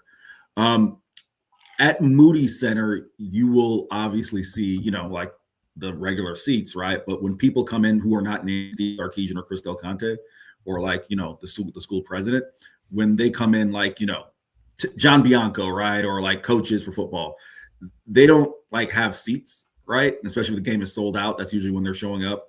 So they usually come stand right behind us because that's basically the only place that they can really find an area to stand where you're not going to get accosted by fans. Right. So we saw Kyle Flood. I couldn't make out a couple other assistants. I thought I saw Chris Jackson, but don't hold me to that. Like, I know I saw Kyle Flood. He's right over my right shoulder. But from the other side, I thought I saw Chris Jackson.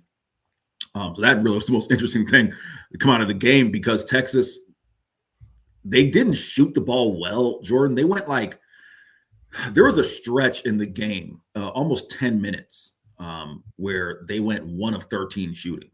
Like, the only reason A&M didn't blow them out is because A&M couldn't really shoot the ball well either. They picked it up in the second half. Excuse me, they picked it up late in the first half. A&M did, which is what made that game tied at 20-29 at the half.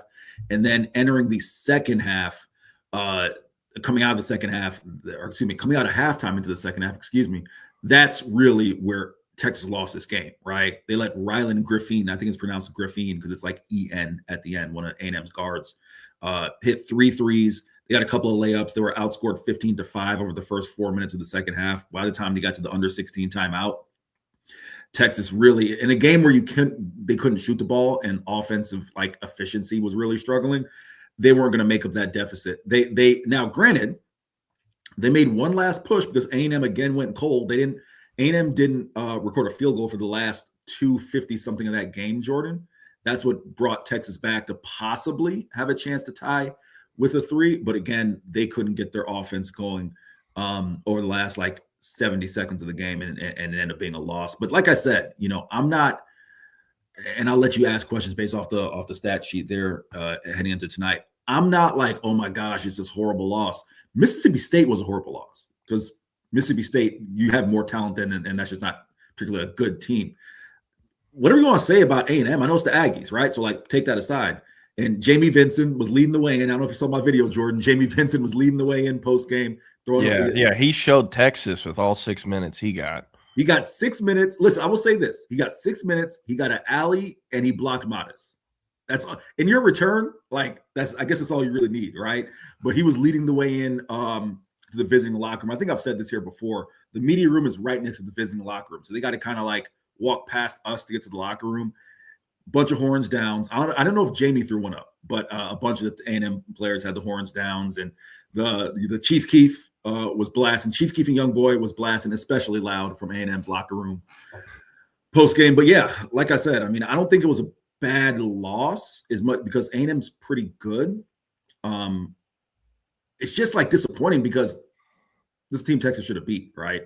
And I would say the same thing about Kentucky tonight as well. Like I said, Kentucky doesn't do anything. Yeah, Scott nailed it. Frustrated after 2 good wins. Kentucky doesn't do much of anything well. I think if Kentucky wins this game, it's going to be because of Texas's inefficiencies and just going to Rupp Arena, which, is 23,000 people. And that's a real basketball environment. And CB said, why didn't any Aggie players talk after the loss, after the win? I think that's an A&M policy. A&M's had some interesting policies with like players speaking post-game after just in general. And a couple of the A&M beat guys, like sucks for them because they drove 2.5 hours and it was about 7 or 8 of them to not get a player after a win. There's no way that that's like a regular away game policy, or else why would any A&M media go to any away games? I don't think it's regular, but if I hate kind of speaking like speculating here, but I remember there's like an issue with baseball, I think, with A&M not particularly getting a ton of players after like losses. Again, this was a win, so I don't know what that was about. That was kind of wild. Like even one of their guys, it was Travis Brown, I think his name is Travis Brown. Who was like, so we get any players? And their SID was just like ignored him and kept walking. And I was like, damn, dog, that sucks. But anyhow, let's be the breaks. I've dealt with it before. So, yeah. All right. I'm going to talk Texas, Kentucky. According to ESPN Analytics, the Wildcats have a 76.4% chance to win tonight in Lexington. They're favored by 6.5. Texas is plus 250 on the money line. I guess just any preview of this matchup. This is one. Okay. Kentucky, I don't want to say they don't have size because they have more size than A&M, right? But if you take a look at the Wildcats, their center, what's the kid's name? Malachi Moreno. He's 7 foot 225, plays really smart for a big. Jordan doesn't commit a lot of fouls.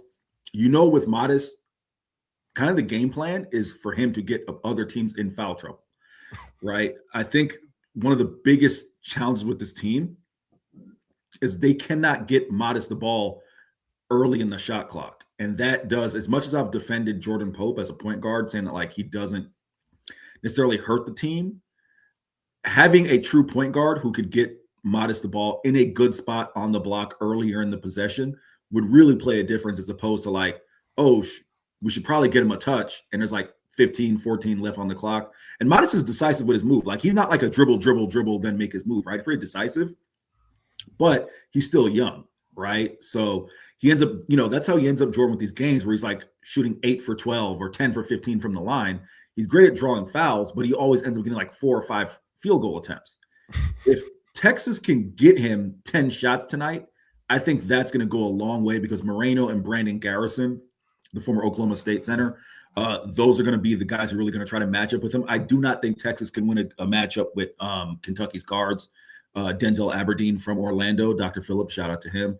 And Away, I always mispronounce his last name, but any guard that wears 00 like kind of annoys me as is, but nevertheless. I don't think Texas can match up with their guards. This is a game that I see Scott Hampton called it out. Yes, the bench has to be better. Jordan, you talked about it. I think you talked about it last week, right? They're only playing 8 guys, right? Nick Cody still in the witness protection program. Declan Duru Jr., it's been up and down, right? Kendall Weaver, we all know, is not an offensive guy. Lacina Traore, not going to be a consistent offensive guy. You just hope he can give you 6 or 7 boards. So they got to get more from the bench so that Sean isn't reliant on basically, hey, Dalen Swain, Tremont Mark, and then Modest get to the line. That's going to bail us out. And then Jordan Pope, give Jordan credit. He's bailed out the offense with these late threes as of late, but I don't think that's a consistent way to play. So anyhow, with this game, my gut tells me Kentucky. I still think this is one Texas can steal because, as I said, Kentucky's not really good. And moreover, I don't think they like Mark Pope. I really don't. I don't think this is the one where it's like Mark Pope doesn't like them. I don't think they like Mark Pope. So that could always be a recipe for disaster. But Rupp Arena is Rupp Arena. So yeah. Yeah. You're obviously a professional. Would never do such a thing as gamble on a game you're covering. But any of these odds you like here for the Longhorns that you would take if you weren't covering the game? 6.5. I feel confident in 6.5. That if I were a gambling man, I would take that. I think I see this being a 73-70, a 77-74 type of game. Got it. Well, there you go. All right, so I'm curious. College basketball is all over the place. Player movement. There's now NBA players who signed contracts, played in the G League that are now somehow playing in college. I mean, it's a total shit show. Yeah. But one thing that really stands out is someone who was born in 2002 and saw, Calipari build up the Kentucky program, saw John Wall and the Harrison brothers and all those 5 stars, Anthony Davis, Devin Booker, Shai Gilgeous-Alexander, all those guys come through. And you look at them now, and they're unranked after starting off the season ranked number 9. They have Mark Pope, doesn't seem to be clicking very well.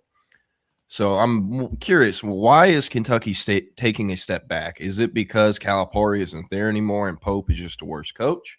Is it because the way the game has changed with the transfer portal and all those other things that it's just made it harder year to year to keep a consistently good team? Like, what are kind of the factors here that makes Kentucky less of a blue blood? And another thing I'm wondering, everyone always points this out for the SEC in football. Hey, the SEC has taken a step back because they were illegally paying players for years.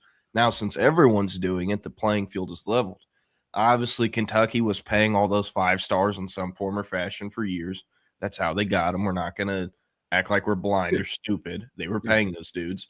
But now everyone else can, and they've taken a step back. So what things have led into them taking a step back? Because it is noticeable even from a very casual basketball fan like me. Jordan, however you would apply this to football, and what I mean by that is it's nuanced, but it's also simple. Some of the reasons why in Nebraska, for example, right, has kind of fallen off over the last 25 years. A Miami to an extent, right, notwithstanding this year, some of the same college ball blue bloods. You can apply the same thing here, right, which is, now the game is legal. You don't have to have John Calipari at Kentucky to, get these guys the bag, right, in order for them to go to Kentucky. That was a big appeal of, quote unquote, the blue blood, right? Of course, with football, once it became apparent, like, hey, other teams might have ways that they can either get you the bag or quite frankly, you can still accomplish the same goal by going to, and football just to a lesser extent, right? Like no one's spurning Texas or Alabama to go to, like Kansas State. But to an extent, that's how an AJ DePanza ends up at BYU, right? The bag was crazy, but also like a JT Toppin ends up at Texas Tech or so on and so forth. So part of it is the NIL aspect and specificity to Kentucky. John Calipari wears on people, right? I mean, you can go back and even like prior to my time, right? Like at UMass and places like that. The reason why he had to leave is because he just wears on people.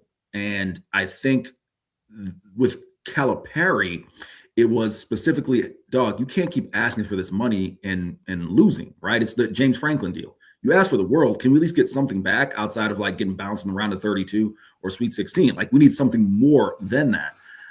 That's part of the reason why. Also, Mark Pope is a good coach. Like he did it at Utah Valley. He did it at, I'm forgetting where Mark Pope was at prior. I don't know why. Wasn't he at BYU? BYU, thank you. He was at Utah Valley and BYU. Mark Pope is a good coach. But Mark Pope ain't. I laugh at Nathan's comment. Mark Pope ain't like that. Was very much a for the vibes hire because he went to UK, right? And you got a former NBA player who's like, "Hey, I'm coming home." And it was a safe hire at the time. Seemed like the best available candidate and like a home run for the fans. Yeah, but I wouldn't say by any stretch of the imagination that that's going to be like the guy. That's like, you want to know what Mark Pope is in a football analogy? That's like Mark Richt at Miami when Mark Richt was there for a few years. It's like, hey, that's the safe hire. He's one of us. You know, he's coming home. I'd say he's like Tom Herman. He's a Texas alum. He was at Houston, did pretty well there. Well, I guess the thing is, shit, who did better? Well, shit, Tom Herman probably did better at Texas than Mark Richt did at Miami, right? I mean, Tom Herman got beat Georgia in the Sugar Bowl, the famous Ellinger clip. Yeah, no, that's you're right. That's probably a better analogy. But that's really the thing with Kentucky, honestly, is like they can't just walk in and be like, yo, we're UK, we can get you, you know, X amount of dollars and you're gonna come here, you can get it elsewhere. And Calipari really kind of Jimbo Fisher that thing, right? When Jimbo Fisher left Florida State, people don't realize that job wasn't really great, you know. So that's kind of where they're at.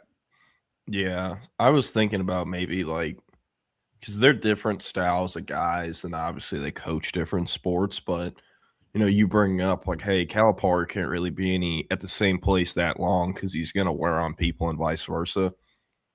Jimbo, that happened everywhere he's ever been. Right. Little different though, but still. And I mean, one day when it's really still in the off season, we should do a deep dive on the whole Florida State at the end there with Jimbo. Yeah. When it's like every national reporter in the country is reporting he's going to A&M and he still shows up to a Florida State press conference that day. Right. And it's the most awkward bullshit press conference ever. That I think got ended early by the SID or something. Correct. But I don't know why they put him up there anyways. That's for another day. All right. Where was this? Patrick. I don't have access to the text line, but I know people were probably curious because I was too. This is what the van looks like that Patrick was picking up those dead bodies and he's texting. So yeah. Now anytime I see one of these on the highway, I'm gonna be like, hey, probably a dead body in there. But what a job. All right, anything else you want to hit on for Texas basketball, college basketball before we head out? Nothing that related there. Just super quick, just a random note. Jordan, did you have to explain to your better half who Abella Danger was during the game, or was that just me? No, she's on her phone. I didn't have to. Okay, yeah, I had to explain that to her, and that was kind of awkward. Hey, but how about college football, man? They the season starts. Our first like viral moment. Avery Johnson's dad fighting with his other son that isn't Avery Johnson in like Germany or France, wherever that game was. Yeah. And to end the season, we got a porn star crying because Miami lost the national championship. No other sport does it like college football, man. Come on now. And also, nothing is more representative of the Miami fan base than a porn star, a 30 or 31-year-old porn star who I used to see on FIU's campus back in the day, but I digress. Nothing's more indicative of that fan base than a 31-year-old porn star who now is apparently attending school there crying about the Canes losing. Nothing is more indicative of that fan base. Nothing at all. Nothing is more indicative of Miami than that statement, Jordan. How cooked do you have to be fighting for freedom and you hire Bella Danger as your lawyer? Seriously. Nah, man, you know what, man? You know she's what? in pre-law. Who's hiring her? Imagine being like someone who can't afford a lawyer. And you're like, oh, public defender, and a Bella Danger just walks through the door. You're like, well, lock me up. But yeah. All right. Last thing I had, college basketball. In case anyone missed it, this morning in Alabama, I think he's a shooting guard, Alabama basketball player, got a restraining order on the NCAA for the next 10 days so he can be eligible to play basketball. You might be like, wait, why does this guy need to have a restraining order on the NCAA? Well, because he played 2 years at Alabama and for the last 2 years has been in the NBA. He's been in the G League. He's yet to play a game in the actual NBA. He's been on a two-way contract at times. But again, he has never actually played in the NBA. He's only played in college. He declared for the draft, went undrafted, got picked up pretty quickly, but has been a G Leaguer. And he originally was not allowed to play from the NCAA. They have a rule, if you sign any contract with the NBA, whether you played or not, you cannot play college basketball anymore. But since everything is antitrust lawsuits now and other things like that, he lawyered up. And as this case is ongoing, I think he has until like the 28th or 29th to when like the next court date is or whatnot that decides if this is going to be permanently good for him or to where he'll be ruled eligible for the rest of the season or ineligible from college basketball from the rest of the time. But with this restraining order, he can play their next game, which I'm not sure when it is. But in the time period he has the restraining order for, it's only one game. In the day it expires, they have a game at like 8 p.m. So this is stupid as hell to me. If you sign anything in the NBA, even if you never even played and touched the court for a G League team, this is the dumbest fucking thing ever. And I get it. The guy probably isn't that good. That's why he's leaving the G League to come back to college basketball and make more money. But I mean, even like the Baylor guy that was like the number 32 pick in the draft early in the second round, and he's allowed to play 3 years after he got drafted. And I don't think he's played in the NBA yet, but they have his rights. He was drafted from a EuroLeague team, but now he's playing for Baylor. And the dude kind of stinks. He's averaging like 2-1-1. And that's it. And he comes off the bench. But how is this allowed? How does this get fixed? Is there anything you can say to make even the casual college basketball fan feel better about the direction of the sport long term? No. First off, I got to get a half-ass joke off. If I can Google you and see you in a Spurs jersey, a Pistons jersey, and another NBA team's jersey just taking like, the press promo shot, dog, you're done. Like, you can't come back. Like, I'm not talking about like photos of you at the crib. I'm talking about like photos you took at the facility with the basketball. Like, I got the Pistons jersey on media day. On media day, yeah. Like, what are we doing here? Again, for those who aren't familiar, as Jordan said, this isn't like the example of the Baylor kid who didn't play college and is coming to play Baylor. This dude played at Alabama for 2 seasons. Played in, I think, a dozen games with Austin, with the Spurs, the G League. Actually signed a 2-way deal with the San Antonio Spurs, but got hurt, which is why he played in Austin, and is trying to return to Alabama. I think he last played in Alabama 2023, if memory serves me correct. So, like, that's like, Jordan, that's like Hudson Card coming. Like, what are we doing here? Yeah. To your question, I don't know how it gets fixed because I've said this before. All right, and I'm gonna try not to be too long on my soapbox. The NCAA screwed this thing up so badly when it comes to NIL and eligibility and what the restrictions are, right? Had they tackled this issue that you knew was coming 25 years ago, and I'll just try to make this as succinct as possible, all right? The O'Bannon brothers, Ed O'Bannon, Charles O'Bannon, played for UCLA.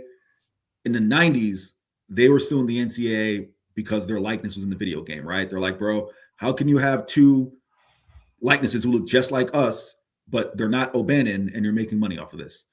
The NCAA basically put up a fight for what would have amounted for maybe $100,000, Jordan, that they didn't want to give these dudes. And then 20-something years later, a judge was like, no, wait, like, you're right. They should have the ability to earn something off of their likeness, right? You're sitting here saying, how does that tie into the eligibility issue? Well, had the NCAA addressed that 20 years ago and come up with a structure and a formula for this, you wouldn't have guys saying, oh, crap, it's more lucrative for me to return to college, possibly return to college, even explore that avenue, as opposed to playing professionally overseas, right? Like, yeah, that's how this happens. So there's no real way in my mind to go backwards, Jordan. What I'm concerned about is when the first football player does this, because I do think there will be a time when a football player Jonathan Brooks, my memory serves me correct, has not played a game for the Carolina Panthers. He has. He has? No, yes, he played like 2 games. Okay. He retore his ACL pretty quickly, and I don't think that was in preseason. But yeah, my bad. You're correct. But like, let's use. I'm sure there's an example I can't think of right now. One I've been thinking of. Yeah. Anthony Hill has a year of eligibility left. Right. He declared for the draft ahead of the deadline for underclassmen, because if you played all 4 years or out of eligibility, you technically don't have to declare because you're not an underclassman. Right. But if Anthony Hill goes into the NFL and let's just say he gets space jammed, right? He just can't figure it out. He's not working in the NFL, and he gets cut after the second year of like a 4-year rookie contract. He, no matter what, cannot come back to Texas or play college football because he entered and declared for the draft before the deadline. That is the rule that prevents anyone with remaining eligibility from coming back. How does this rule not exist in basketball? And if it does exist, how are they getting around this? A lot of legalities, to be completely honest. Yeah. But with the NFL and the way that works, I'm very curious who will be the first football player to try something like that. Yeah. It'll be very, very interesting, man. But I don't know, like you brought up, it's kind of blasphemy that you can make more money in college than like a G League 2A contract or even in the G League. I mean, dude, there are freshmen at Texas last year that played less than 100 snaps in football that made like over 3 times as much as the NFL veteran minimum. Right. As 18-year-olds, and they didn't play at all. Right. That is a problem. That is a huge problem. And it used to be only the top tier guys got paid that, but when the market goes like that so quick, it's going to get crazy. And they really need a CBA, but that's not going to happen until the NCAA deems these guys as employees. So, and that probably won't happen either. So, Jordan, I just want to make you kind of piggyback off that point you made there really quick, right? That's where, if you want to talk about, and no one's more equipped to talk about it than you, some of the issues with roster management that are going on right now that like Texas has faced, it's directly tied back to that issue, right? I've given the NFL example a million times when the reason you have the NFL rookie wage scale is because they were tired of having guys like Jamarcus Russell walk in. Sam Bradford, right? Walk in and be the highest paid player, not just on the team, but like top 10 in the NFL. That's why they instituted the rookie wage scale. Now you're having this issue where, as Jordan is adept to talk about, the going rate to go get a premier, I'll throw in a name, a Tyler Atkinson, right, is X. And that might not have been the going rate to secure Leonga Lafau 3 years ago. And then you create these kind of, dynamics in your locker room. So it directly is playing a factor right now in college football. Yeah, the crazy example I always use is when Colin Simmons committed to Texas in August of 2023, the number him and Texas agreed to was $375,000 for year one. And I assume that number got up to between $400,000 and $450,000 by the time he got on campus and enrolled and the season started. And what did Texas get out of that $400,000 to $450,000? They got like 8.5 sacks, whatever it was, and the Sean Alexander True Freshman of the Year award winner, right? The following cycle, Colin Simmons was 2024. The following cycle in 2025, they signed at least like 10 to a dozen guys who made more than Colin Simmons did, and not a single one of those dudes even had half the impact Colin Simmons did in year one. But that's the market. That's how quickly it goes up year to year. And none of those guys will ever be Colin Simmons level, whether they play his position or not. But that's what you have to do now to pay players. You have to pay what the market is. And when it goes up like this, it's a shit show. So imagine mean, Colin Simmons is getting taken care of no matter what. Like, when you're that special, you're not going to – there's never going to be any tension there from the front office. They're going to take care of you. But, like, imagine Colin – because these guys have to talk about it in some form or fashion. Imagine Colin talking to, like, a kid from the 2026 class that's not going to play at all this year, that's making, like, twice as much as he made as a freshman. And Colin's definitely making more than that kid is right now, but, like, it's like, damn, dog, y'all.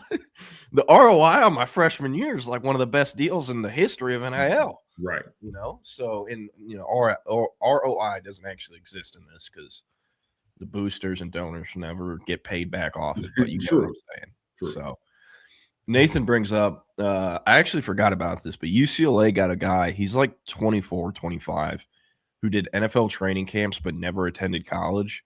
He was he's a tight end, and I'm pretty sure he was like a lower European League basketball player, or he was in Australia or something. He was somewhere overseas. And, you know, because of what's his name, the legendary Chargers tight end, Antonio Gates. Yeah. You know, the NFL trend, hey, it's this athletic 6'6", 6'7", 6'8", functional athlete basketball player. We'll try him at football. They'll be cheap. You know, let's work him out in camp, see how he does. That's what the NFL did with this guy. He did the Chargers training camp, and I think, or like rookie mini camp or tryout, and he did one or two others. Obviously got cut. Turned to college, and once he posted he had college eligibility and the NCAA approved him, he got like 13 offers in one day. Because he's a 25-year-old man that's like 6'6", however tall he is, and played professional basketball overseas. It's ridiculous. And this guy is probably going to suck, to be honest, or at least is going to need some time, a year away from being a year away. I think that's pretty easy to say. But if he's in year 4 and is 29 years old or however old he'll be, that's a huge advantage. It's a big difference. And things like this need to get fixed. And it's kind of like with basketball, I'm wondering what is happening to all these high school kids. Because eventually, whenever all these old portal guys, especially in college basketball, are out of eligibility, is there going to be like are they going to be short of players to field all these rosters? I mean, I know they won't be, but it's going to be, you know what I'm saying? Right? No, you're ending, people don't realize this because I don't think it gets talked about as much, right? But you're ending up with a big high school recruiting issue in basketball because of the cycle with the COVID guys. Okay, those are pretty much washed out. Now, for the most part, you got a handful, right? I know we talked about that the other day with some dudes who are like, 7th year. But now you use this, right, with guys coming in different forms of fashion. High school recruiting is really going to have an issue in like 2 years, right? And that's not even counting, Jordan, the European players. As Sean Miller, I actually, appreciated Sean talking about that a couple weeks back. Who came in here with, I'm forgetting who it was the other day. Virginia came in with the 25-year-old freshman, right, who's from Europe. And then A&M came in here with the 23-year-old sophomore who played 4 years in Spain, Ruben Dominguez, played 4 years in Spain, and now redshirted last year for A&M, now is their leading scorer, right?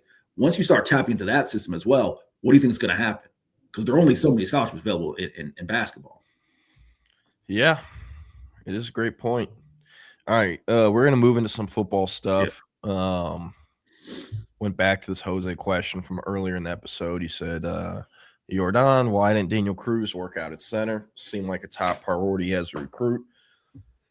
Also came from a low-income family, so I wonder how he didn't get that dog in him and work out.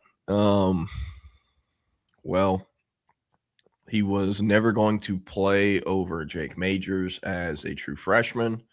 And then this year, he was never going to play over a year 4 Cole Hudson or a year 4 Connor Robertson. And Connor Robertson's coming back. He wasn't going to start over him in 2026. And to be honest, I think he just kind of became a victim of Texas actually developing and recruiting kind of well. Like, I know Jackson Christian he was a 3-star, and he wasn't even a highly ranked 3-star, but I'm high on that kid. I like him. He's one of those kids that Kyle Flood tells him to jump, he says how high, right? He's very coachable, blue-collar kid. Mom works in the post office. Dad works in a refinery. He's from the Beaumont area and a hard worker. And that's the guy who's probably going to be the starting center in 2027 when Connor Robertson graduates after this upcoming season. And Jackson Christian is 2 to 3 inches taller than Daniel Cruz. He's longer. I covered both those kids extensively. He's just as smart, if not smarter. And he also weighs more. So I'm not in practice. I can't say with 1,000% confidence Jackson Christian looks better than Daniel Cruz and that he would have beat him out for the center number 2 job this fall. But I do think that is what would have happened based off what I do know.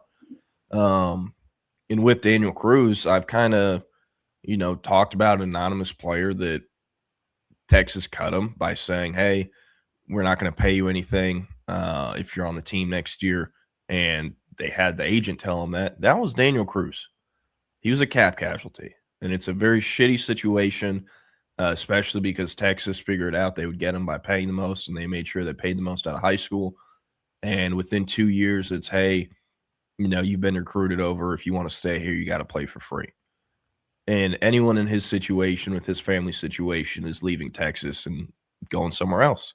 He ended up at NC State. So he was a cap casualty.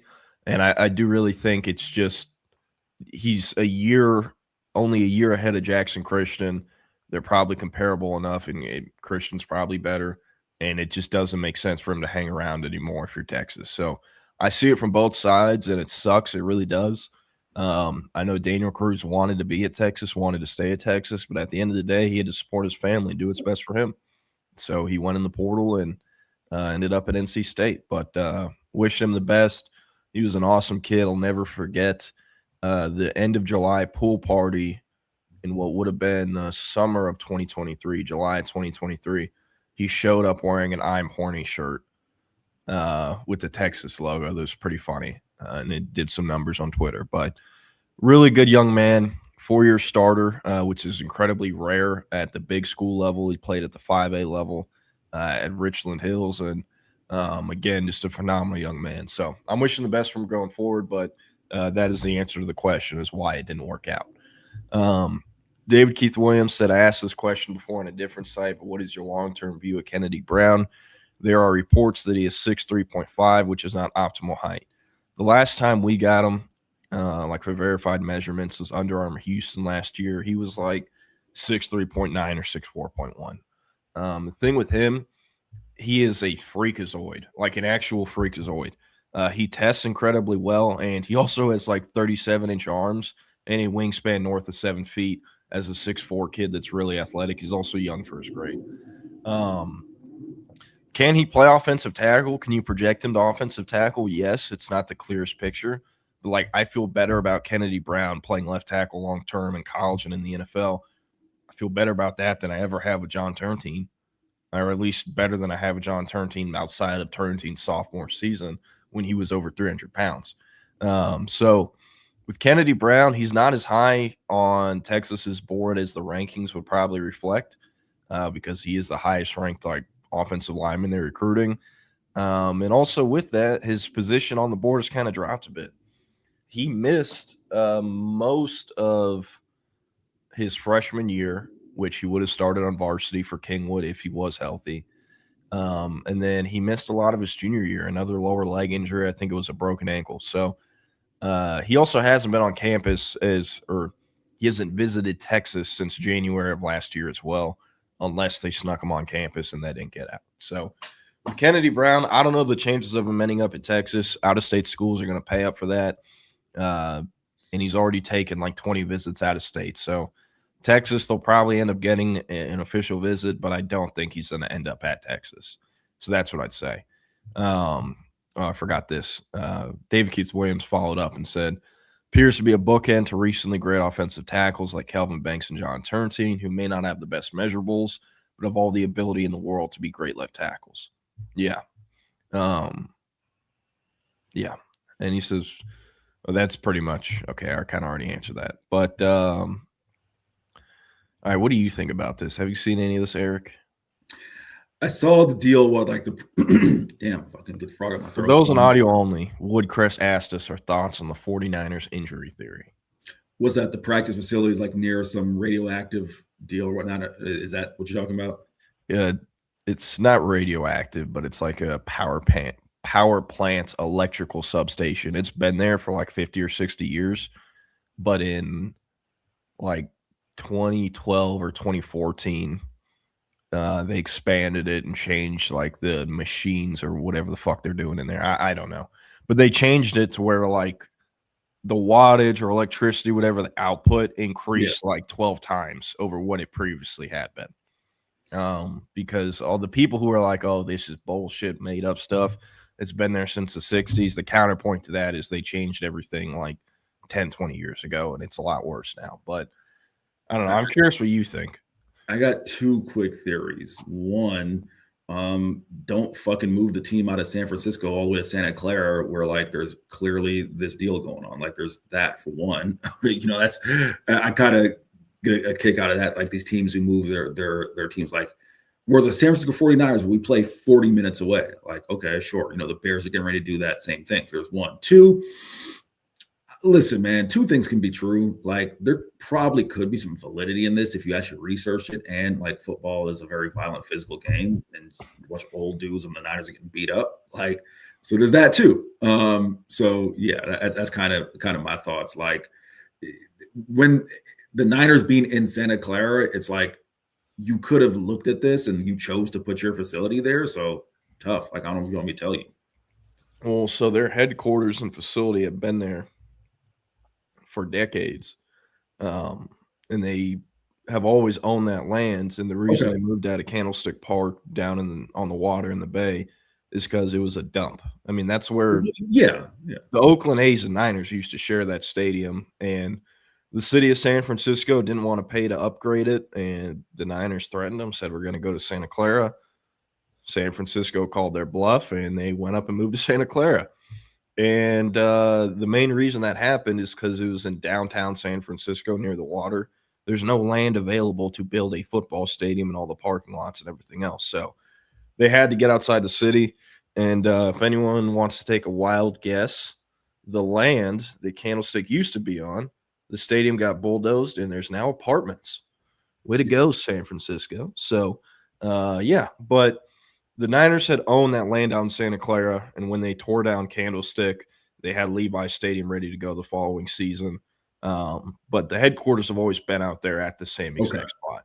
The thing is, what I'm curious about, the Super Bowl is at Levi's Stadium this year. So if anyone tears their ACL, all of Twitter is going to be like, oh, my God, it's a power play. And it's the reason this is getting brought up. This season, the 49ers have lost Nick Bosa to a season-ending injury, Fred Warner to a season-ending injury. There's other players that they've also lost for the year.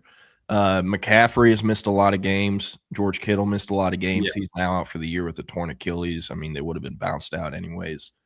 And there's been a few other players that missed a lot of time. And the 49ers since like 2018 or 2019 have led the NFL in players on IR and players out for the entire season. So that's where a lot of like the data is coming from for why this is real for the folks that believe it's real. So, yeah. And David Keith Williams, to answer this, I can't tell you what Daniel Cruz played all 4 years in high school, but he was always recruited as a center, and Texas made that clear with him from the jump when they offered him. He's also like 6'2.5", so he was always going to have to play center, at least at the SEC level. Yeah, and the 49ers are, of course, at the Warriors game when Jimmy Butler told us. Yeah. So, let's see. Sorry, I'm catching up on some of these. Hey, our boy from Alvarado committed to Louisiana Tech. How about that? Nathan asked, Jordan, do you think Texas is going to change up the personnel staff after the portal? I mean, change is coming no matter what, because the director of scouting is now the GM in North Texas, and Texas hasn't filled in that role, or if they have, they haven't publicly announced it. So change is coming there. I think change is needed. There's been a story I've been working on for weeks about what is wrong with Texas's recruiting operation, both in high school and the portal. And I'm just waiting for them to finish up in the portal before putting it out because, you know, like right now I could shit on them for the O-line picture, how it looks, but that can look different a week from now. So I'm going to be patient, give them some time. But yes, I think there are changes coming to the personnel staff after the portal. Sorry, I'm looking at some of these. No, you're good. It's already. Go ahead, Jordan. You got it. Kennedy Brown is probably going to be better off rip than Ismail Kamara in college, but the ceiling with Kamara is higher. So, yeah, and Antoine, this is going to be part of the recruiting operation story. CJ Whaley is the son of a former Longhorn defensive lineman who had one of the most memorable moments in the Red River rivalry over the last few decades, the thick six running over the Belldozer. And his son is an awesome prospect. He's a 2028. And I've reached out to CJ Whaley several times since Texas offered over the last few months, saying, hey, are you visiting this weekend? Are you coming to the junior day? Every single time it's no, I don't have an invite. And I get it, he's a sophomore, but it is just ridiculously stupid that he's getting invites to Texas A&M games and visits, and Texas is not reaching out to him. That is a horrible operation. And even if his dad wasn't Chris Whaley, this is a kid they should be trying to get on campus. The way they do things is ridiculously unorganized sometimes. Sorry, I'm looking at some of these other things. And yeah, Texas lost an analyst to UNT. Woodcrest said, you guys ever get pushback from the staff when you give good, honest takes about what they're doing wrong? Yeah, sometimes, but I mean, most of the time they know where they're coming from is right and sourced information. And Mike Roach has a story. So it's funny. I need to get Mike on here soon. But Eric, this will be how we finish the episode. But Mike Roach, who's now a 24/7 sports national analyst. He covers the Mid-South region, Texas, Oklahoma, Arkansas, Louisiana, kids from those states for football recruiting. Used to have my job at Horns 24/7, covered Texas recruiting for, I think, like 7 or 8 years, something like that, quite some time. And he covered the entire Tom Herman era, start to finish. And he knew Tom Herman was a dead man walking, over a full calendar year before he was actually a dead man walking and got fired, right? And it's in the summer, and they did something ridiculously stupid and somehow lost out on like a commitment or recruit they were supposed to get. But Mike puts out a story with quotes from sources on staff that are just shitting on Herman and the recruiting operation and how it's, when you're the head coach and there's, lack of institutional control or lack of organization in a personnel department, it's going to fall on the head coach. And so he puts out a story of all of Herman's assistants basically shitting on him, or a fair amount of them, personnel staffers. And like the following week at a coaching clinic, Tom Herman walks in and Mike is talking to all these high school coaches like, man, that thing you put out, it's straight bullshit. It's full of lies. Like, you're slandering our program. You're slandering the name. Like, this could be LaBelle, all this. And Mike was like, well, I got all that stuff from your entire staff, so I don't know what you want me to tell you. And Herman left the coaching clinic early from that. So a great showing in front of DFW high school area coaches from Tom Herman. Another example of the Herman era just not being a real time, or it felt like it wasn't real. But yeah. And Sticky, I am never going to work at Texas. Steve Sarkisian and that staff would never hire someone from 24/7. If I ever worked at Texas, it's because there's a different staff or because I got a job somewhere else and Texas hired me from that school. But Steve will never hire someone from the media directly. I'd say that. But all right, we're going to get out of here. Up next, this week's edition of the Horns 24/7 flagship podcast with the legendary Eric Henry and Chip Brown. And in case you've missed it, everyone please check your weather apps. It's going to be really bad weather here in the state of Texas. We'll talk about it more tomorrow, but need a case of water, batteries for flashlights, maybe a battery-powered lamp, battery-powered heated blanket, because going to be a lot of ice on power lines probably, and could be a few days without power. happened back in February 2021. Looks like it's going to happen again. So everyone be on the lookout for that. We'll talk more about that tomorrow as well. But y'all have a great one. Happy hump day and peace.